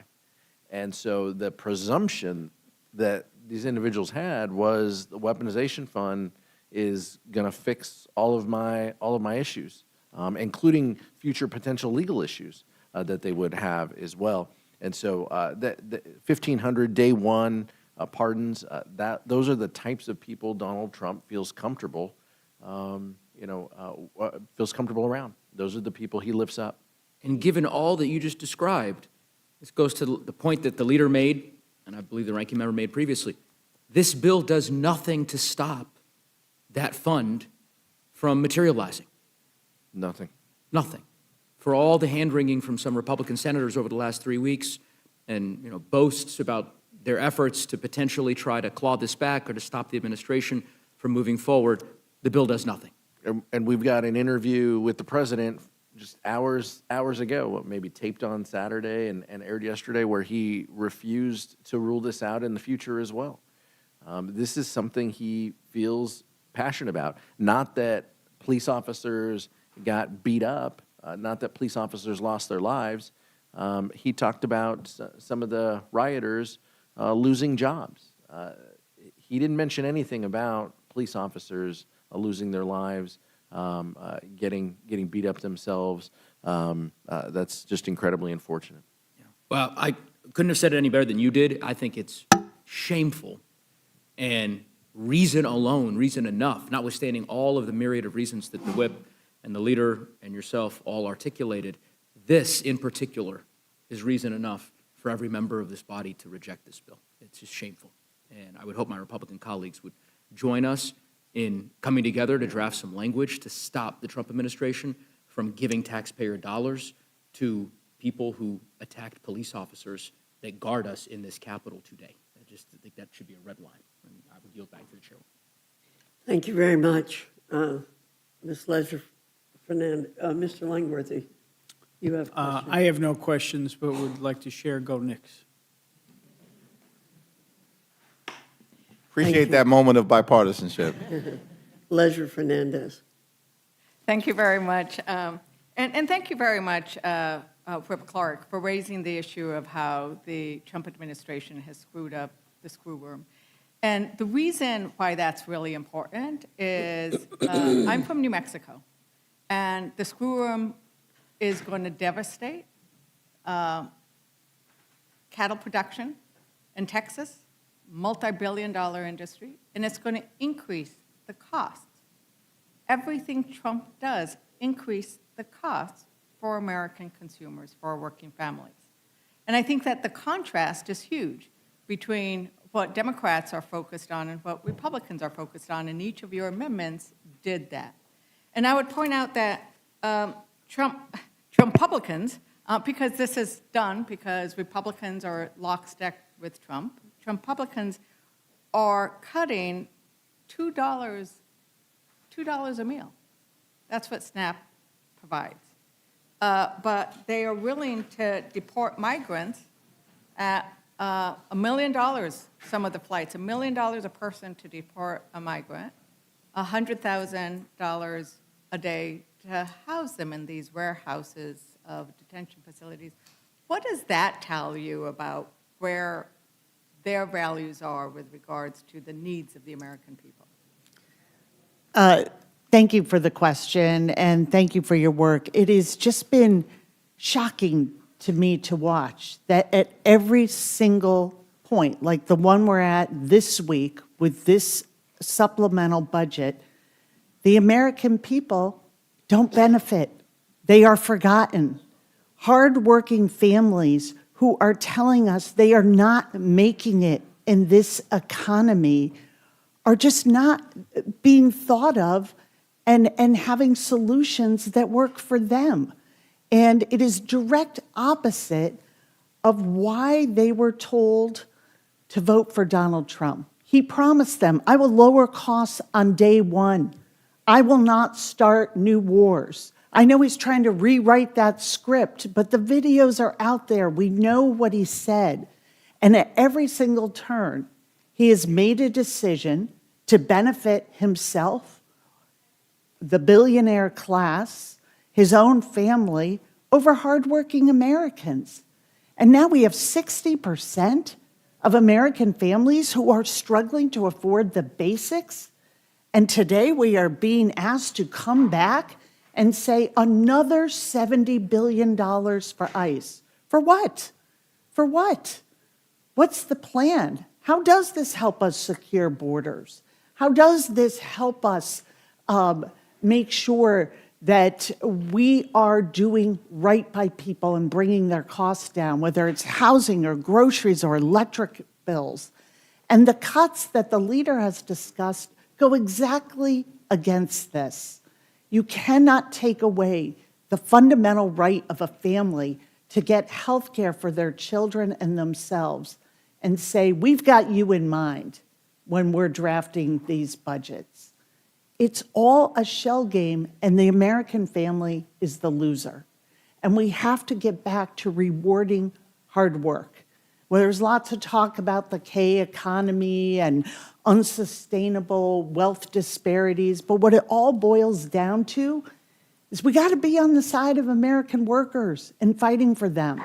We got to be on the side of people who are working really hard and not feeling like they can keep their head above water. And this bill is such a cynical betrayal of everything that we supposedly are trying to do. And when you have a bill that invests again in this deportation machine without a plan, without a strategy, how does this build security? Security for American families? We want national security for them. That is a shared value. But security really starts by knowing you're going to be able to feed your kids and take them to the doctor if they need to go, and make sure they have a good school that they can go to, and that you can find and afford childcare if you need it. These are the basics. And Democrats have solutions. Why aren't we seeing these on the floor? And this cruelty that exists in going forward, in continuing to fund ICE at the expense of all that the American people are telling us they need. It is hard to understand, and it's impossible to justify. Thank you. And Chairman Aguilar, both your amendment and the leader's amendment really goes to the need to prioritize healthcare, to make sure that people can go to a doctor, can get the help, can get the preventive care, can be treated for cancer, that women can get the care they need. And I was on the House floor when Representative Valadao, you raised the issues in California. I was on the House floor when Representative Valadao said, oh, I'm going to move forward on voting for this bill because his leadership, the speakers have told me, oh, we're going to take care to make sure that people who are in Medi-Cal, right? It's on Medi-Cal, won't be hurt. That, Affordable Care Act won't be hurt. And I was so aghast when I heard that because I know that in California, and especially in Representative Valadao's district, as an example, and in others that you pointed out, these programs are essential. I don't know if you can speak to what it's like right now and how people are feeling that when somebody is supposed to be fighting for you and they do the exact opposite of what you need with regards to Medicare, Medi-Cal and medical funding. I appreciate the question. That district, California 22, the highest utilization of Medi-Cal in the state of California.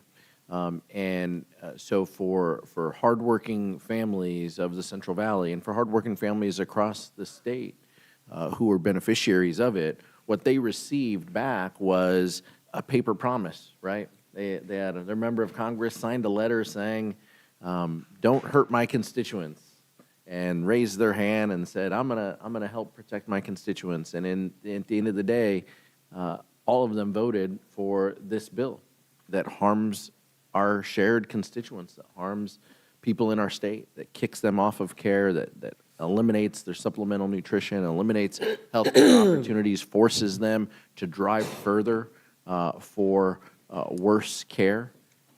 Will add more people to emergency rooms in that part of the state of California. Sometimes, it can take you an hour and a half, 2 hours, 3 hours to drive to a doctor to provide care. That's not the way our country should function. And we're giving the Republican majority an opportunity here to fix that, to fix that wrong that was passed legislatively. And we'll see what happens. But it's just incredibly unfortunate, the position that we're in. And Leader Jeffries, thank you for bringing forward the amendments that focus on healthcare and having the discussions about where are your priorities, and actually taking a look at the corruption. The rail-off. I love how you alliterate. Because it's true, right? Their priorities are the rail-off and the rail-connected. And we had a discussion earlier tonight about the amount of campaign contributions that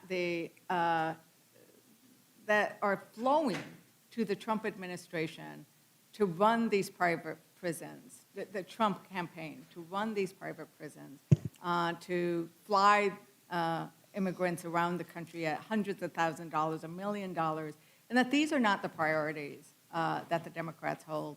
And so, I'll end with the last question to you of why should we adopt these amendments and how they highlight the difference of putting American families at front and center of what we care about, working families versus the corrupt class, right? Because this is corruption at its core in terms of you're giving us money and we are turning around and giving you contracts. It's an extraordinary level of corruption, and thank you, Teresa, Congresswoman Leger Fernandez, for your continued leadership on all of these issues, particularly as it relates, of course, to health care and nutritional assistance, and at the same time pushing back against corruption, which we're seeing at an extraordinary level in real time. As House Democrats, our view is that America's too expensive. There are far too many people in this country, working class folks, middle class folks, hardworking American taxpayers, people who aspire to be part of the middle class, people who are working hard and they're playing by the rules, but they're struggling to live paycheck to paycheck, can't thrive and can barely survive. And life hasn't gotten more affordable for the American people under the Trump administration. Life has gotten more expensive. And the one big ugly bill has made things worse. The Trump tariffs has made things worse. Ripping away health care from the American people have made things worse. The reckless and costly war of choice that has skyrocketed gas prices in this country has made things worse. We believe, as Democrats, that taxpayer dollars should be used to make life more affordable. But what this Republican budget reconciliation bill represents is a $70 billion blank check to fund Donald Trump's violent mass deportation machine in ways that are inconsistent with the type of immigration enforcement that we should have in this country, which should be fair, just, and humane. We support strong, safe, and secure borders. We also support getting ICE under control so that they actually are conducting themselves like every police officer, cop, and law enforcement agency in the country. Thank you very much, because all we're asking for is that they follow the same rules, the same Constitution as every other law enforcement. Thank you very much for your proposed amendments. I wish we could vote for them on the floor, because I think each one of them would pass. And with that, Madam Chair, I yield back. Thank you. Is there anyone else seeking to testify on today's agenda? Seeing none, this closes the hearing portion of our meeting. Thank you all very much.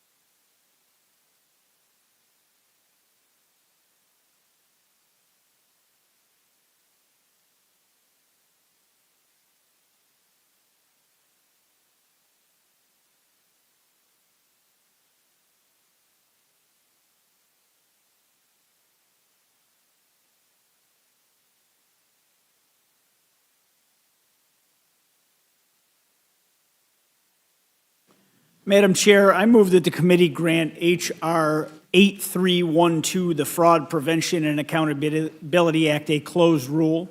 The rule waives all points of order against consideration of the bill. The rule provides that the amendment in the nature of a substitute recommended by the Committee on Oversight and Government Reform, now printed in the bill, shall be considered as adopted, and the bill as amended shall be considered as read.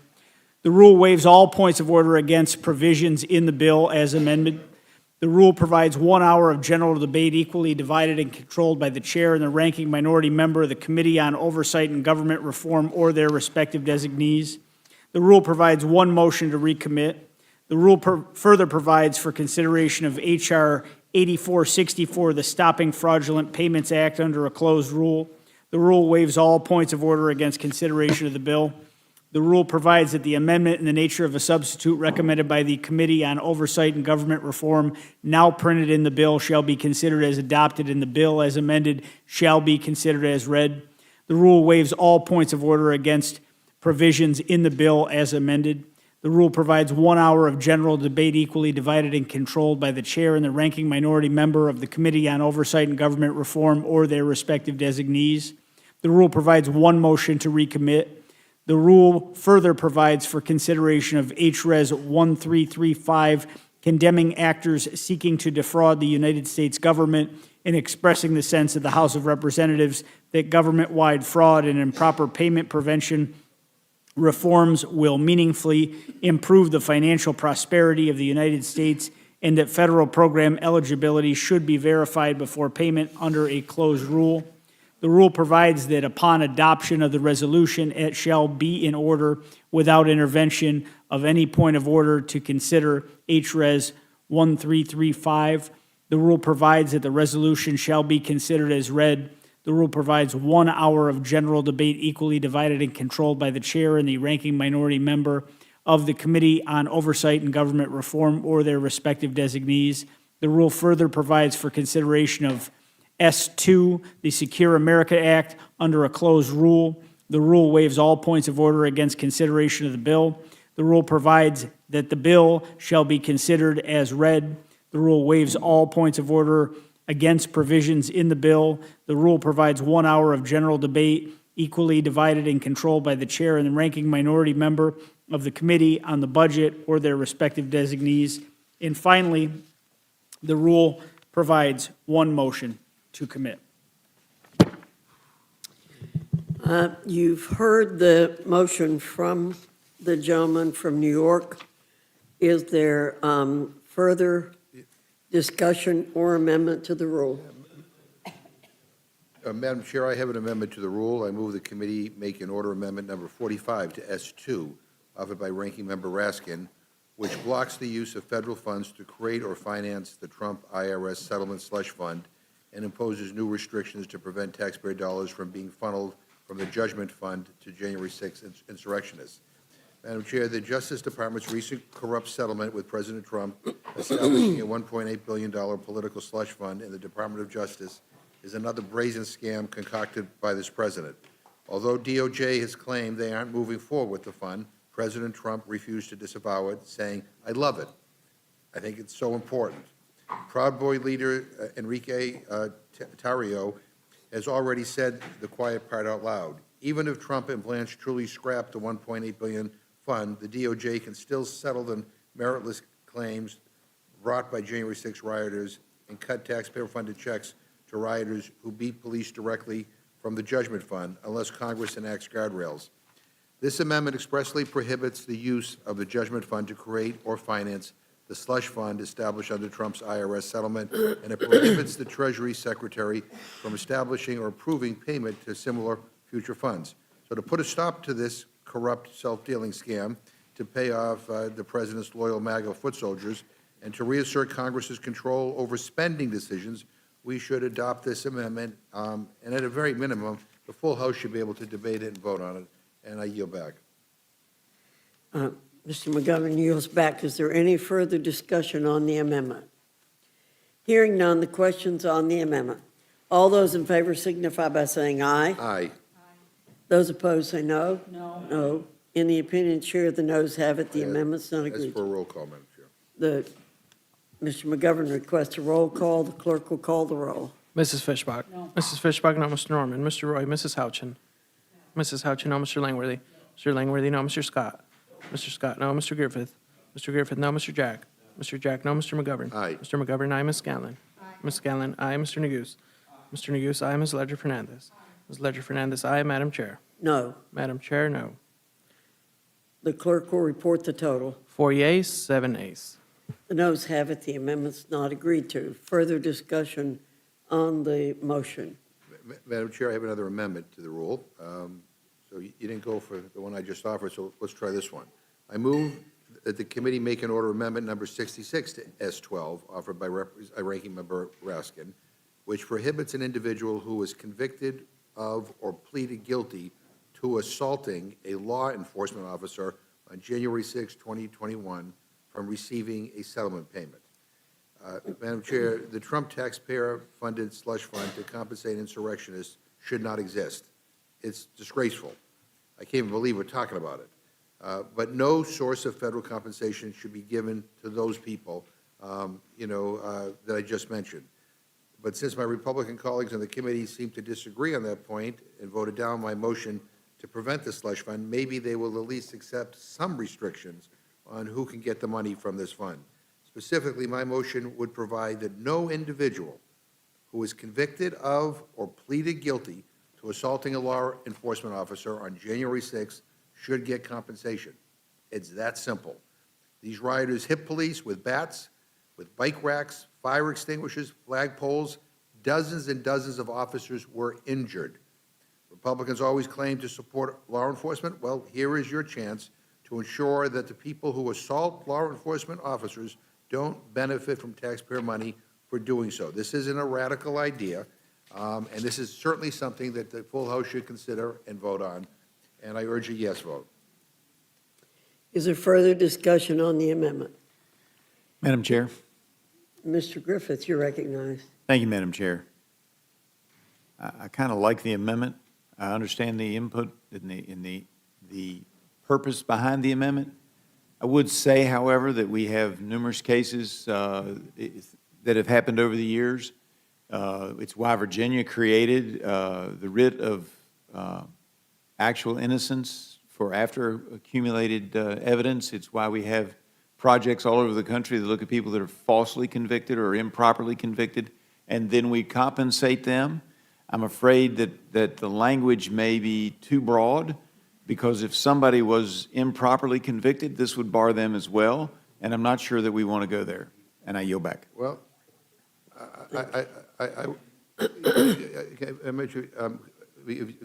Is there further discussion? You need 1 second? Yeah, I'd like to be heard on the amendment. Pardon? I'd like to be heard on the amendment. No, I'm recognized. Thank you, Madam Chair. I didn't want to proceed without Well, the appropriate recognition. I would just say, what was the name of the writ that you just described, Mr. McGriffith? If the gentleman will yield? Yes. In Virginia, we call it the writ of actual innocence. And my understanding of the writ of actual innocence is that the Virginia Supreme Court is the ultimate arbiter of that kind of petition, correct? That would be correct under Virginia law, but Yes. but under this, we would be prohibiting them from receiving any compensation, and that's what I'm concerned From about. this Further, fund. I'll further, reclaim my there are time. Mr. McGriffith, just to be very clear, and Mr. McGovern can clarify this if this isn't the case, this would bar someone who was convicted of assaulting a police officer on January 6th from recovering money from this particular fund. If someone who was convicted of a federal crime wishes to pursue some recourse under existing federal law in which a district court judge would opine as to that person's innocence, that is a completely different matter. Am I? You're Mr. correct. McGovern, is that You're correct. not the case? Yeah, so there's no corollary to the Virginia state example that you offered. There's a similar example in Colorado that I could provide. I'm unaware of any kind of fund like this in which the judicial branch, the Article 3 branch of our government, plays no role whatsoever. Basically, it's just Todd Blanche and Donald Trump deciding what money they'll hand out to these people who were convicted of terrible crimes. It's insane. I don't understand how this is even like up for debate, but. Let me point something out to the I'll yield to members. the chairwoman. Let me point out something to the members. If we make any amendment to this bill, it will have to go back to the Senate.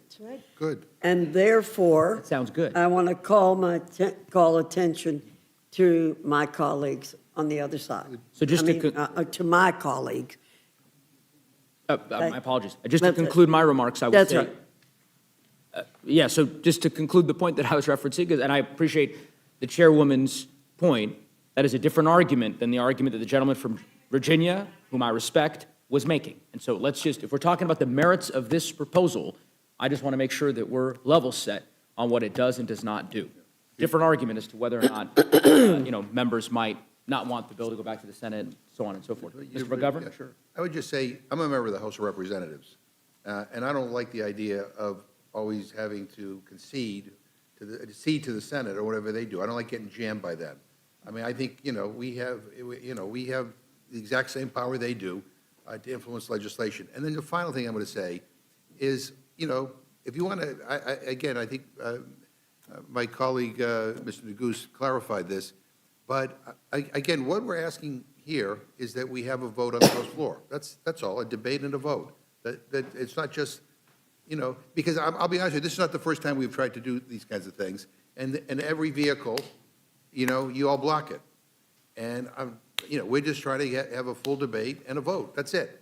And so, I thank the gentleman for yielding, and I hope you vote yes. I think the ranking member, and I would simply say, I recall an example not that long ago, perhaps less than a year ago, in which the chairwoman, to her credit, if I'm recalling this correctly, intervened because of a very pernicious provision that the Senate had attempted to include in a so-called must-pass bill to create a slush fund for senators to be able to access a payout for supposed violations of their civil liberties. You all might recall that. And the chairwoman, I know, intervened, and I suspect got a lot of perhaps very intense blowback or comments from her colleagues in the Senate or maybe in the House. But nonetheless, it was important for the House to express its will. And I feel the same way in this instance. I think it's just important for the House to express its will that the people who attacked the police officers on January 6th are not going to get a payout. Simple, full stop. I yield back to the chairwoman. Is there further discussion on the amendment? Madam Chair. Mr. Scott. I would like to yield to Mr. Griffith. Thank you, Mr. Scott. I would just say I understand, and I think this is an area for debate. Mr. Neguse raises some good points about the Virginia writ of actual innocence. You have innocence projects all across the country that find out that people were wrongfully accused and convicted, and there's court payouts, and I think that there should be some mechanism to recognize that as well. I understand the intent. I'm not sure we get there with this amendment, but I would also say that some of the concerns raised on both sides call for us at some other time in a bill to address the sue and settle process in this country, because it really should be something that is opposed to one party suing. If they have a friendly DOJ for their viewpoint, they get a big pile of money, and then that organization gets to spend that money. I think that we need to look at this across the board, and I look forward to working with my colleagues on the other side of the aisle to coming up with a solution that works for all of the American people in all of these situations. I don't want to see anybody who's assaulted police officers getting money. At the same time, I'm not sure that there is even a fund that currently exists for us to be saying no money out of this fund, because I don't know that fund currently exists because they backed off some. And I'm not 100% sure of where we stand on that. Some people in the administration say they've backed off, others say maybe not, or there's some intent. But right now, we don't have a finished product in front of us for us to be suddenly laying down something that could be precedent in some other situation and deny people who might actually be entitled. Not trying to defend anybody who's assaulted police officers, just saying this is not as clear-cut as the amendment might wish to have it be. And with that, I yield back to the gentleman from Georgia. Thank you, Madam Chair. And if the fund is set up, then I think that at that time, that would be an appropriate time for us to discuss this amendment. And I think that there would be a lot of, or legislation, I think that there would be. Madam But Chair. the fund is not set up, and I do not expect it to be set up. And with that, I yield the remainder of my time. Thank you. Ms. Madam Ledger Chair. Fernandez. Madam Chair, I think that the time is now so that a fund does not get set up. This is the question before this committee, and I think that clearly the direction has gone from Republican leadership to the House rules is do not allow any kind of amendment, even if it would prevent, because this is a very narrow provision. Only if you've been convicted of assaulting law enforcement, not for breaching the Capitol grounds, not for any of the other things, but actual assault of our law enforcement. Now is the time to do it. And I would join you, Representative Neguse, and thanking the chairwoman for taking action, because now we don't have that $500,000 and up slush fund for senators, because the House took action on a bill. And we can do the same here. You will be walking by some of those law enforcement officers who were beaten, because some of them still work for Capitol Police. And I think that I'd urge you to think about each one of them as you walk by and walk into the Capitol and walk around. Know we are being protected by officers who were beaten and assaulted.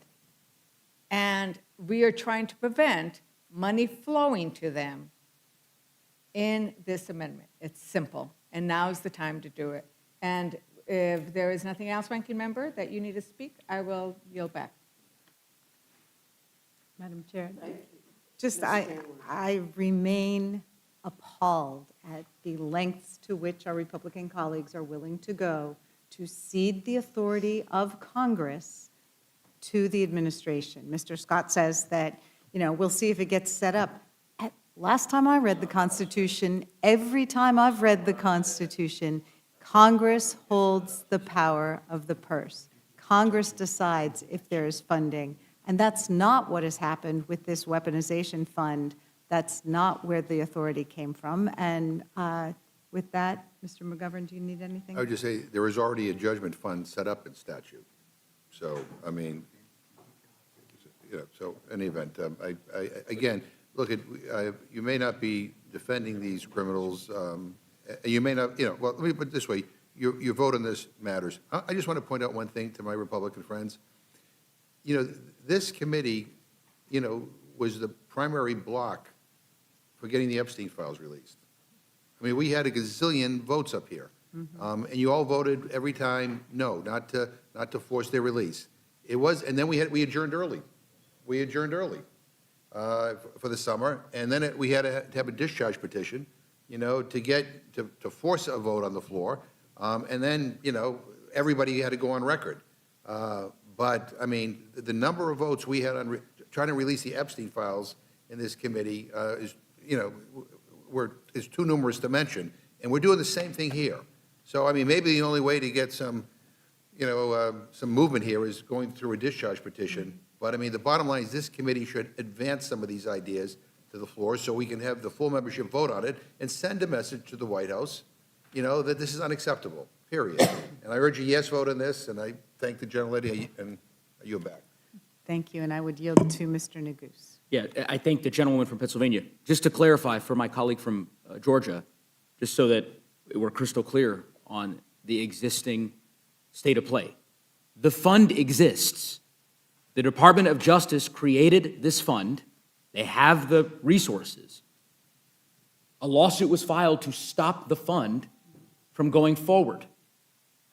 A judge enjoined the Department of Justice from moving forward. The Trump administration then put in a filing that they do not intend to pursue the fund at this time, which they could reverse anytime they'd like.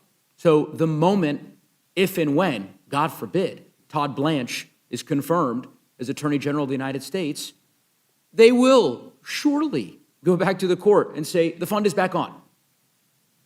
That's why Donald Trump was defending the fund yesterday on Meet the Press, like 20 hours ago. So I don't really understand. Again, maybe there are folks who want to defend the merits of the fund, but the notion that we should wait until the fund is created, it's created. And we've seen this movie before. The movie will end with these people who attacked cops getting checks, and then us having this debate in the Rules Committee 3 months from now, when it's too late, about we should step forward, but of course at this point it's difficult to unwind and all the rest. There's a reason that there were a handful of Republican senators that voted in the Senate last week, not enough, but a few, who voted to ban the fund from moving forward.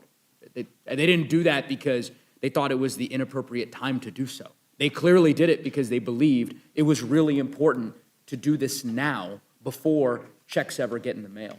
And I would implore my colleagues to join us in supporting this amendment. I think it's important. And I would just say, you can't defend this fund. It is defending the indefensible, and I'd suggest that's why our colleagues won't allow the amendment, because they don't want to go on record as supporting the president's slush fund. So with that, I would yield back.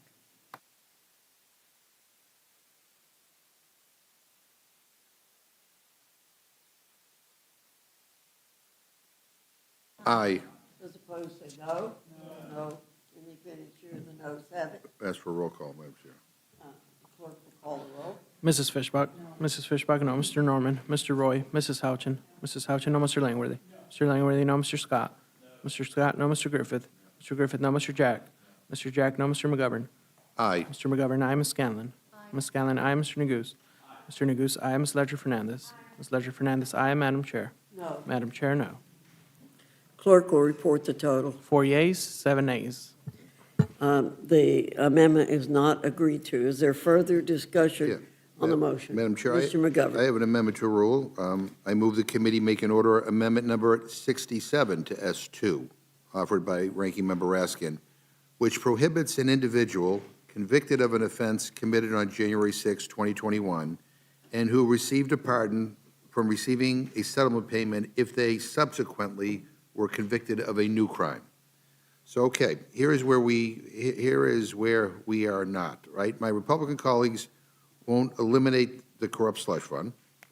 They won't prevent those convicted of assaulting police officers from receiving money from the slush fund. So maybe, just maybe, they will vote to prevent the worst of these people from receiving taxpayer dollars. Those who were convicted or plead guilty for assaulting cops were then pardoned by President Trump and then subsequently went on to commit more crimes. Several recipients of presidential clemency were arrested in connection with conduct that occurred at least in part subsequent to Trump's freeing them from prison, meaning that Trump's clemency order on the first day of his second term may have actively facilitated criminal conduct. These include crimes such as child molestation, grand larceny and burglary, and threatening a person with a gun. Should these people be eligible for this corrupt slush fund compensation? Of course not. So can we at least agree on that? You beat cops, Trump disgracefully pardoned you, then you went on to commit another crime. Surely you should not be eligible for taxpayer money from the insurrectionist slush fund. So I urge a common sense yes vote on this amendment, and I yield back. Is there further discussion on the amendment? Hearing none, the question is on the amendment. All those in favor signify by saying aye. Aye. Those opposed say no. No. In the opinion of the chair, the noes have it. The amendment is not agreed As for to. roll call, Madam Chair. Clerk will call the roll. Mrs. Fishbach? No. Mrs. Fishbach, no. Mr. Norman? Mr. Roy? Mrs. Houchin? Mrs. Houchin, no. Mr. Langworthy? Mr. Langworthy, no. Mr. Scott? Mr. Scott, no. Mr. Griffith? Mr. Griffith, no. Mr. Jack? Mr. Jack, no. Mr. McGovern? Aye. Mr. McGovern, aye. Ms. Scanlon? Ms. Scanlon, aye. Mr. Neguse? Mr. Neguse, aye. Ms. Ledger Fernandez? Ms. Ledger Fernandez, aye. Madam Chair? No. Madam Chair, no. Clerk will report the total. 4 yeas, 7 nays. And the noes have it. The amendment is not agreed to. Further discussion or amendment? I have an amendment to the rule. I move the committee make an order amendment number 46 to S2 offered by Ranking Member Raskin, which nullifies the unprecedented super pardon bestowed by the DOJ upon the Trump family and all of their businesses, forever protecting them from any investigation, any audit, or any prosecution by any agency of the federal government for any violation of the federal law. This amendment would do what we all know is right, and that is declare that President Trump's super pardon for himself and his family contained in his self-dealing legal settlement with the Department of Justice null and void. This amendment would specifically prohibit a sitting president and the federal government from entering a settlement to recover money damages and require independent judicial review of the circumstances of a settlement agreement between the president and the federal government. Are we really going to act like this is like normal and this is like okay? The president sued his own administration, settled with his own administration, and as a part of that settlement said he could not be investigated for any crimes up to this date. This is like a banana republic nonsense. It's a level of self-dealing and corruption perhaps we've never seen before. It should be stopped, and we should have the power to do so. And I urge a yes vote, and I yield back. Any further discussion on the amendment? Hearing none, the question is on the amendment. All those in favor signify by saying aye. Aye. Those opposed say no. No. In the opinion of the chair, the noes have it. The amendment is not agreed to. Ask for a roll call vote, Madam Chair. Clerk will call the roll. Mrs. Fishbach? No. Mrs. Fishbach, no. Mr. Norman? Mr. Roy? Mrs. Houchin? Mrs. Houchin, no. Mr. Langworthy? Mr. Langworthy, no. Mr. Scott? Mr. Scott, no. Mr. Griffith? Mr. Griffith, no. Mr. Jack? Mr. Jack, no. Mr. McGovern? Aye. Mr. McGovern, aye. Ms. Scanlon? Ms. Scanlon, aye. Mr. Neguse? Mr. Neguse, aye. Ms. Ledger Fernandez? Ms. Ledger Fernandez, aye. Madam Chair? No. Madam Chair, no. Clerk will report the total. 4 yeas, 7 nays. The noes have it. The amendment's not agreed to. Mr. McGovern. Madam Chair, I have an amendment to the rule. I move the committee make an order amendment number 103 to S2 offered by Democratic Leader Jeffries, which repurposes $70 billion to ICE and CBP to restore the $1 trillion House Republicans cut from Medicaid and the ACA. Madam Chair, last July, Republicans made the largest cut to health care in American history to fund tax breaks for billionaires.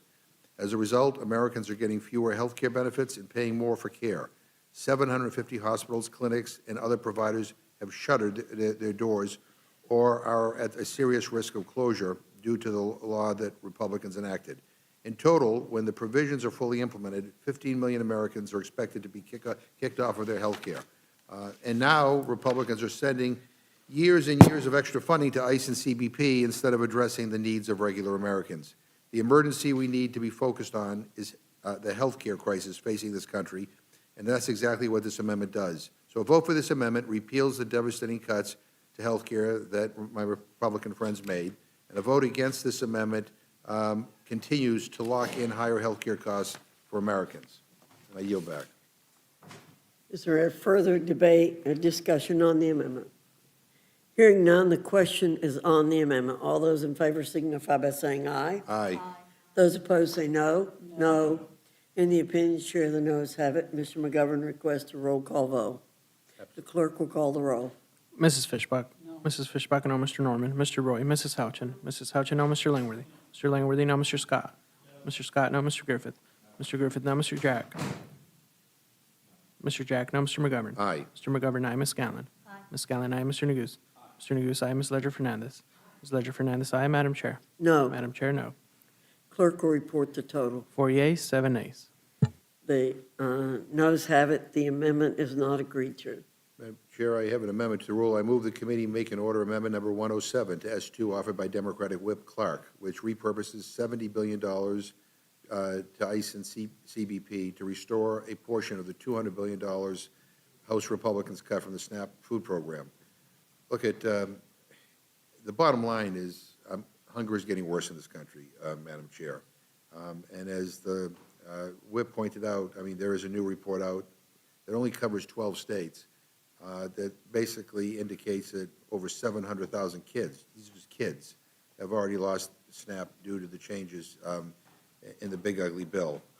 And now we're giving tens of billions of dollars more to ICE. I mean, again, a vote for this amendment is to vote to restore SNAP benefits for veterans, kids, and seniors. And a vote against this amendment is going to contribute to the increase of hunger in America, and we can do something about it, and I urge a yes vote. Is there further discussion on the amendment? Hearing none, the question's on the amendment. All those in favor signify by saying aye. Aye. All those opposed say no. No. In the opinion of the chair, the noes have it. The amendment's not agreed to. As for a roll call, Madam The clerk will call the roll. Mrs. Fishbach? No. Mrs. Fishbach, no. Mr. Norman? Mr. Roy? Mrs. Houchin? Mrs. Houchin, no. Mr. Langworthy? Mr. Langworthy, no. Mr. Scott? Mr. Scott, no. Mr. Griffith? Mr. Griffith, no. Mr. Jack? Mr. Jack, no. Mr. McGovern? Aye. Mr. McGovern, aye. Ms. Scanlon? Ms. Scanlon, aye. Mr. Neguse? Mr. Neguse, aye. Ms. Ledger Fernandez? Ms. Ledger Fernandez, aye. Madam Chair? No. Madam Chair, no. The clerk will report the total. 4 yeas, 7 nays. The noes have it. The amendment's not agreed to. Madam- Mr. McGovern. Mayor, I have an amendment to the rule. I move the committee make an order amendment number 158 to S2 offered by Democratic Caucus Chair Aguilar, which redirects funds from the bill to offset a 2-year extension of the Affordable Care Act enhanced premium tax credit. Again, Republicans have rushed to give tax breaks to the wealthiest people in this country and forward fund ICE and CBP for years and years while turning their backs on Americans who can't afford their skyrocketing health care costs. A vote for this amendment brings down health care costs for millions of Americans by restoring the ACA tax credit. And as Chair Aguilar pointed out, I mean, we forced a vote on this in a discharge petition, and we actually prevailed. So maybe we can put it in this bill and jam the Senate for a change and do something good for people. But a vote against this amendment will continue to allow health care costs to skyrocket. I urge a yes vote. Further discussion on the amendment. Hearing none, the question is on the amendment. All those in favor say aye. Aye. Those opposed say no. No. In the opinion of the chair, the noes have it. We ask for a roll. The clerk will call the roll. Mrs. Fishbach? No. Mrs. Fishbach, no. Mr. Norman? Mr. Roy? Mrs. Houchin? Mrs. Houchin, no. Mr. Langworthy? Mr. Langworthy, no. Mr. Scott? Mr. Scott, no. Mr. Griffith? Mr. Griffith, no. Mr. Jack? Mr. Jack, no. Mr. McGovern? Aye. Mr. McGovern, aye. Ms. Scanlon? Aye. Ms. Scanlon, aye. Mr. Neguse? Mr. Neguse, aye. Ms. Ledger Fernandez? Ms. Ledger Fernandez, aye. Madam Chair? No. Madam Chair, no. Clerk will report the total. 4 yeas, 7 nays. The noes have it. The amendment's not agreed to. Ms. Scanlon, you're recognized. Madam Chair, I have an amendment to the rule. I move the committee make an order Amendment 62 to Senate 2, offered by myself, which prohibits the use of funds to conduct a search of the home of a United States citizen unless such search is lawful under the Fourth Amendment to the Constitution. The reason we need this is that we have seen ICE conduct warrantless searches to arrest people in the homes of American citizens. There's video evidence of this happening in Minneapolis when an American citizen was dragged out of his home in Crocs and his underwear in the middle of winter when ICE agents raided his home without a warrant. And why is this important? It's important because about a year ago, the acting director of Immigration and Customs Enforcement, or ICE, instructed ICE officers that they were permitted to enter homes without a judicial authorization. But if you have to have judicial authorization, it's what the Fourth Amendment requires. The first thing the judge asks is, do you have the right house? Do you have the right person? Do you have probable cause? When they go without a judicial warrant, those questions don't get asked, and we've seen American citizens be abused in their homes in violation of the Fourth Amendment. So clearly we need this. We should not be allowing these billions of dollars to go out the door unchecked, and I urge a yes vote on my amendment. Is there further discussion on the amendment from Ms. Scanlon? Hearing none, the question's on the amendment. All those in favor signify by saying aye. Aye. All those opposed say no. No. In the opinion of the chair, the noes have it. Ms. Scanlon requests a roll call vote. The clerk will call the roll. Mrs. Fishbach? No. Mrs. Fishbach, no. Mr. Norman? Mr. Roy? Mrs. Houchin? Mrs. Houchin, no. Mr. Langworthy? Mr. Langworthy, no. Mr. Scott?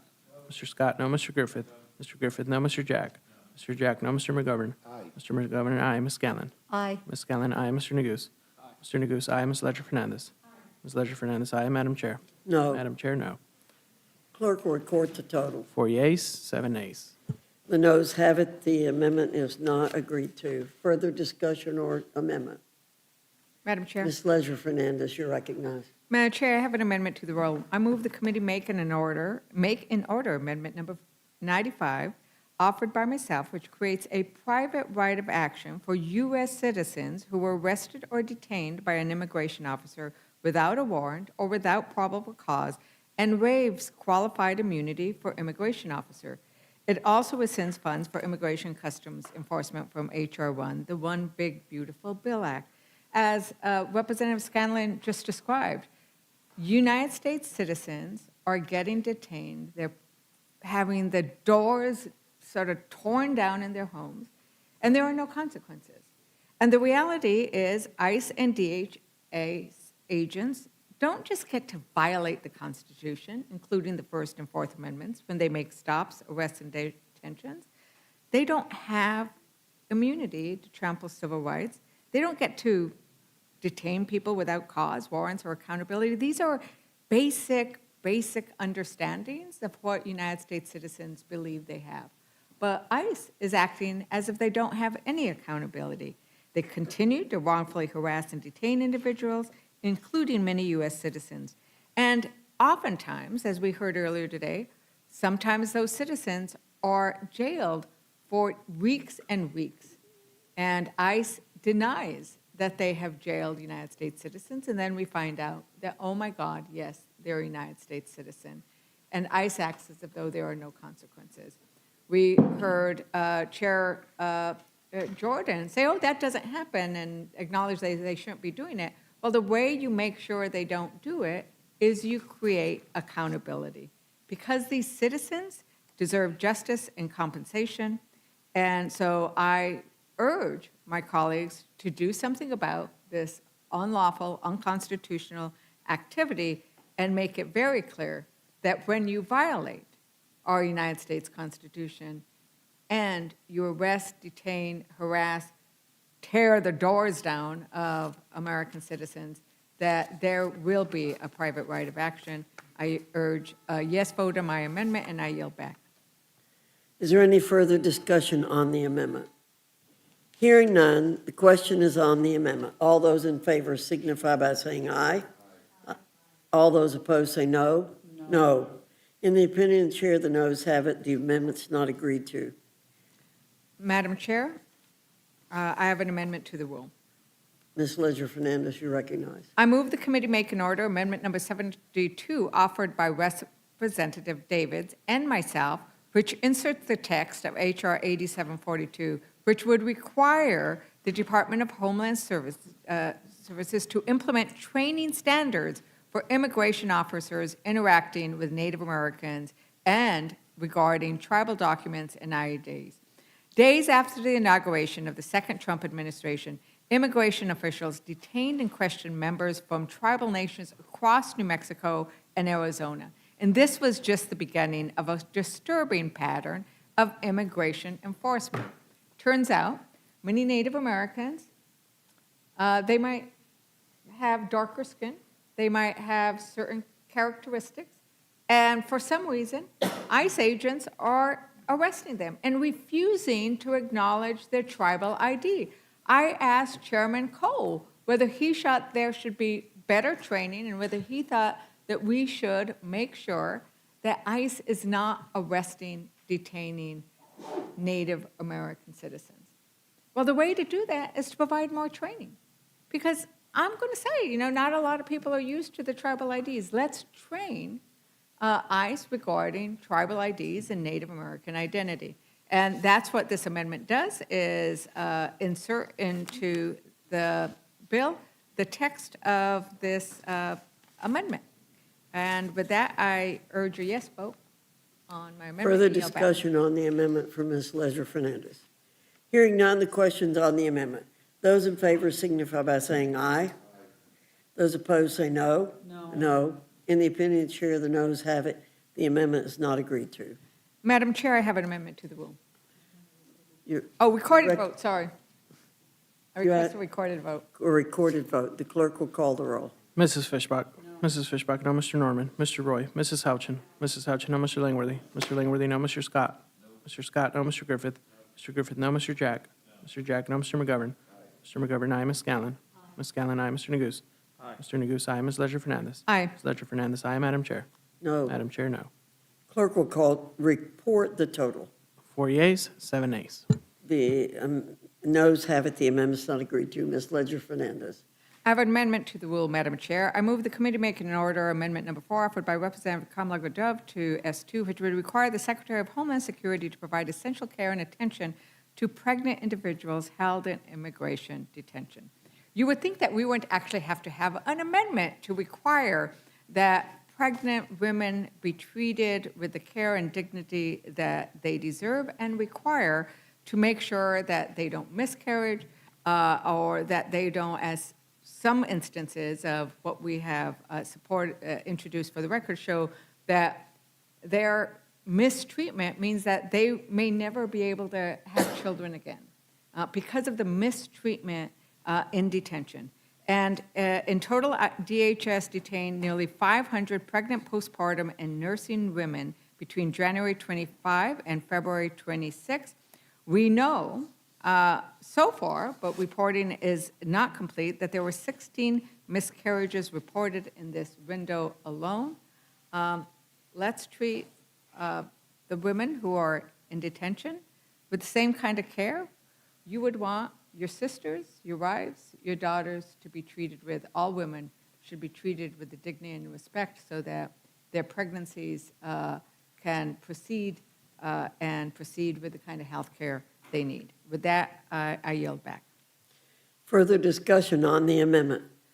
Hearing none, the questions on the amendment. All those in favor signify by saying aye. Those opposed say no. No.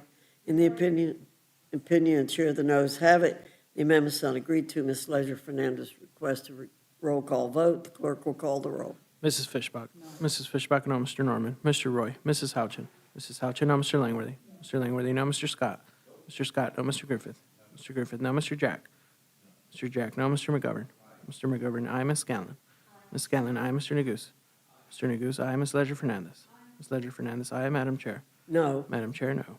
Clerk will report the total. 4 yeas, 7 nays. The amendment is not agreed to. Further discussion or amendment? Hearing none, the question is on the motion from the gentleman from New York. All those in favor, please say aye. Aye. Those opposed, say no. No. In the opinion of the chair, the ayes have it. Can we ask for a roll call vote, Madam Chair, please? You may ask for a roll call vote. A roll call has been requested. The clerk will call the roll. Mrs. Fishbach? Yes. Mrs. Fishbach, aye. Mr. Norman? Mr. Roy? Mrs. Houchin? Mrs. Houchin, aye. Mr. Langworthy? Mr. Langworthy, aye. Mr. Scott? Mr. Scott, aye. Mr. Griffith? Mr. Griffith, aye. Mr. Jack? Mr. Jack, aye. Mr. McGovern? No. Mr. McGovern, no. Ms. Scanlon? Ms. Scanlon, no. Mr. Neguse? Mr. Neguse, no. Ms. Ledger Fernandez? Ms. Ledger Fernandez, no. Madam Chair?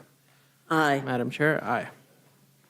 The clerk will report the total. Seven yeas, 4 nays. So the ayes have it. The motion to report is agreed to. Representative Langworthy will be managing the rule for the majority, And Representative Scanlon will be managing for the Democrats. and Representative Scanlon for the Democrats. Without objection, the committee is adjourned.